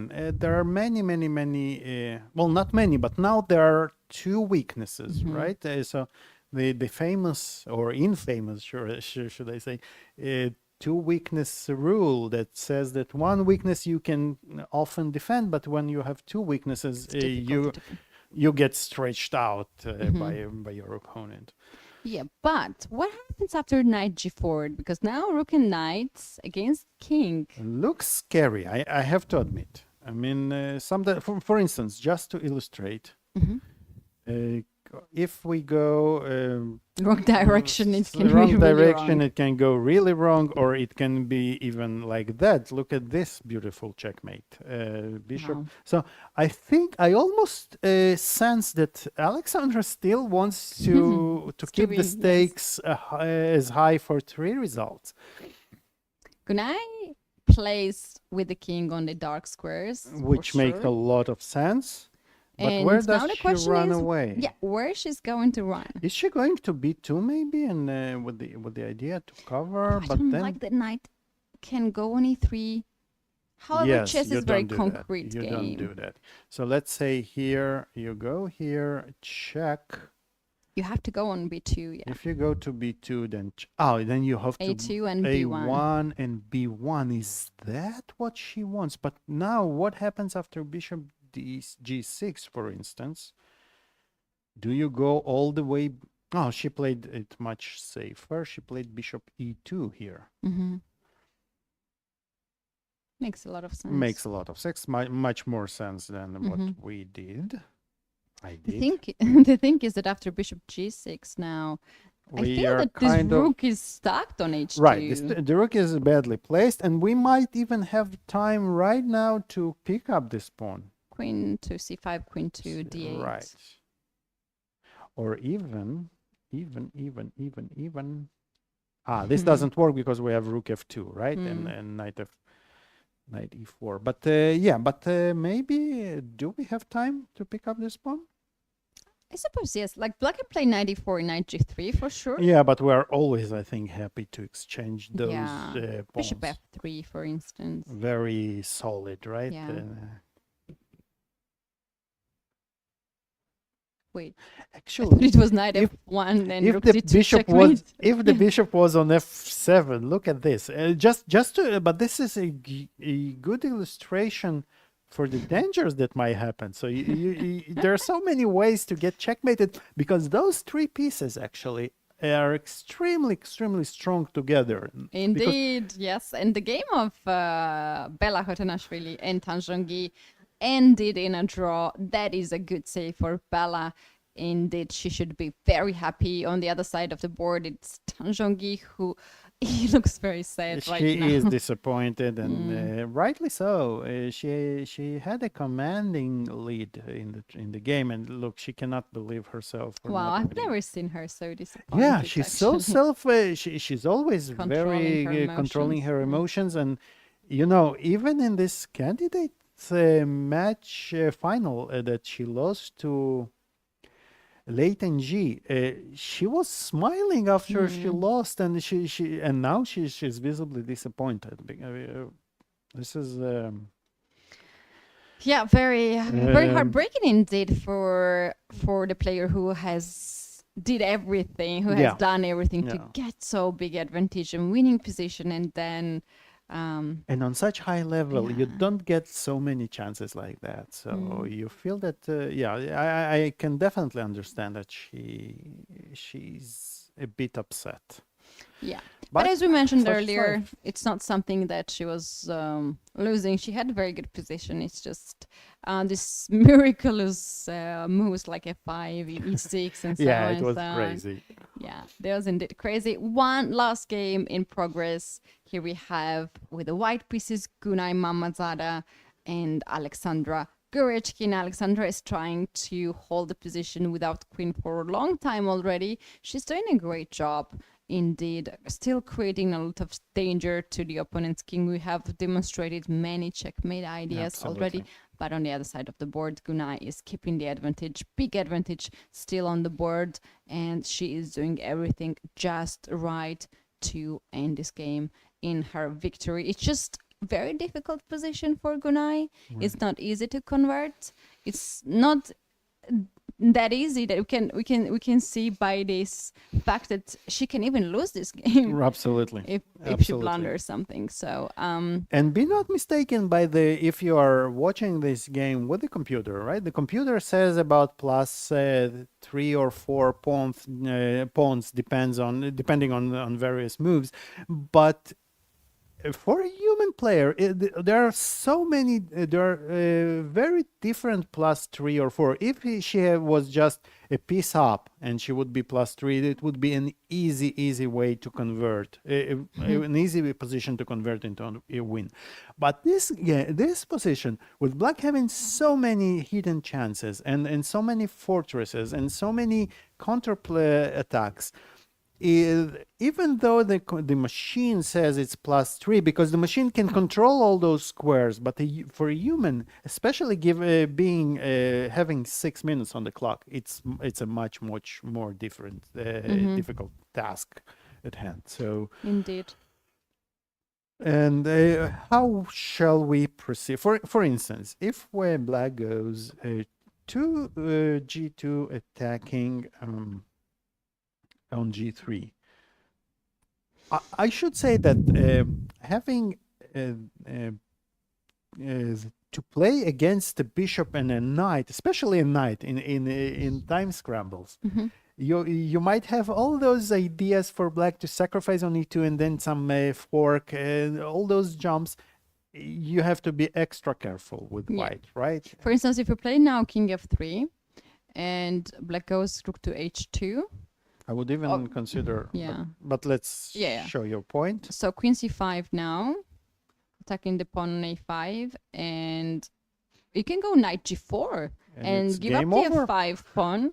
Queen f5, bishop g6, and it's a checkmate Yes, on f2. absolutely. So, for instance, this is one of the many dangers in this position for white. And although, again, although objectively being a winning position, it's not automatic by any means. Shall white go here, bishop to f3? I would consider going to bishop f3. Give up the pawn on g3, king f2, King kick this f2 rook to on make the... sure that the rook Yes. is as badly placed as possible. And I'm even not sure if I want to take here on h5 because it is possible, right? I think it is possible. Knight e4. Maybe not. Maybe we just lost with white. Because now if king f1 then is... Oh no, okay, we have king f1 still. King e1. Oh, no, rook King e6. e1, Yeah. no, but maybe we missed our chance to win. Because king goes here, then there's suddenly black has all the counterplay. This is a crazy position. Bishop GC. h5. We are lucky to have queen f5. Mhm. But even knight f6 back, and it's not clear. So maybe this wasn't very fortunate for us. Yeah, Yeah, like, but you know what? If the time goes down to 2 minutes or 1 minute, which we can't avoid really, it's this is gonna anybody's be game. yeah 3 results game. Unbelievable.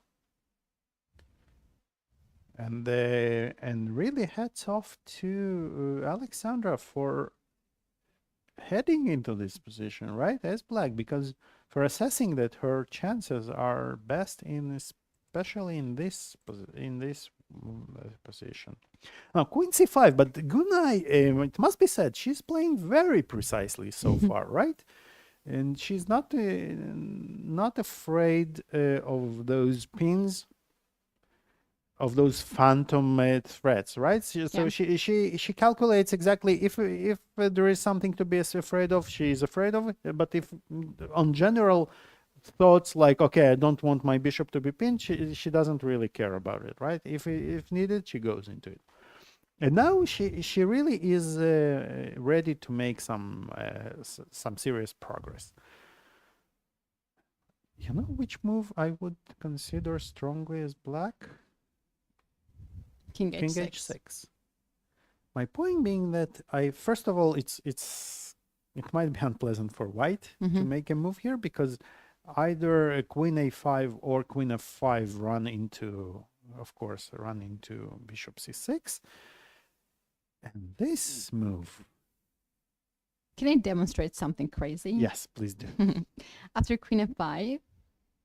In which here? Yeah, queen f5. If you go bishop to c6, I have queen g5 move. Oh. And rook g5. I have f takes g5, I suppose. King goes here, and I take. Oh, this is beautiful, and you block the knight in a beautiful way. So the knight has to go in somewhere here, right? Bishop and e8. Bishop e8. No, Wait, it's a this is check. But the king Yeah. goes, and this is a winning position for white. Not easy to make this transition, though. But Alexandra, She's trying. She guards f5 pawn, gives a5. She Yes. knows it's a bad pawn. so she protects. Oh the no! f5. Wait, no. can I take now? And after bishop c6, queen f5, king h8, queen King check. Yeah. Queen check. This would be winning. But what about king h6? Then Same, there's yeah. maybe It's even she better, 'cause yeah, a5 now it's pawn. much better. Maybe Gunay blundered this actually, but she played king f2, which is a very reasonable move as well. So queen a5 was possible. Yeah. But it would lead maybe to the same position that king f2 leads. Although here I would consider playing rook g4 with Oh black. wow. Oh, and Alexandra has played it. Yeah. Wow. Yes. So the point being that the bishop cannot take, and again, this is the power of those pieces. So queen, rook g4. Unfortunately for white, for black, I think. Oh, wait. How about we attack the bishop? Let's say queen to d6 or queen c7. And Queen c7 may be better, yes, to create a threat of taking the bishop, the Yeah. rook, So and queen protecting c7? here. And if we take, and king to g3. oh, now this is clever. So the rook is trapped, and the queen is also attacking the bishop, so your knight So can't the knight move is also freely. from, and this is just Yeah, winning. and after queen c7, And what would you do? What can black do then? Wow. And if knight check, then this is important that Yeah, the you take bishop the is knight. handing, because we take and we take here. This is, without the queenside pawns, it would be a draw. After rook f4, and the rook just goes back and forth. But with with those two extra pawns, this is an easy win for white, because the pawns will there will be two swings and the pawns will fall. But Keti, queen e7 is not an easy move to spot. Queen c7, Queen yeah? c7, sorry. Gunai has spotted so many moves like that. That's the turn. Queen This is c5, rook d8. But she only has 3.5 minutes. True. And I think queen a5 also wins here. Let's So, see. What queen a5, a5. Rook f4 and queen c7 now, attacking the rook. So rook you're goes- fixed on this queen c7 idea, right? It's a good move, but because it's you're attacking a lot, right. and also open up the square, the road for the pawn, and You also- c6 square is controlled. Right, and you also Queen to c7. Wow, Let's go. Gunai. I was 99% sure she would find it. Wow. Yeah. Well, strong. well played. And actually, I think that after queen c7, the task has become much easier, right? Because it's almost The rook is It's- hanging. So there's one square to go for this rook on g6. really not a square you want to go, but what to do, right? I think we don't even take h5 pawn. We yeah, just I take think we a5 take the pawn. a pawn is much more important. Before a pawn falls, and who can stop these pass pawns? Yeah, I Connected think pass this pawns on this the will queen be- side. Again, bearing some horrible blunder, this should be a game over. Wow, queen c7, extremely impressive technique by Gunai. Really impressive. Yeah, nicely done in this game against very And tough again, opponent. the point being that rook h4, the queen protecting f4, and after rook h4, king g3, the rook is caught. This is a very impressive technique, really. Yeah. Yep. Um, This actually shows how strong Gunai is in this kind of positions. and Alexandra goes rook to g6, has not much of the options. She can't really afford to Right. lose absolutely. exchange here.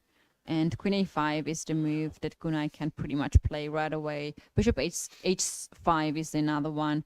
But of course, if you consider both pawns, it's quite You know clear which which pawn one you goes take. farther, h or a. So it's quite clear which one you're going to take. And we should say that Gunai is playing against Alexandra Goryachkina, one of the toughest defenders out there. And I think she shows a little bit more emotions now when she win. Like she already feels that this is it. I'm gonna win. Earlier, she was having this, very yeah, stable position, posture of the body, and like she was very focused. but it's not over. It's never over until it's over. And let's say, so if she takes on a5, and she only has, she Oh, where is she's about going? to take, but she's going to the other side. She took the Ooh, h bishop pawn, h5. which is a bit surprising to me because the bishop was placed so well. on f3. And again, it still is probably winning.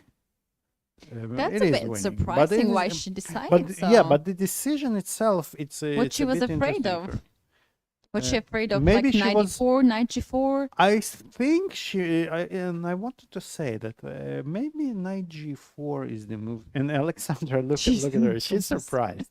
She did not expect this. Yeah. And what about maybe Gunay was not sure about knight g4, and if does she have to take on g4 or not to take on g4? That's right. And in the this current is- position, I think rook to h6 is not the only move. She can also play 94 check, Right, 94, and where the king goes here. can we go to? If king goes on e1, then we're gonna give a check on g1, and our bishop will be free to move. Like bishop e6 makes a lot of sense now. And all of a sudden the game begins again, right? And look at that, both players are Alexandra Goryachkina down to her one in last 90 seconds.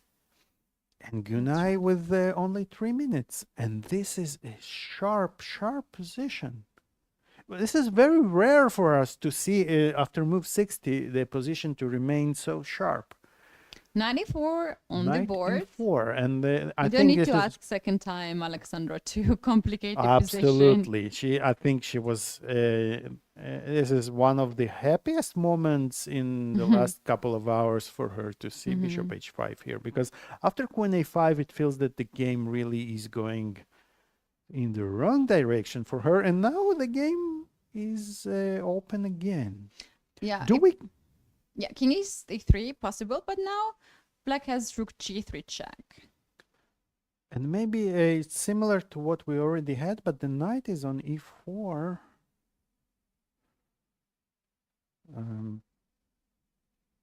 Well, the bishop is hanging, so what do you do? Maybe Gunay feels that she will win the pawn on the next move somehow. Somehow she's in very deep thought now. We can see her posture, something that Probably. she hasn't considered earlier. King e1 or king to e3, those are the main moves here. She goes king to It goes e3. to king e3. Now this is Oh, rook now there is an g3. interesting idea, rook e6. That's a tricky Okay. move. But Alexandra played rook g3. Let's concentrate on that. Now the choice here, I think the decision here. But let me illustrate. For instance, if you play for king d4, which is a move you might want to play, you may run into rook takes b3, queen d7, rook d3 check, Beautiful. knight c5. And who is winning all of a sudden? Black. And she did play king d4. Oh my God. What? Wow. Is this going to be And rook Gershon b3? takes Alexandra takes on b3. Wow. The game She's so is confused. and the game is anyone's for grabs. So you definitely don't want to take on d7. But it's Okay. The engine says now, take on d7 anyway, really because I see more than you guys see. it goes without saying. Yeah, but Bishop c4, knight e7, and you just play bishop to d1 to stop b pawn going forward. Then king b5, king a5 is winning, oh. and the black's king is so far. Oh my God! But you don't. I don't see her going into this because first of all, you have the tendency to believe your opponent here, and you have this first shock of losing the queen, right? So your natural tendency is to stop the calculation yeah, right I just there said that black is winning. and go somewhere. Yeah, I said it, and I admit. I mean, that's the first impression. You are just a pawn down. What she played? What did she play? Maybe bishop f7. Yeah, bishop, no, Bishop- bishop bish- f7. Bishop f7. So is her the- idea is to attack the rook and to play h5, bishop g6, and to create a checkmate net. Wow, what a game! Yeah. Regardless of the outcome, by the way. I mean, I wouldn't exaggerate if I said that both players deserve to win this game, Yeah, right? exactly. Oh, wow. Bishop to f7. So what about the rook c3? We just Queen d8? go. But now maybe she has this even a better version. Again, if she sees it, so with the bishop on f7, now Now you this can is play- even even nice. better, right? Oh, she is capable to see that. But this is far from clear for me, I have to say, because This, sorry, this I would understand better. yeah, Actually. this does make sense. but Alexandra is not risking. she's not giving the not second risking. chance. But now, are we expecting h5? We can actually play h5 or queen to d8 or queen b8, both, like to create this checkmate threat. Yeah, queen. Instinctively, I want to keep away from the d file the farther I can. And here we hide on e5, right? So That's right. it's the safest place for like White's king at the moment. It's not a checkmate yet. Knight f6 is still game on now, but now you can play h5. So we are threatening queen g8, followed by queen h8 mate, and on knight f6 we go h5. But I believe that if white goes h5 right away, it's more accurate way. And the more accurate way is to go h5 right away, which puzzles me. Why? Because you don't give black chance to take the knight h5, yeah? Oh, she goes queen to d8. I To think that d8. this has the same idea. And the computer evaluation drops quite drastically for some reason. Why? Oh. Knight f6? From 4, it drops to 1. Because knight f6. And knight f6 is on the board. No, you're joking, engine here. After h5. After h5. there- And h5 is on the board. And the move Guys. which can save here Alexandra's game is bishop to e8.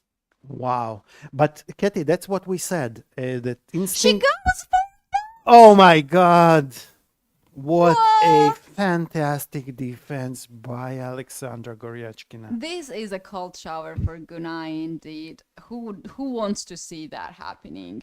But funny enough, you can still play bishop g6 here. Trade these Oh my damn God. bishops off the board and take the damn pawn Finally on a5. take the pawn Come on a5. But now it's a race. Wow. And it's Bishop g6 on the board. I think that was the the only chance here. move. Oh, what a game. What a drama are we having here. But what is this position, Keti? b3. Oh my God. So queen, do we play queen b6? This is what I would think. I would play queen b5 because I'm scared. Although we are pinning the knight. But Yeah, that's what I yeah. wanted. Because I'm more scared than you, obviously. I want to pin the kid at the knight. But okay, but what is this? We have to play but okay, b2 is okay for us because we play king b2 and we next move king c2, we win. And I think it's on the board, right? She took on a5.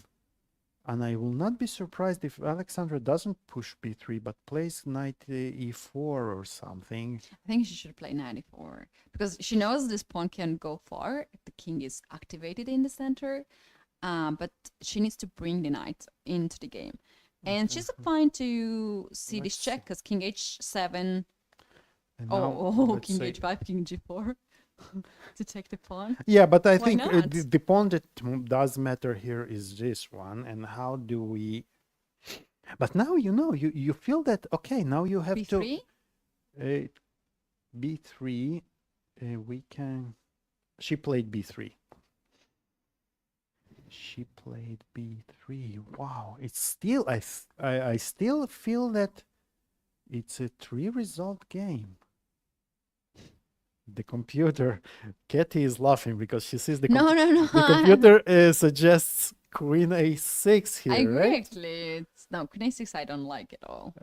I'm sorry, but I'm sorry, I failed to see the reason behind it.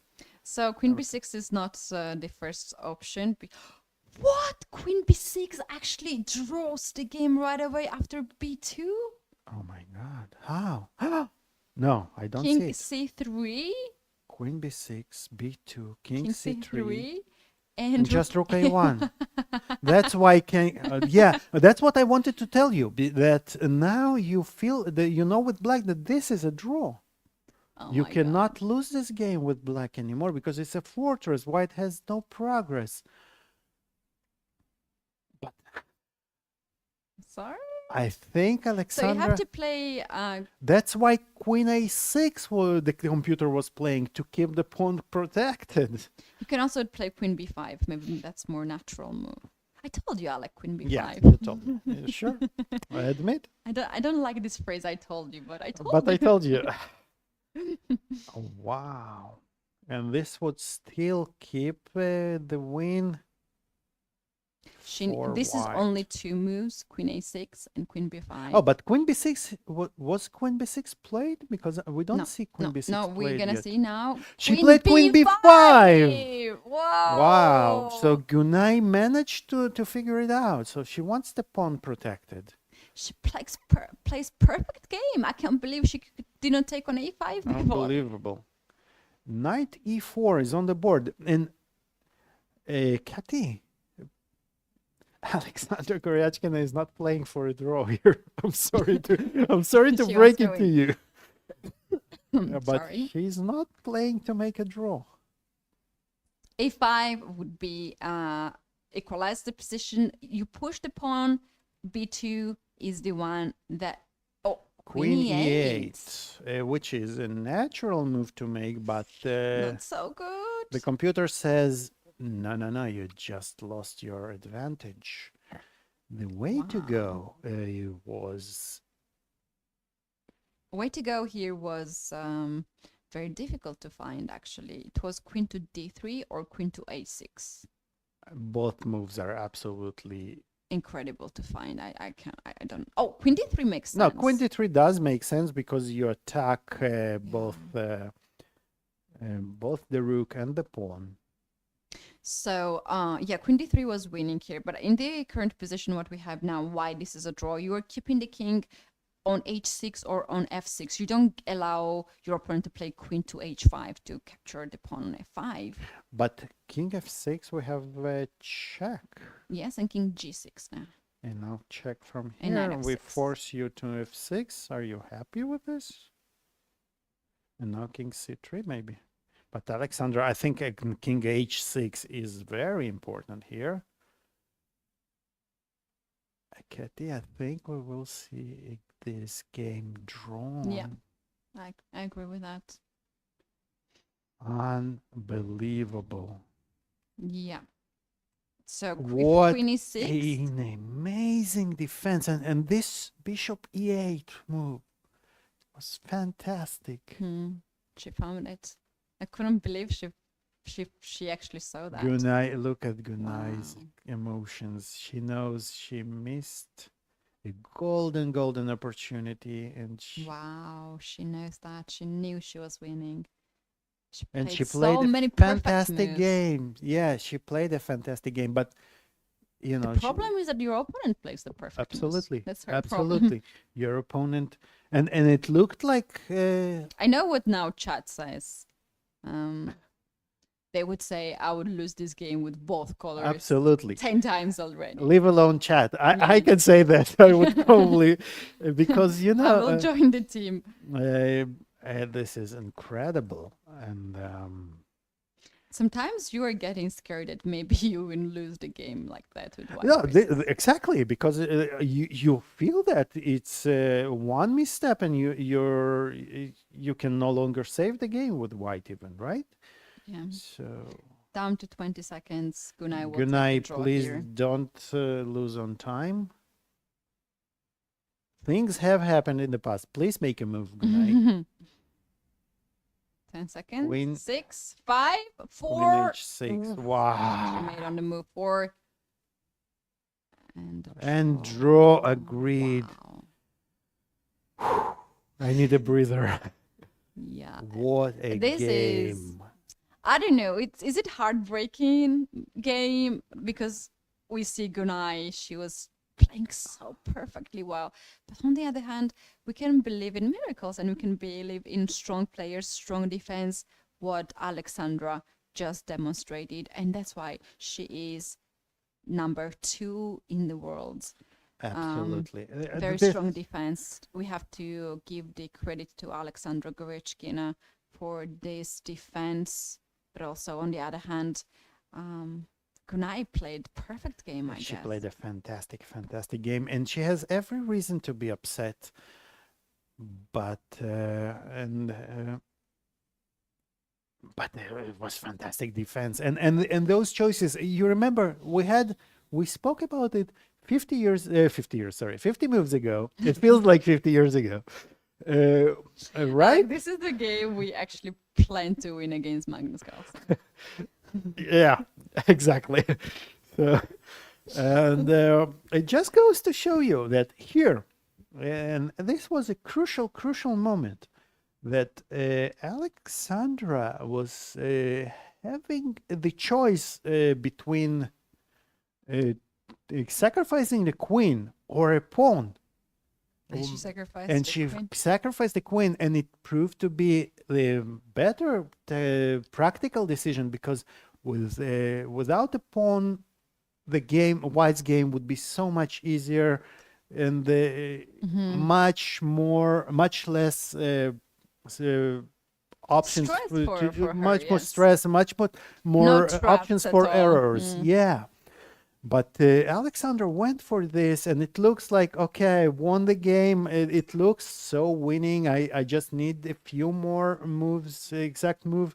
But then all of a sudden, it's not easy at all, and black pieces are very coordinated. On every move, basically. So if you look at it as a game of probabilities, Keti, so on every move, white had a 1% chance to go wrong, but add all those probabilities for 50 moves, and all of a sudden you have a 50% chance to make a draw. And Incredible game. Today, Wow. none of the games actually has disappointed us. Even the game that ended very fast in a draw, Harika Dronavalli, who made the draw, was actually not so upsetting because itself the position against Polina Shovalova was very interesting. 2 pawn sacrifice, then 2 exchange sacrifice. It was crazy. and Actually. then I when saw there that was for the first nothing time. left to sacrifice, there was just a perpetual, right? Right. And then we have seen another draw, Tanjongi, Bela Khotenashvili. Who would expect that could be a draw? So that was another very excitement game. Alexandra Gershkina, Gunai Mammadzada. We just saw that. Who would think that could be end after the queen Unbelievable. sacrifice? Actually, Gunai won that queen as well. So then we have Dinara Wagner. The tables turned at the move 14 when Katerina Lachno blundered just one move, but the most important one move. Nana Dzagnidze demonstrated amazing skills of hers and win against Kielbasa Olivia. And the first game, Alexandra Kosteniuk against Bibisara Solbaeva, was so important for Alexandra. She was struggling so much to get the pawn back, but she had amazing idea. She could play on Bishop D6, that move. I hope our viewers could remember that. So this is our current standings. Here we have Dinara Wagner right now. So Is this the leader. leader? That's amazing indeed.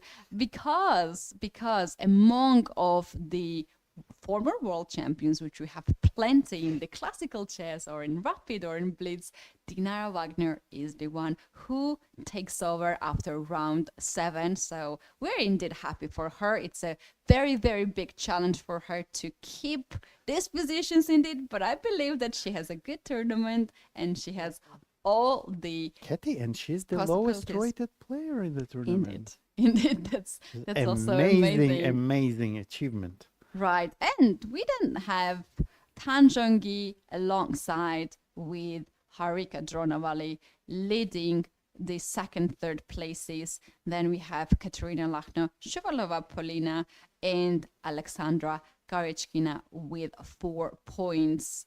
And Alec, we have plenty of the players with 3 points as well. Right. And an amazing game and an amazing round. And Keti, the Alexandra Goryachkina managed to improve her Grand Prix standings today. Both her contenders lost, and she miraculously saved. And one more thing, Queens didn't manage to win in the 2 games that we had. The Queen versus Minor Pieces. Two draws. I told you earlier you have to trade the queens, but who listens? Who listens me? But anyway, so guys, thank you so much for being with us and watching this commentary. We hope that you learned a lot of ideas today. We enjoyed very much. Absolutely. Thank you, Alec, very much. Thank also for the great company and the amazing lines that you are showing to our viewers. It's now final goodbye from us. We have to say goodbye, and you guys are coming back tomorrow, same place and same time. So bye now, and see you tomorrow. Bye.